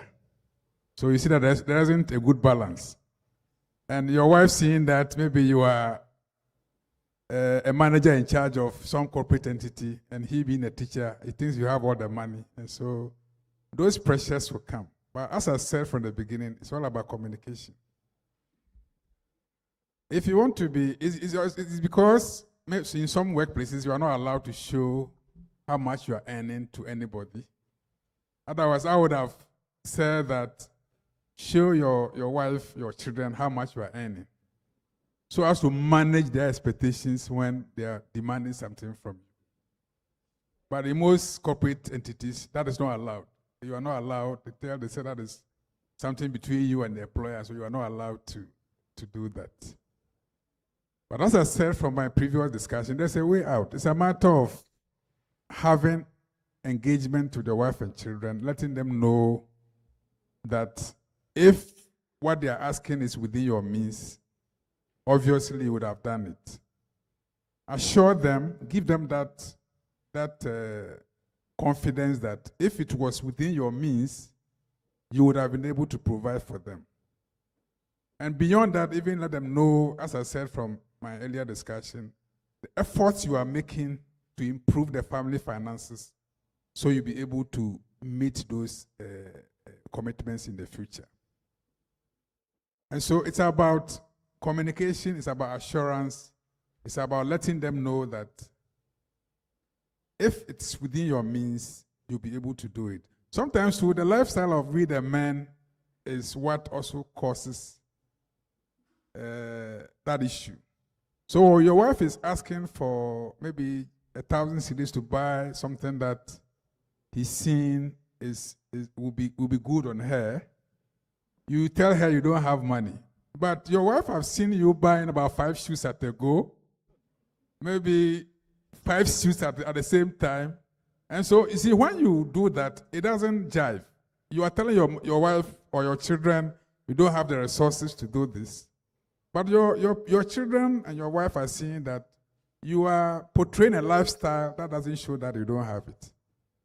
And so let's also know how, if you have it, do it for them. If you don't have it, communicate well with them. But don't create a situation where you will buy things for yourself at the expense of buying for your family. That will be a mark of selfishness, which Islam is also against that. Thank you. Jazakallah. Al-Hajj is still dwelling on the fact that there should be effective communication and transparency in our conversation. Finally, I'm giving this general question, and I would appreciate our noble panelists, each of them should try and touch on it for us. I've always told myself that I wouldn't wait to become a counsel or an esquire before I start to, or I think of settling in relationship or marriage. But I'm always afraid. I've said to myself, if by mid or close of this year I get sustainable job, I'll take a bold step to consider getting married. But the question is that, should I get a job today and I have to go to work during the day, proceed to law school in the evening, and with all that I've been seeing about people who are married that far, will I be able to handle? So if a young man or a woman seated here in this room is preparing for marriage whilst pursuing his career, and he fears that marriage may slow down his ambition, what is the one piece of advice you would give to me or you give to any other young person here in Gadet? Let me start with Al-Haj Said on this. Assalamu alaikum. Islam, unlike any other faith, marriage is an obligation, not a choice. So that a Muslim cannot say, I want to marry, be he a woman or a man. So the issue too is that it is slowing down your career. Your career within you or is with Allah? Who determines how successful you would be? Is it you or Allah? Who you have faith? You have faith in yourself, or you are putting your trust in Allah? So that if you were to tell me that, oh, he says that I do not have enough resources, so I cannot marry. I cannot marry now. Then I would understand. But you're saying that it is going to slow down your Who told you that being successful, it is you determine it ultimately? You might put in, just like if you go to our hospitals, you see that they write there, Allah is the healer. So that despite the best, otherwise, if Allah were not the healer, people in Europe or America will not be dying because they have the best health facilities. And yet they die. And some of them die very young. So that the issue is that what trust you have in Allah. If your faith is in Allah, you live by that. Marriage, in my opinion, should not stop you. Like my younger brother said, if you communicate well with your wife, he knows the challenges that you face in your young career. He would support you in the end, whether or if it's a woman, you communicate well with your husband, he will support you. So the important thing is not that if I wait until when you know it is the opportune time to marry. How would you know that?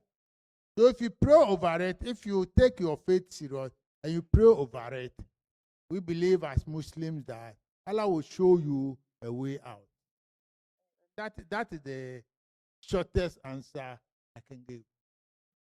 Trust in Allah is what Al-Hajj is telling us this afternoon. My brother. Yes, I think Alhaji cited the story of our mother becoming a judge. Oh. She was not a judge before she got married. Ali. Did the marriage stop it? No. So it is wrong to think that career is like going through kindergarten, primary school, JSS, university, and you graduate and career has ended. There's no single path like that. Everybody on your path. We saw the entrepreneurs who spoke earlier.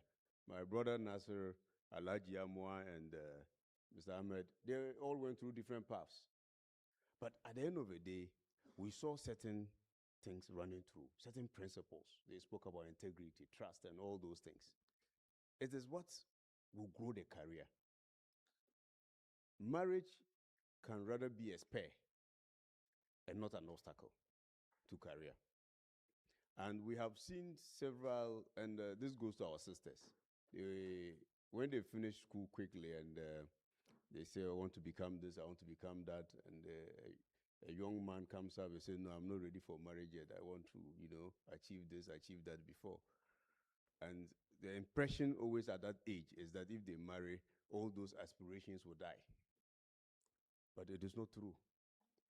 Let's learn from our mothers. Our successful mothers amongst us have all made it through marriage. So we cannot see marriage as an obstacle. And Alhaji spoke about how a man, you support your wife, and how a woman, you support your husband. When there is that support, each of you can explore your career to wherever it can go.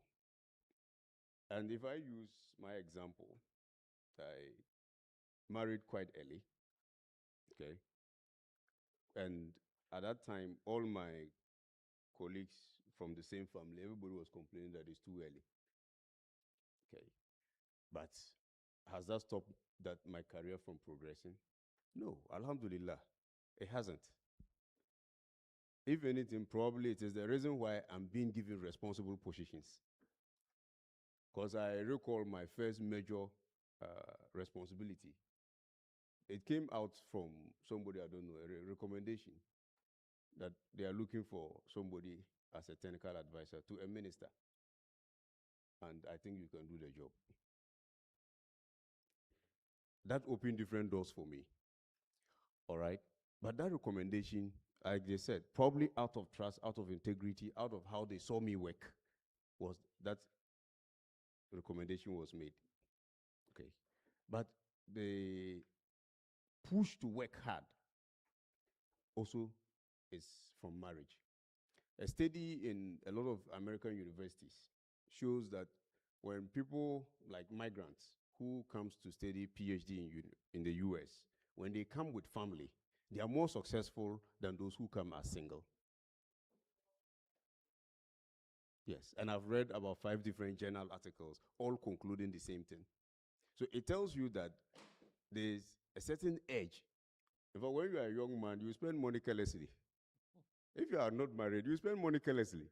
When you get married and you get your first pregnancy, and the wife starts saying, you have to do this, you have to buy this, you have to buy this, then you start seeing the essence of money. Okay? And some of those little things can be a spare for you to work hard, for you to establish trust, for you to capitalize on your social capital, which they spoke about earlier. And those are the things that grow your career. So I will never see marriage as an obstacle to career at all, even for the women. Jazakallah. Jazakallah. Don't see marriage as something that will bring you down, but it is something that will take you to the apex. Alhaj Adam, we'll be glad to have your position on this. So I don't see why marriage should be a stumbling block for career progression. Not at all. Sometimes the best advice for career progression comes from our wives, if you should know. So I don't buy the idea that because I'm pursuing a career, I don't have to marry. Remember, the Holy Quran says that Allah has given us wives, so we get peace of mind from them.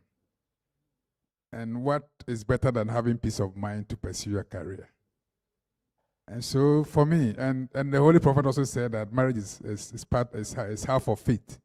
And so until you marry, your faith is half, right? So you marry and your faith becomes complete. And so if you combine what the Holy Quran is saying to what the Holy Prophet is saying, that means marriage is not a bad thing. That should be a stumbling block for you to pursue your career. As I said, sometimes the best decision you take in your career will be based on advice from your wives. Jazakallah ahsan jaza. Marriage is not just something we should do. It is a decree from Allah and His Messenger. And listening to noble men here with us today, I encourage us to go forward. And inshallah, may Allah take us there. It's been a wonderful journey thus far. We started the conversation today with leadership. We continued with entrepreneurship. And now how to blend our professional life with our family lives. I would like to open the floor for question. 2 questions from the gentlemen and the noble ladies in this room today. So I would give the mic to the moderators.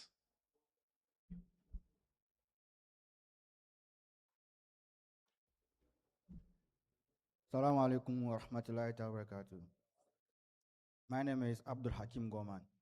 I want to ask a question on how to build a connection. Then with the young ones, maybe I'm pursuing a career as an accountant. And maybe after school, you definitely need a work. And in this, whether as you are or in Ghana, you have to know someone. You have to see someone to get to where you are. Maybe I don't know how to build connection with the other person. So how do I build connection with a person? Say that maybe I know where Mr. Wahab is working. So I'll just go to Mr. Wahab. Oh, Mr. Wahab, I finished school. Here's my certificate. I want to work. Is that how to build connection? Or how do I start with him?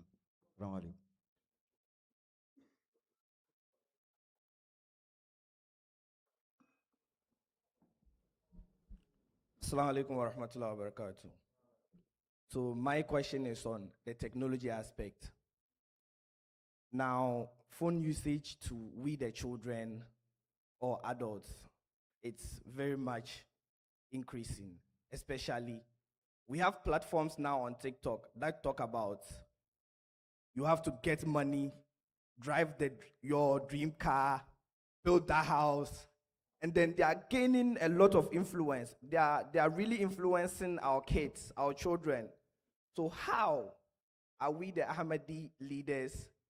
How are we putting up solutions to inculcate the good morals in our young men to marry early, not even buying that future car, the sports car you want to drive, the G-Wagons, not building those future houses, but starting marriage with something small. As our leader said, you can build it from there. So I want to know some of the solutions that you put in place for us to marry, even though we don't have that $50 million in our accounts. Thank you.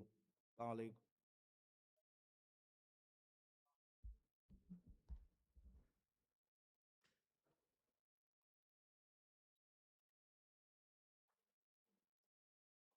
My name is Abdul Wahab Usman. I attend Ekunfiti Ahmadiyya Senior High School in Esachel in the central region of Ghana. So my question is, this question goes to Al-Hajj Said. What sacrifice did success require? Said. What sacrifice did success require that people don't talk about? And this, my second question, goes to Sheikh Abdul Wahab Sulaiman.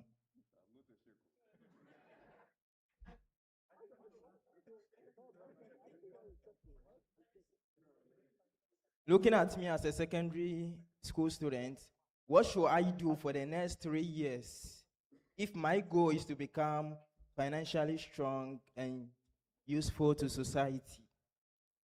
And my third question is, what is one lesson I should remember for life?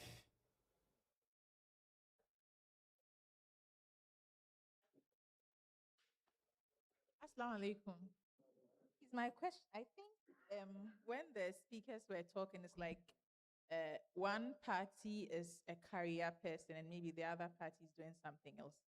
Now, what happens when both people, maybe the couple are both career men and women, right? For example, both couple work in a bank and they both close late. I mean, their working hours are really tight.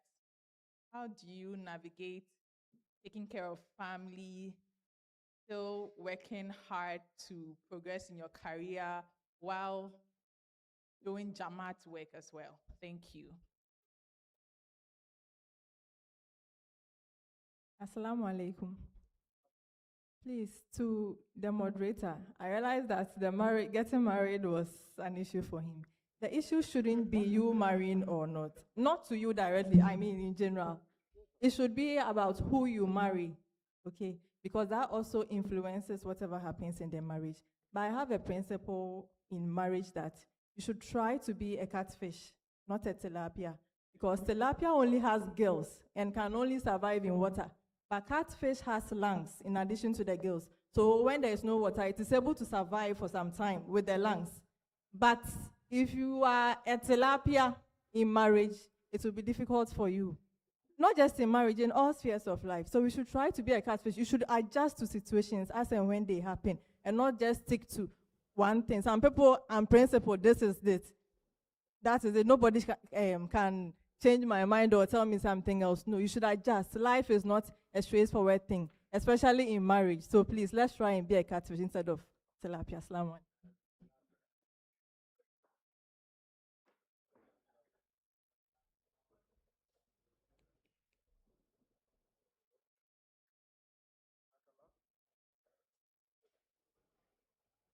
Thank you very much for your questions.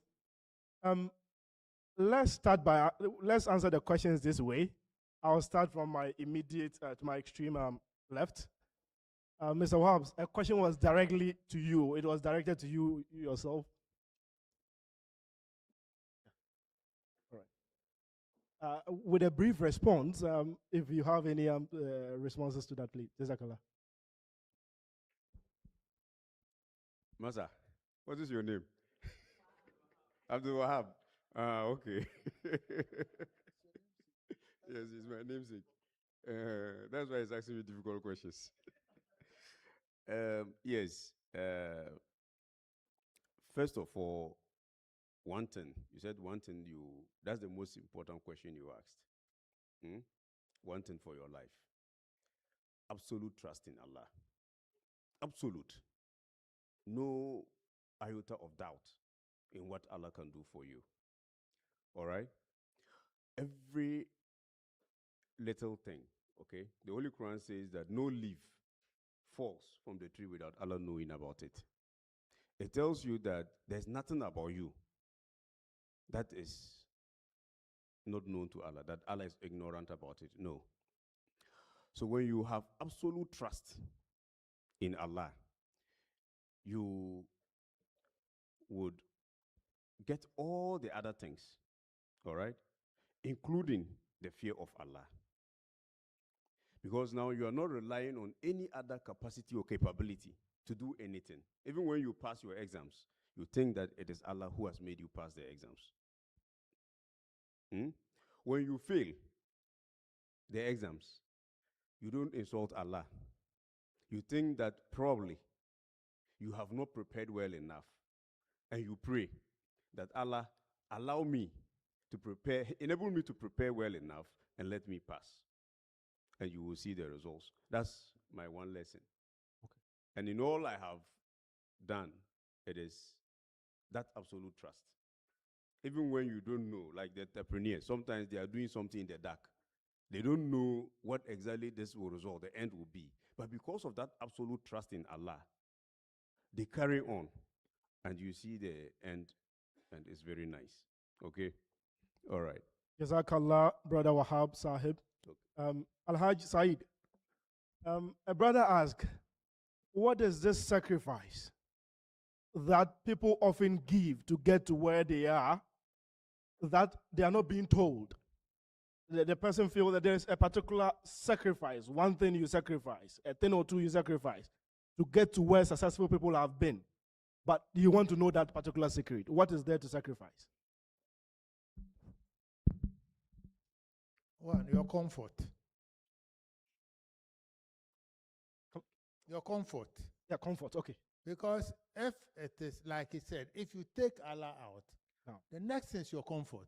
Because you have to work hard, it means that you are foregoing your comfort. While people are sleeping, you are up. For him, for example, whilst people are playing football, he's sitting by his book reading. It's something that you could have been arguing, oh, Ghana will beat Croatia 3-0 today.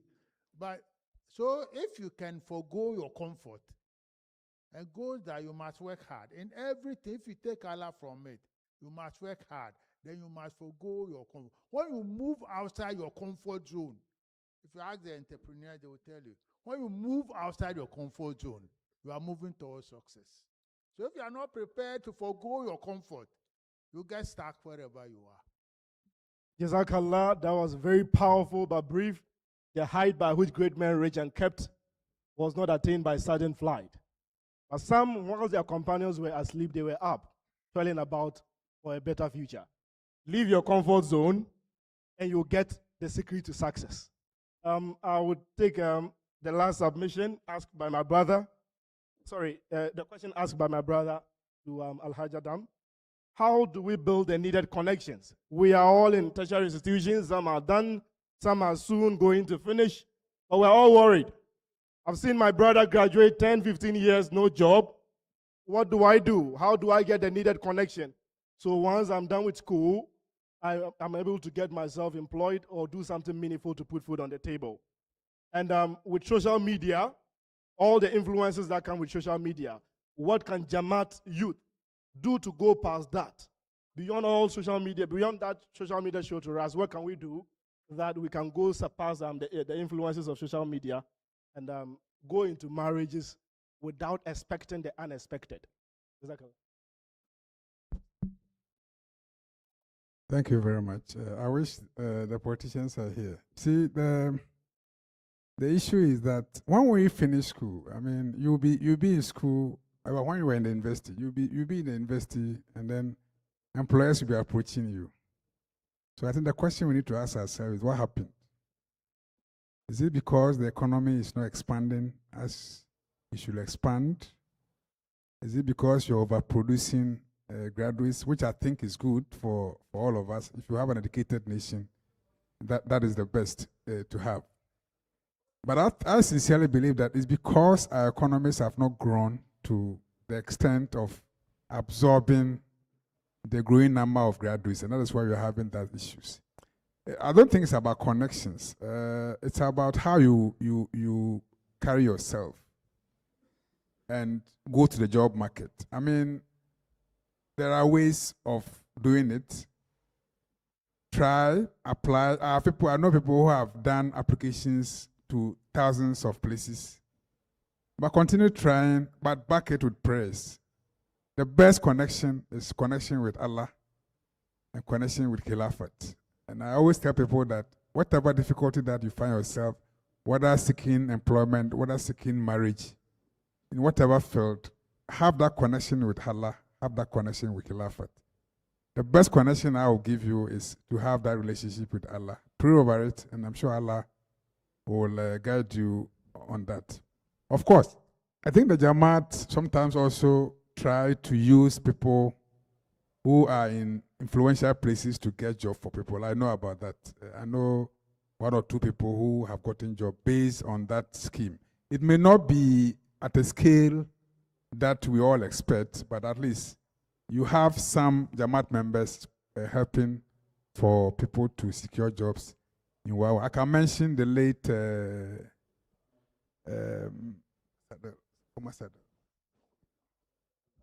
Abu Muhammad, who was settled some time ago. He used his influence to get a lot of placement for people who are now working in some places. And so, have that connection with Allah, have that connection with Khilafat, and also see people that you think can help you in the environment as far as seeking job is concerned. It's not easy though. The environment that we find ourselves now, it's not easy securing a job. But I think when you persevere and work through, you should be able to do it. I think former Sadr Saab Khuddam was speaking, it's also saying that I think I also agree with him to some extent. It looks like our educational system are producing graduates who don't have skills. The skills that are developed for them is like they have to work in a formal employment at all costs. I think that is something that you also need to work at. That was the idea behind the GSS concept, if I remember, to equip people with skills so that they'll be self-employed. But it looks like now we are all doing the humanities. We come out and then it becomes difficult to get a job. But let's continue searching. I'm sure we'll get there one day. And then on the question of social media, I think the forum you're having today is part of that engagement, and I wish it could be extended to other wing organizations, maybe Lajna, even Answar, because we have some young Answar who are even more technology savvy than the Khuddam. And so I wish this kind of engagement should be extended to other wing organizations, even at the national level, if something could be organized. So we know the effects of excessive use of tech. Nobody is saying that tech is not good, but excessive use of it may also not bring the required benefits that tech is supposed to provide. And so this engagement is good. Hopefully it will be extended to other wing organizations and at the Jamaat level so that we all see the effect of using technology excessively. I think my daughter Kwansma asked the question on, well, Kwansma, how you also want to marry a banker? Thank God you didn't marry a banker, because banking job is very, very, very, very, it takes a lot from you. Bankers go to work at 8, sometimes close at 9, 10. And so if you are a banker and your husband too is a banker, I'm sure your children will be calling you aunties and uncles because they wouldn't have that connection with you, right? And so fortunately, what I see now is that some corporate entities are trying to do flexible working hours. And so, for instance, if your schedule is not customer service where you have to be there at 8 and close at 5 or close at 2, you can manage your time such that you can come to work at 10 and possibly close. So the work starts at 8. So if you come at 10, you've lost 2 hours. You close at 7, so you manage and you close at 5. So you manage with that 2 hours to close at 7. Some even can say that work on weekend, maybe Saturday, if you can work the whole of Saturday, you don't come to work on Monday. And so I think going forward, we will see some of these flexible hours in a lot of working environments. And I'm sure when that is done, we'll be there in terms of taking care of your children. It will be very sad for you to focus on your career so much so that your children don't have that connection, which may make them lose that moral values, that religious values that we all require for our children. How sad it will be if you are gone today and your janaza is being said for you and none of your children, because all your children didn't get that religious education, that moral education from you. They had it from house helps, who may not be Muslims in any way, and eventually became Christians, and based on that, your janaza is being said, and you don't have your children being part of those same janaza for you. So think about all that when you are charting the path for your career, and see how you can balance that so that your children, your family also don't support. But I advise that don't go and marry a banker. Fortunately, you didn't marry a banker, so that is good for me. Jazakallah. How do you wanted to add? But in response to Kwansme's thing, I think that once you marry, you become a couple. And you must both look at who is prepared to make a sacrifice. It's extremely important.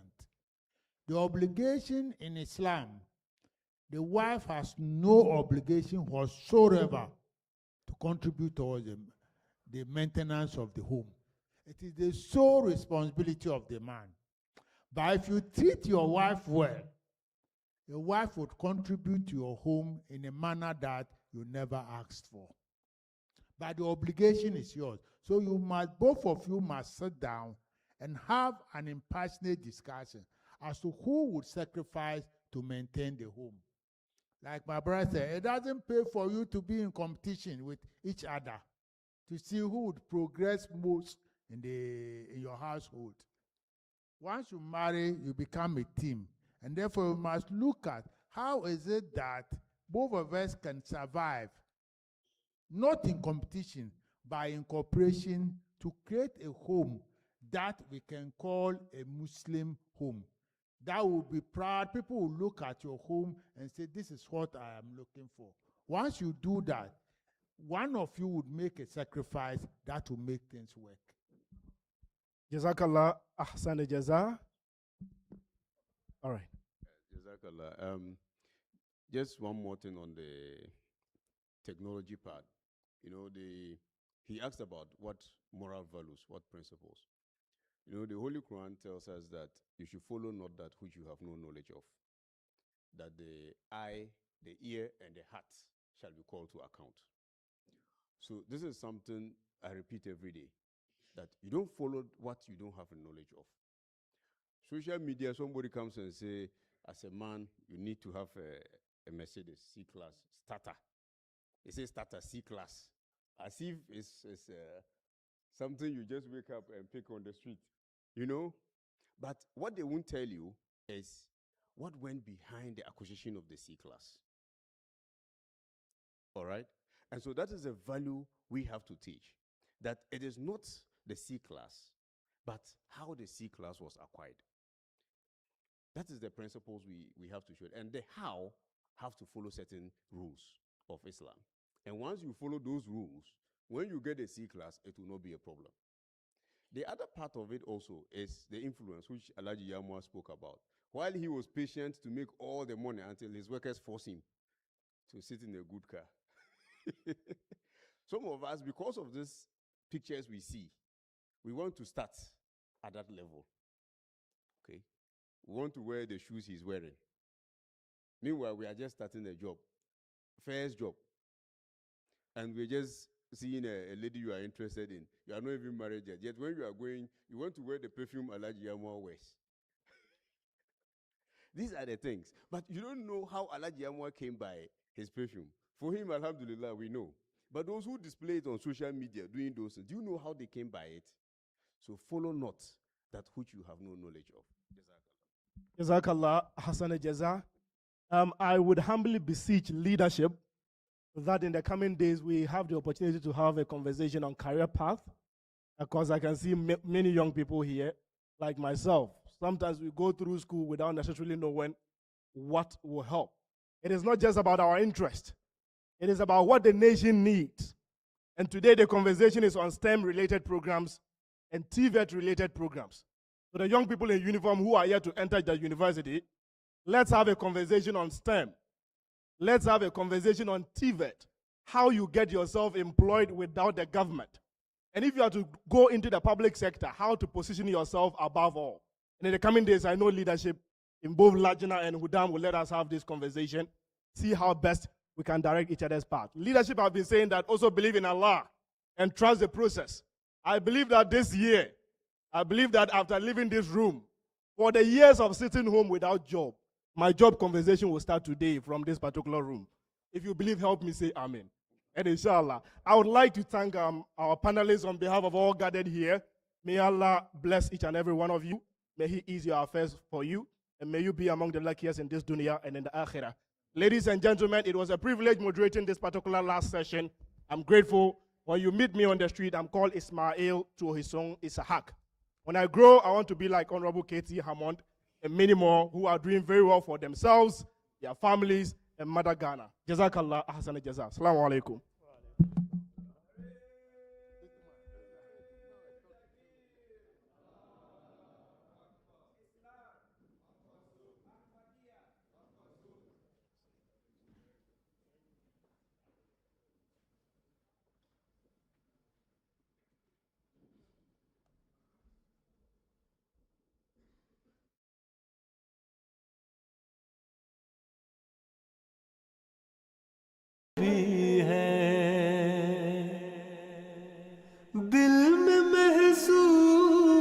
What happens when ambition? Through this discussion. Just before we proceed, I just want to mention that the request by the moderator for the just ended discussion is already in motion. Alhamdulillah, under the office of Umuri Talaba in charge of student affairs, career guidance and counseling sessions have been held for all the Ahmadiyya secondary schools that have male students, yes, across the country. And it's not just a one-day event, it's a periodic. So varieties of discussions would go on, and we'll be happy that you'd volunteer because you've also risen through the students' ranks. And I know that you have a background in teaching, and now you're pursuing law. So avail yourself so that you can have a conversation with them. Jazakallah.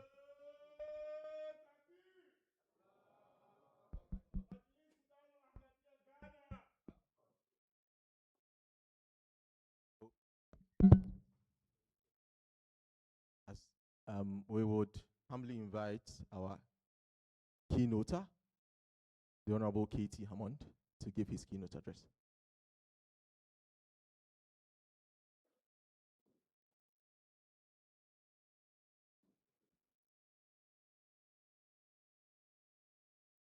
Assalamu alaikum rahmatullahi wa barakatuh.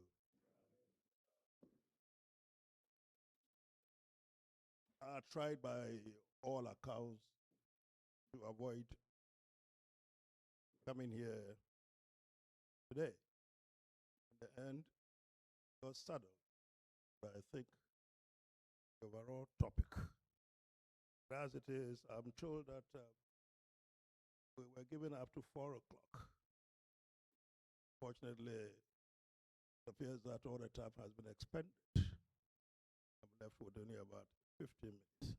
I'm not too sure whether I'm able to do justice to the topic that have been assigned. But we'll see how it goes. A few questions to a few people. So why is it that they told you not to tell your wife and children all about your pay?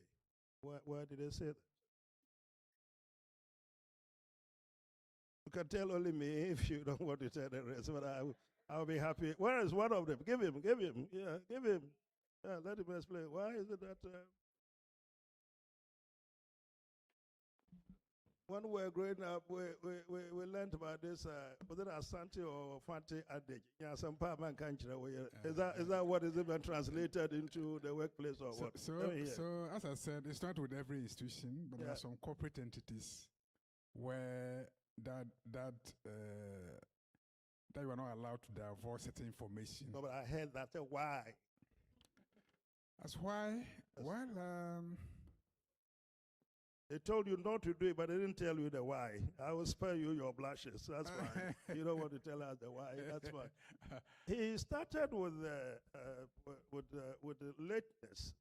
My younger brother from Ekumifi. Is he gone or he's here? Where is he? Is he here or is he? Yeah. Okay. Well, yeah, sure. When asked what legacy he wanted to leave, he said that the question of lateness. Well, it was a direct reference to me. I confess, I'm not particularly good at keeping time, but that's nothing for you, the young ones, to learn. It's not a good thing. But I hardly would have heard from all the big lawyers who spoke today, work hard for your boss. From the day that this topic was introduced to me and I was supposed to attend, I kept asking the time that I think I said last Friday, it was on my mind that it was 6 p.m. That's last Friday. So he calls me this morning and what is it? What the program is 10 o'clock. What do you mean it's 10 o'clock? You told me 6 o'clock. No, I didn't say that. Because I know how much effort you put into the speech, but in the end, we almost didn't get here. But we are here. We are here. I'm dealing with certain things I picked up. In the end, we'll make use of the time. As to how they came or come at the capital to invest in their entrepreneurship. And the answers differed. But I thought my younger brother here, came closer to what I thought should also be mentioned.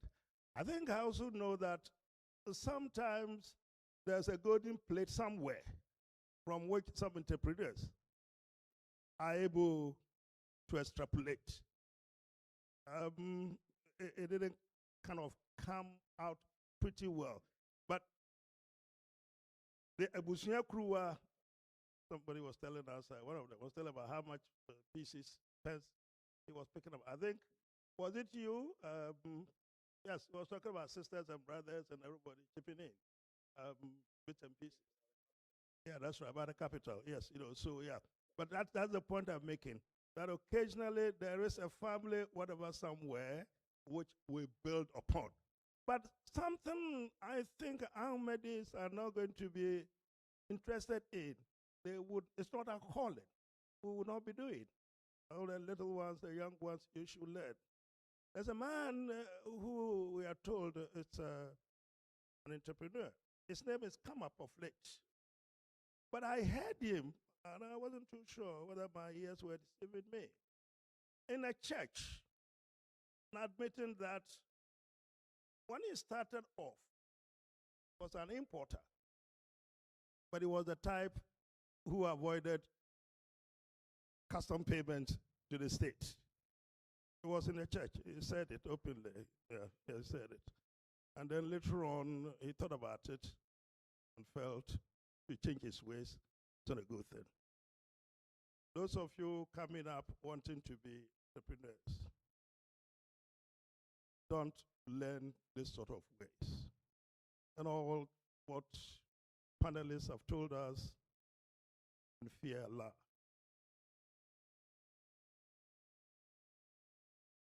This was directly from him.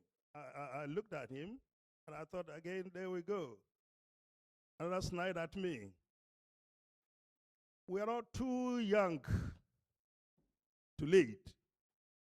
Who said you were too young to lead? Well, I've gained notoriety in Ghana because I said the young everybody is talking about it. So not too young to lead. Of course, you are not too young to lead, but think about it yourself. I mean, are you old enough to lead? It's all the entrepreneurship thing that we're talking about. And leadership. This thing is about governance. You're all interested in what you're growing up to be. I mean, he said he wants to be like me. Don't. My uncle, who took me all over the country, Crawford, A.T. Hammond, he was an education officer. And those days, to talk about an education officer was, par excellence. And he said, people keep saying, they want to be like me. It's a curse. Don't do that. You know my troubles? You're laughing. You know my troubles? Don't be like me. You are in the office with me. Every single day I am sending out money. You want to always be able to do that? They wouldn't even believe it if you say you don't have it. See, don't always want to be like who you think is. The topic for today is this: where the future meets the present to learn from the past. I wasn't originally supposed to be speaking to this, but when I got the invite and I looked at it, it sounded quite vertical. It was at first blush. Second blush, I was struggling. Oh, the past, the present, the future.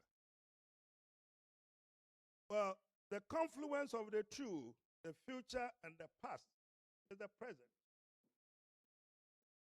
Because I don't particularly have the time, we're going to talk a little bit more about the future. Well, really, the emphasis probably would have been more on the future, but we would have started from history, what history teaches us. In the little ones, I'm not sure these days they don't teach anything history. Schools. Don't know who remembers. Those who fail to learn from history are bound to make the mistakes that history is teaching us. We have been talking about it. And then the present, and of course, the future. See, we are fortunate as believers, as Ahmadis, we have our Quran. It's sometimes like talking about literature where we're in school, and we're told that literature is a slice of life. The Holy Quran is an embodiment of all our lives. The past is there. The present is there. And then a reflection into the future. It's a perfect guide to us. We have a history of countries, of empires, which were built in the distant past. How did they make it? How did those empires flourish? And how it was based on their singular belief in the teachings of the Quran. Those empires eventually came to an end.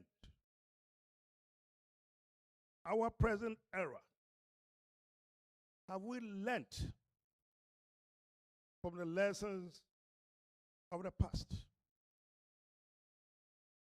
Are we planning to leave any legacies for the future?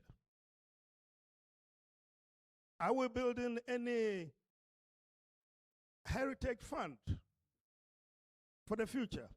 It's a correlation among the three.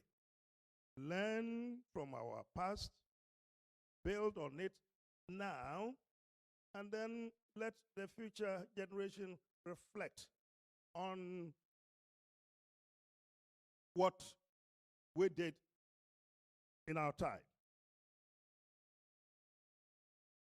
What are we supposed to be doing as Ahmadis in all of this? History should remember us about our attitude to time, but should that be all that there is? There is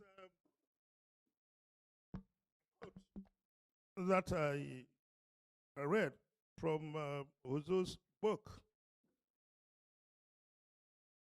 Our leader, he knew it. He was always talking about it. One Friday sermons when the started a subject. I asked who was sitting by me, has he seen something? Because of course he's been talking about the subject for some time now. But on that particular Friday, he was pretty emphatic. All about World War III. As far as he was concerned, it wasn't a question of if. For him, it was when. And that's why he's been writing. To all the leadership of the world, Pope, all presidents, majesties, and all sorts of leaders. In this particular letter to the president of the Islamic Republic of Iran, he cites Surah Al-Ma'idah, and he says that therein Allah the Exalted instructs us. He divides us into two. But the second segment of it is this: O ye who believe, be steadfast in the cause of Allah, bearing witness in equity, and let not a people's enmity incite you to act otherwise than with justice. Be always just. That is nearer to righteousness. And fear Allah. Surely, Allah is aware of what you do. We've gone through the various discussions that you heard. For me,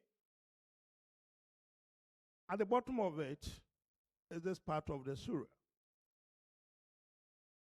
Most of you are just about beginning. I think I can tell that whole row up to all of that. You haven't seen much of the world, really. You haven't seen anything of the world at all. Let your guiding principle be this. You're talking about how do you succeed in your work, in relationship with your family affairs. The base of it is a surah. Let your yes be yes. Let your no be no.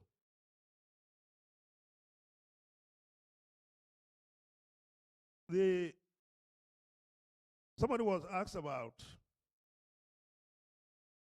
the truth, and of course, I think about the balance at work and the relationship, I think, with the truth. Remind me how it was put. But the answer kind of tickled my fancy. It was that he had decided to do something, and at work was trying to give some jobs out to somewhere. And then he was told, well, not to.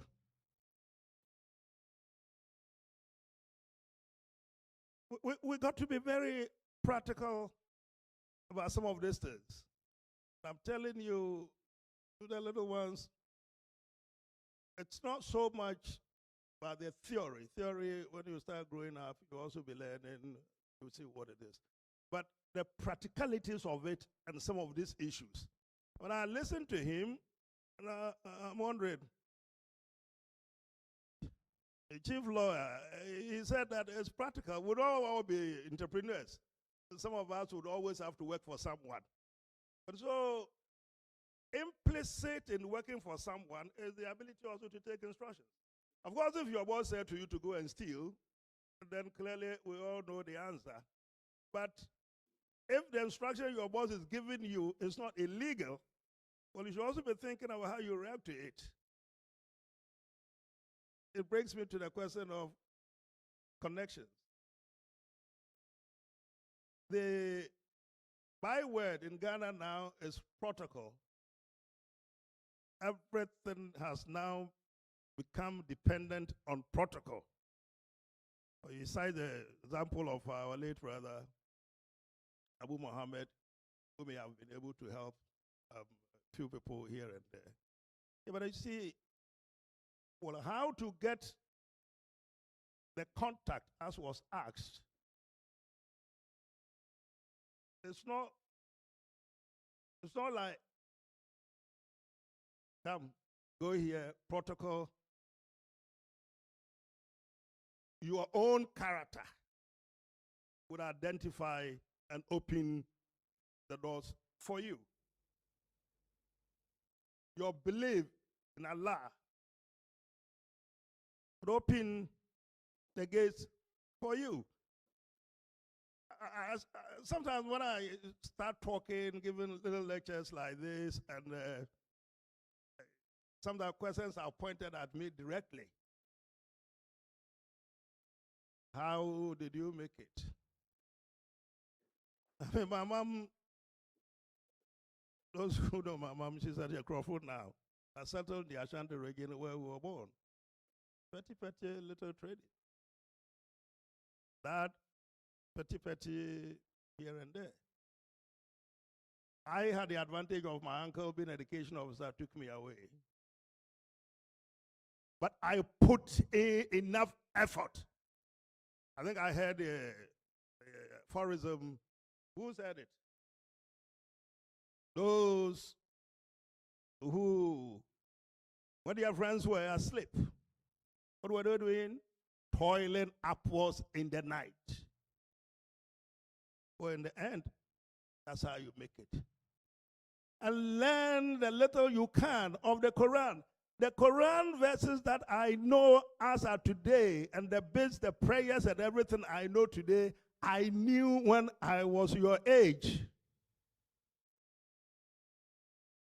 Yes, the way the mind works, that is when you're able to absorb things very easily. So while you are thinking about what to become in the future, be careful about your prayers. And be careful about your own honesty, sincerity. Look into the back mirror. Let the reflection, see your own reflection from there.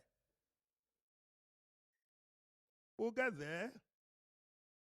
You ask all the relevant questions. But you'll get a proper mentorship.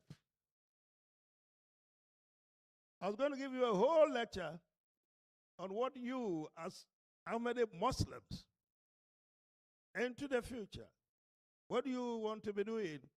What do you expect? What do you want the next generation to think of you? When I give you the time here, I think you don't respect it. They come and they tap you out. As it is, our time is almost up. But let's get it organized again. Where are the organizers? I think whether the moderators, I think I blame all of them. All the three moderators, I blame all of them. I was told that you were going to have 1 hour each. Almost all of you took more than 2.5 hours each. I was calculating the time. In the process, you took away all that. But you put it to excellent courses. You did very well. I was amazed sitting down there and attentively listened to every single one of you, the panelists. It's excellent piece. People that I haven't heard this sort of thing come from before. The young man in black cooler hat. I'm not even sure whether we know you. I'm not sure we met before. Have we met before? Him? No, him. Eh? Where is that?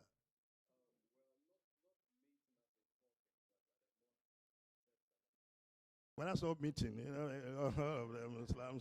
So I see, you know, so.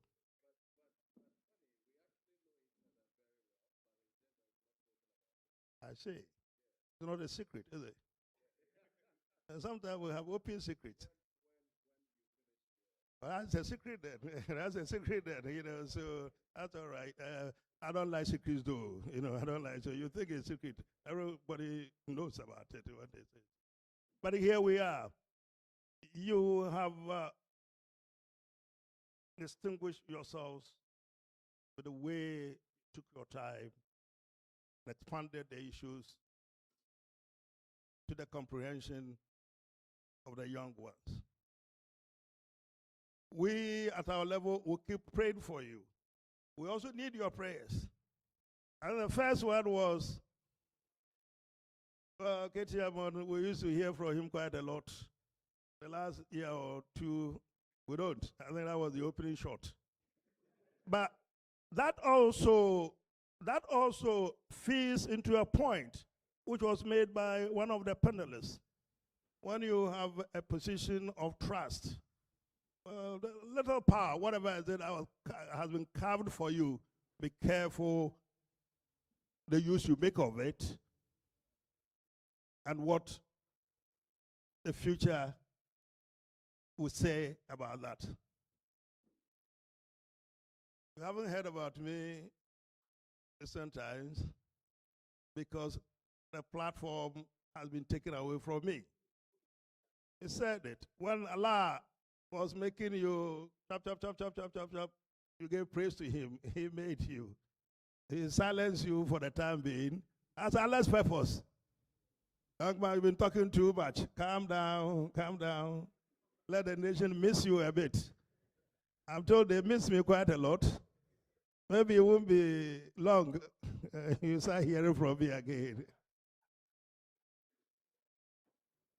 I don't know whether my approach, you might like it. To life, it's subjective. Politics, those of you who want to be, maybe stick to the law. The law, you study your law, the ethics of the profession, that's fine. You want to be in politics, there's something extra you got to learn. Patience. I mean, after law, you are paying me money. You are paying me to sort your case for you. If you won't be patient with me, you want me to be patient with you, this is your own cassava. And our politics, to get to the level that some of us, alhamdulillah, got to, one single thing, patience. So all the kiki you hear me on radio all over the place, where it matters, where they vote for me, I don't do that. As patience. There was a time they told me there was a primary cobra. Talking about cobra, I'm already what do you call it? I'm collapsing. I'm so scared about these reptiles. You know, many years ago, I wasn't afraid when we were northern region and all of that. But back from England and all of that, now I can't handle them. But my constituents were telling me there was some snake out there around the toilet.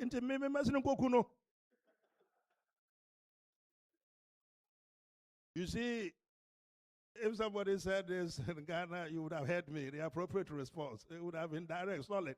In my constituency, I laughed it off. You,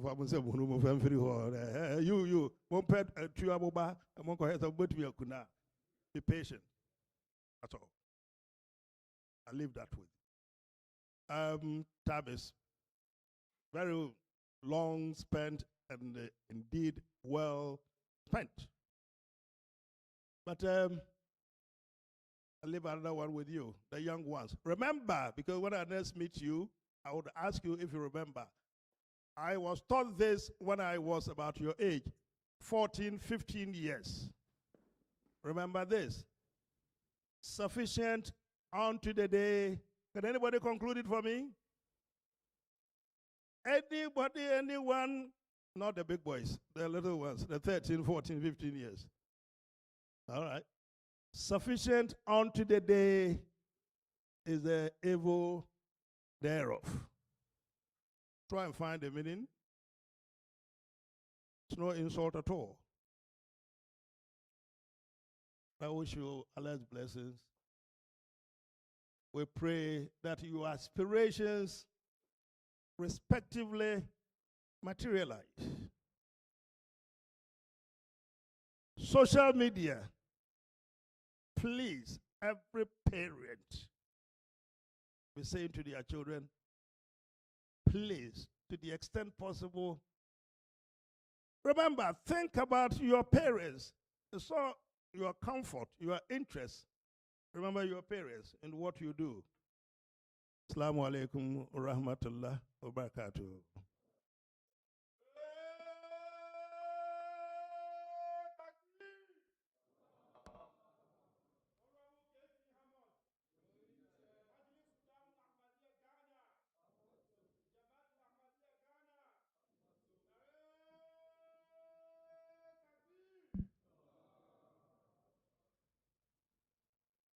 Alhamdulillah, thumma alhamdulillah.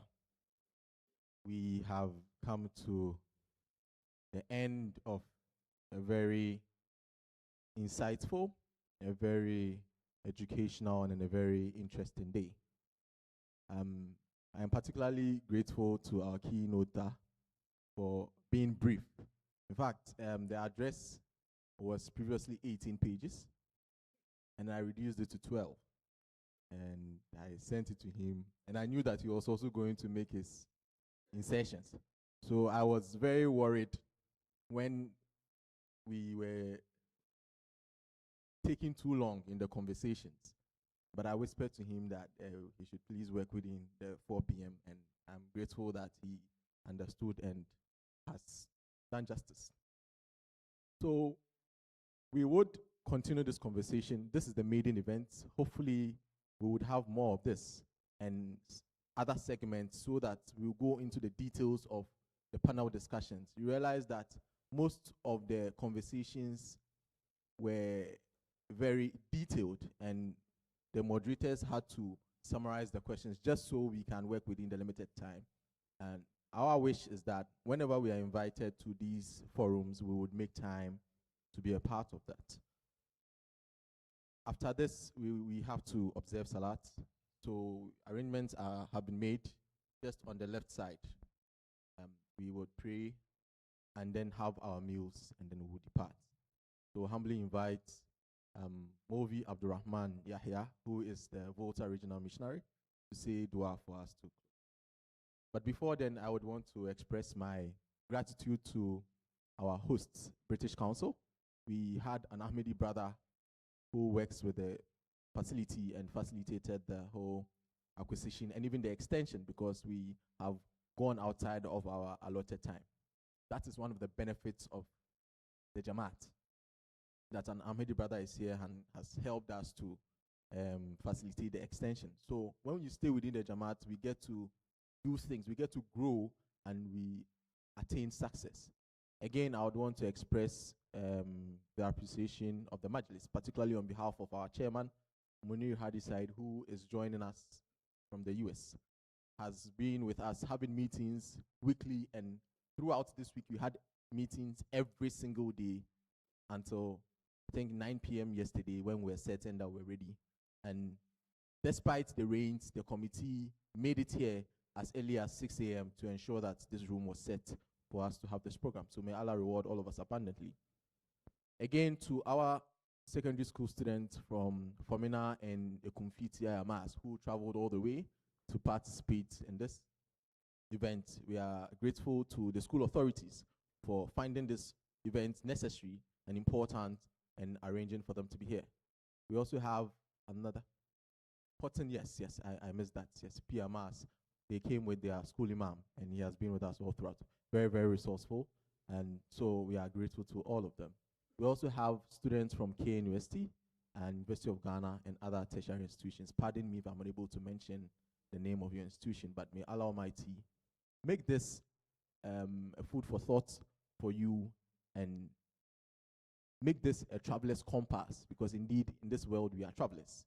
And the compass, as our keynote mentioned, is the Holy Quran, and that we are guided by the conversations we've had today, and we work within the teachings of the Holy Quran and stay connected to Khilafat, because that is the only way. We've heard from the successful businessmen, their secret is Allah. Total trust. You can't learn your way out of it, because you do not know what is ahead. Allah Almighty will guide you. So may Allah guide us to be able to be devoted servants, and to act in ways and manners that are most pleasing to him. We are grateful to everybody. Wa akhiru dawana anil hamdulillahi rabbil alameen. Obviously, please say dua for us.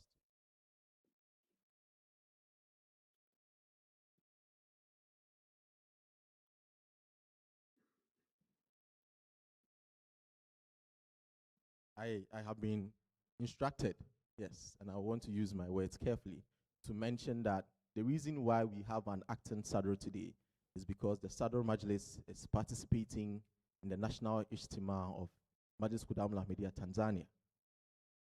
And the reason why he's not present, so we have an acting Sadr. It is not a case that the Sadr is not present or we have a new Sadr. He is performing his Majlis duties, except that he cannot be present. And the Nizam requires that somebody is appointed to act in his stead. So if we saw an acting Sadr today, it is because the Sadr Mok is in Tanzania, participating in the Ijtima of MKA Tanzania. So I would request that we remember him and the delegates in prayers for a successful Ijtima. Assalamu alaikum wa rahmatullahi wa barakatuh. Dua.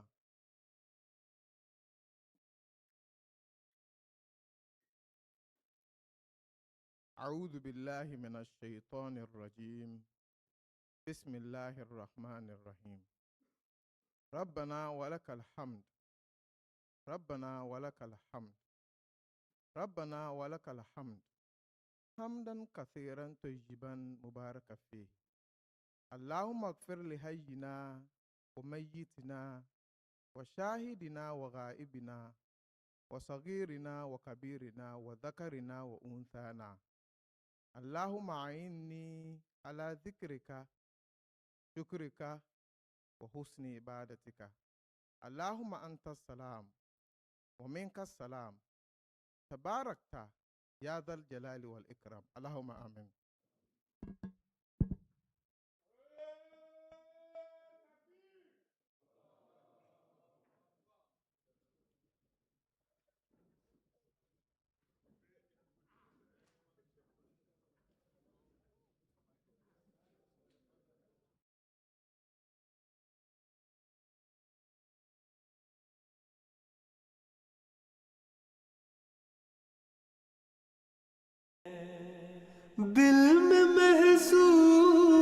What happens when ambition meets experience? What happens when innovators, business owners, and future leaders gather in one place?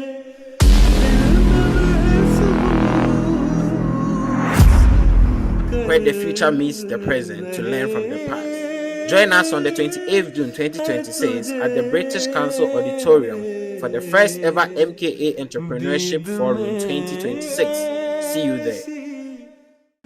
Every successful entrepreneur started with a single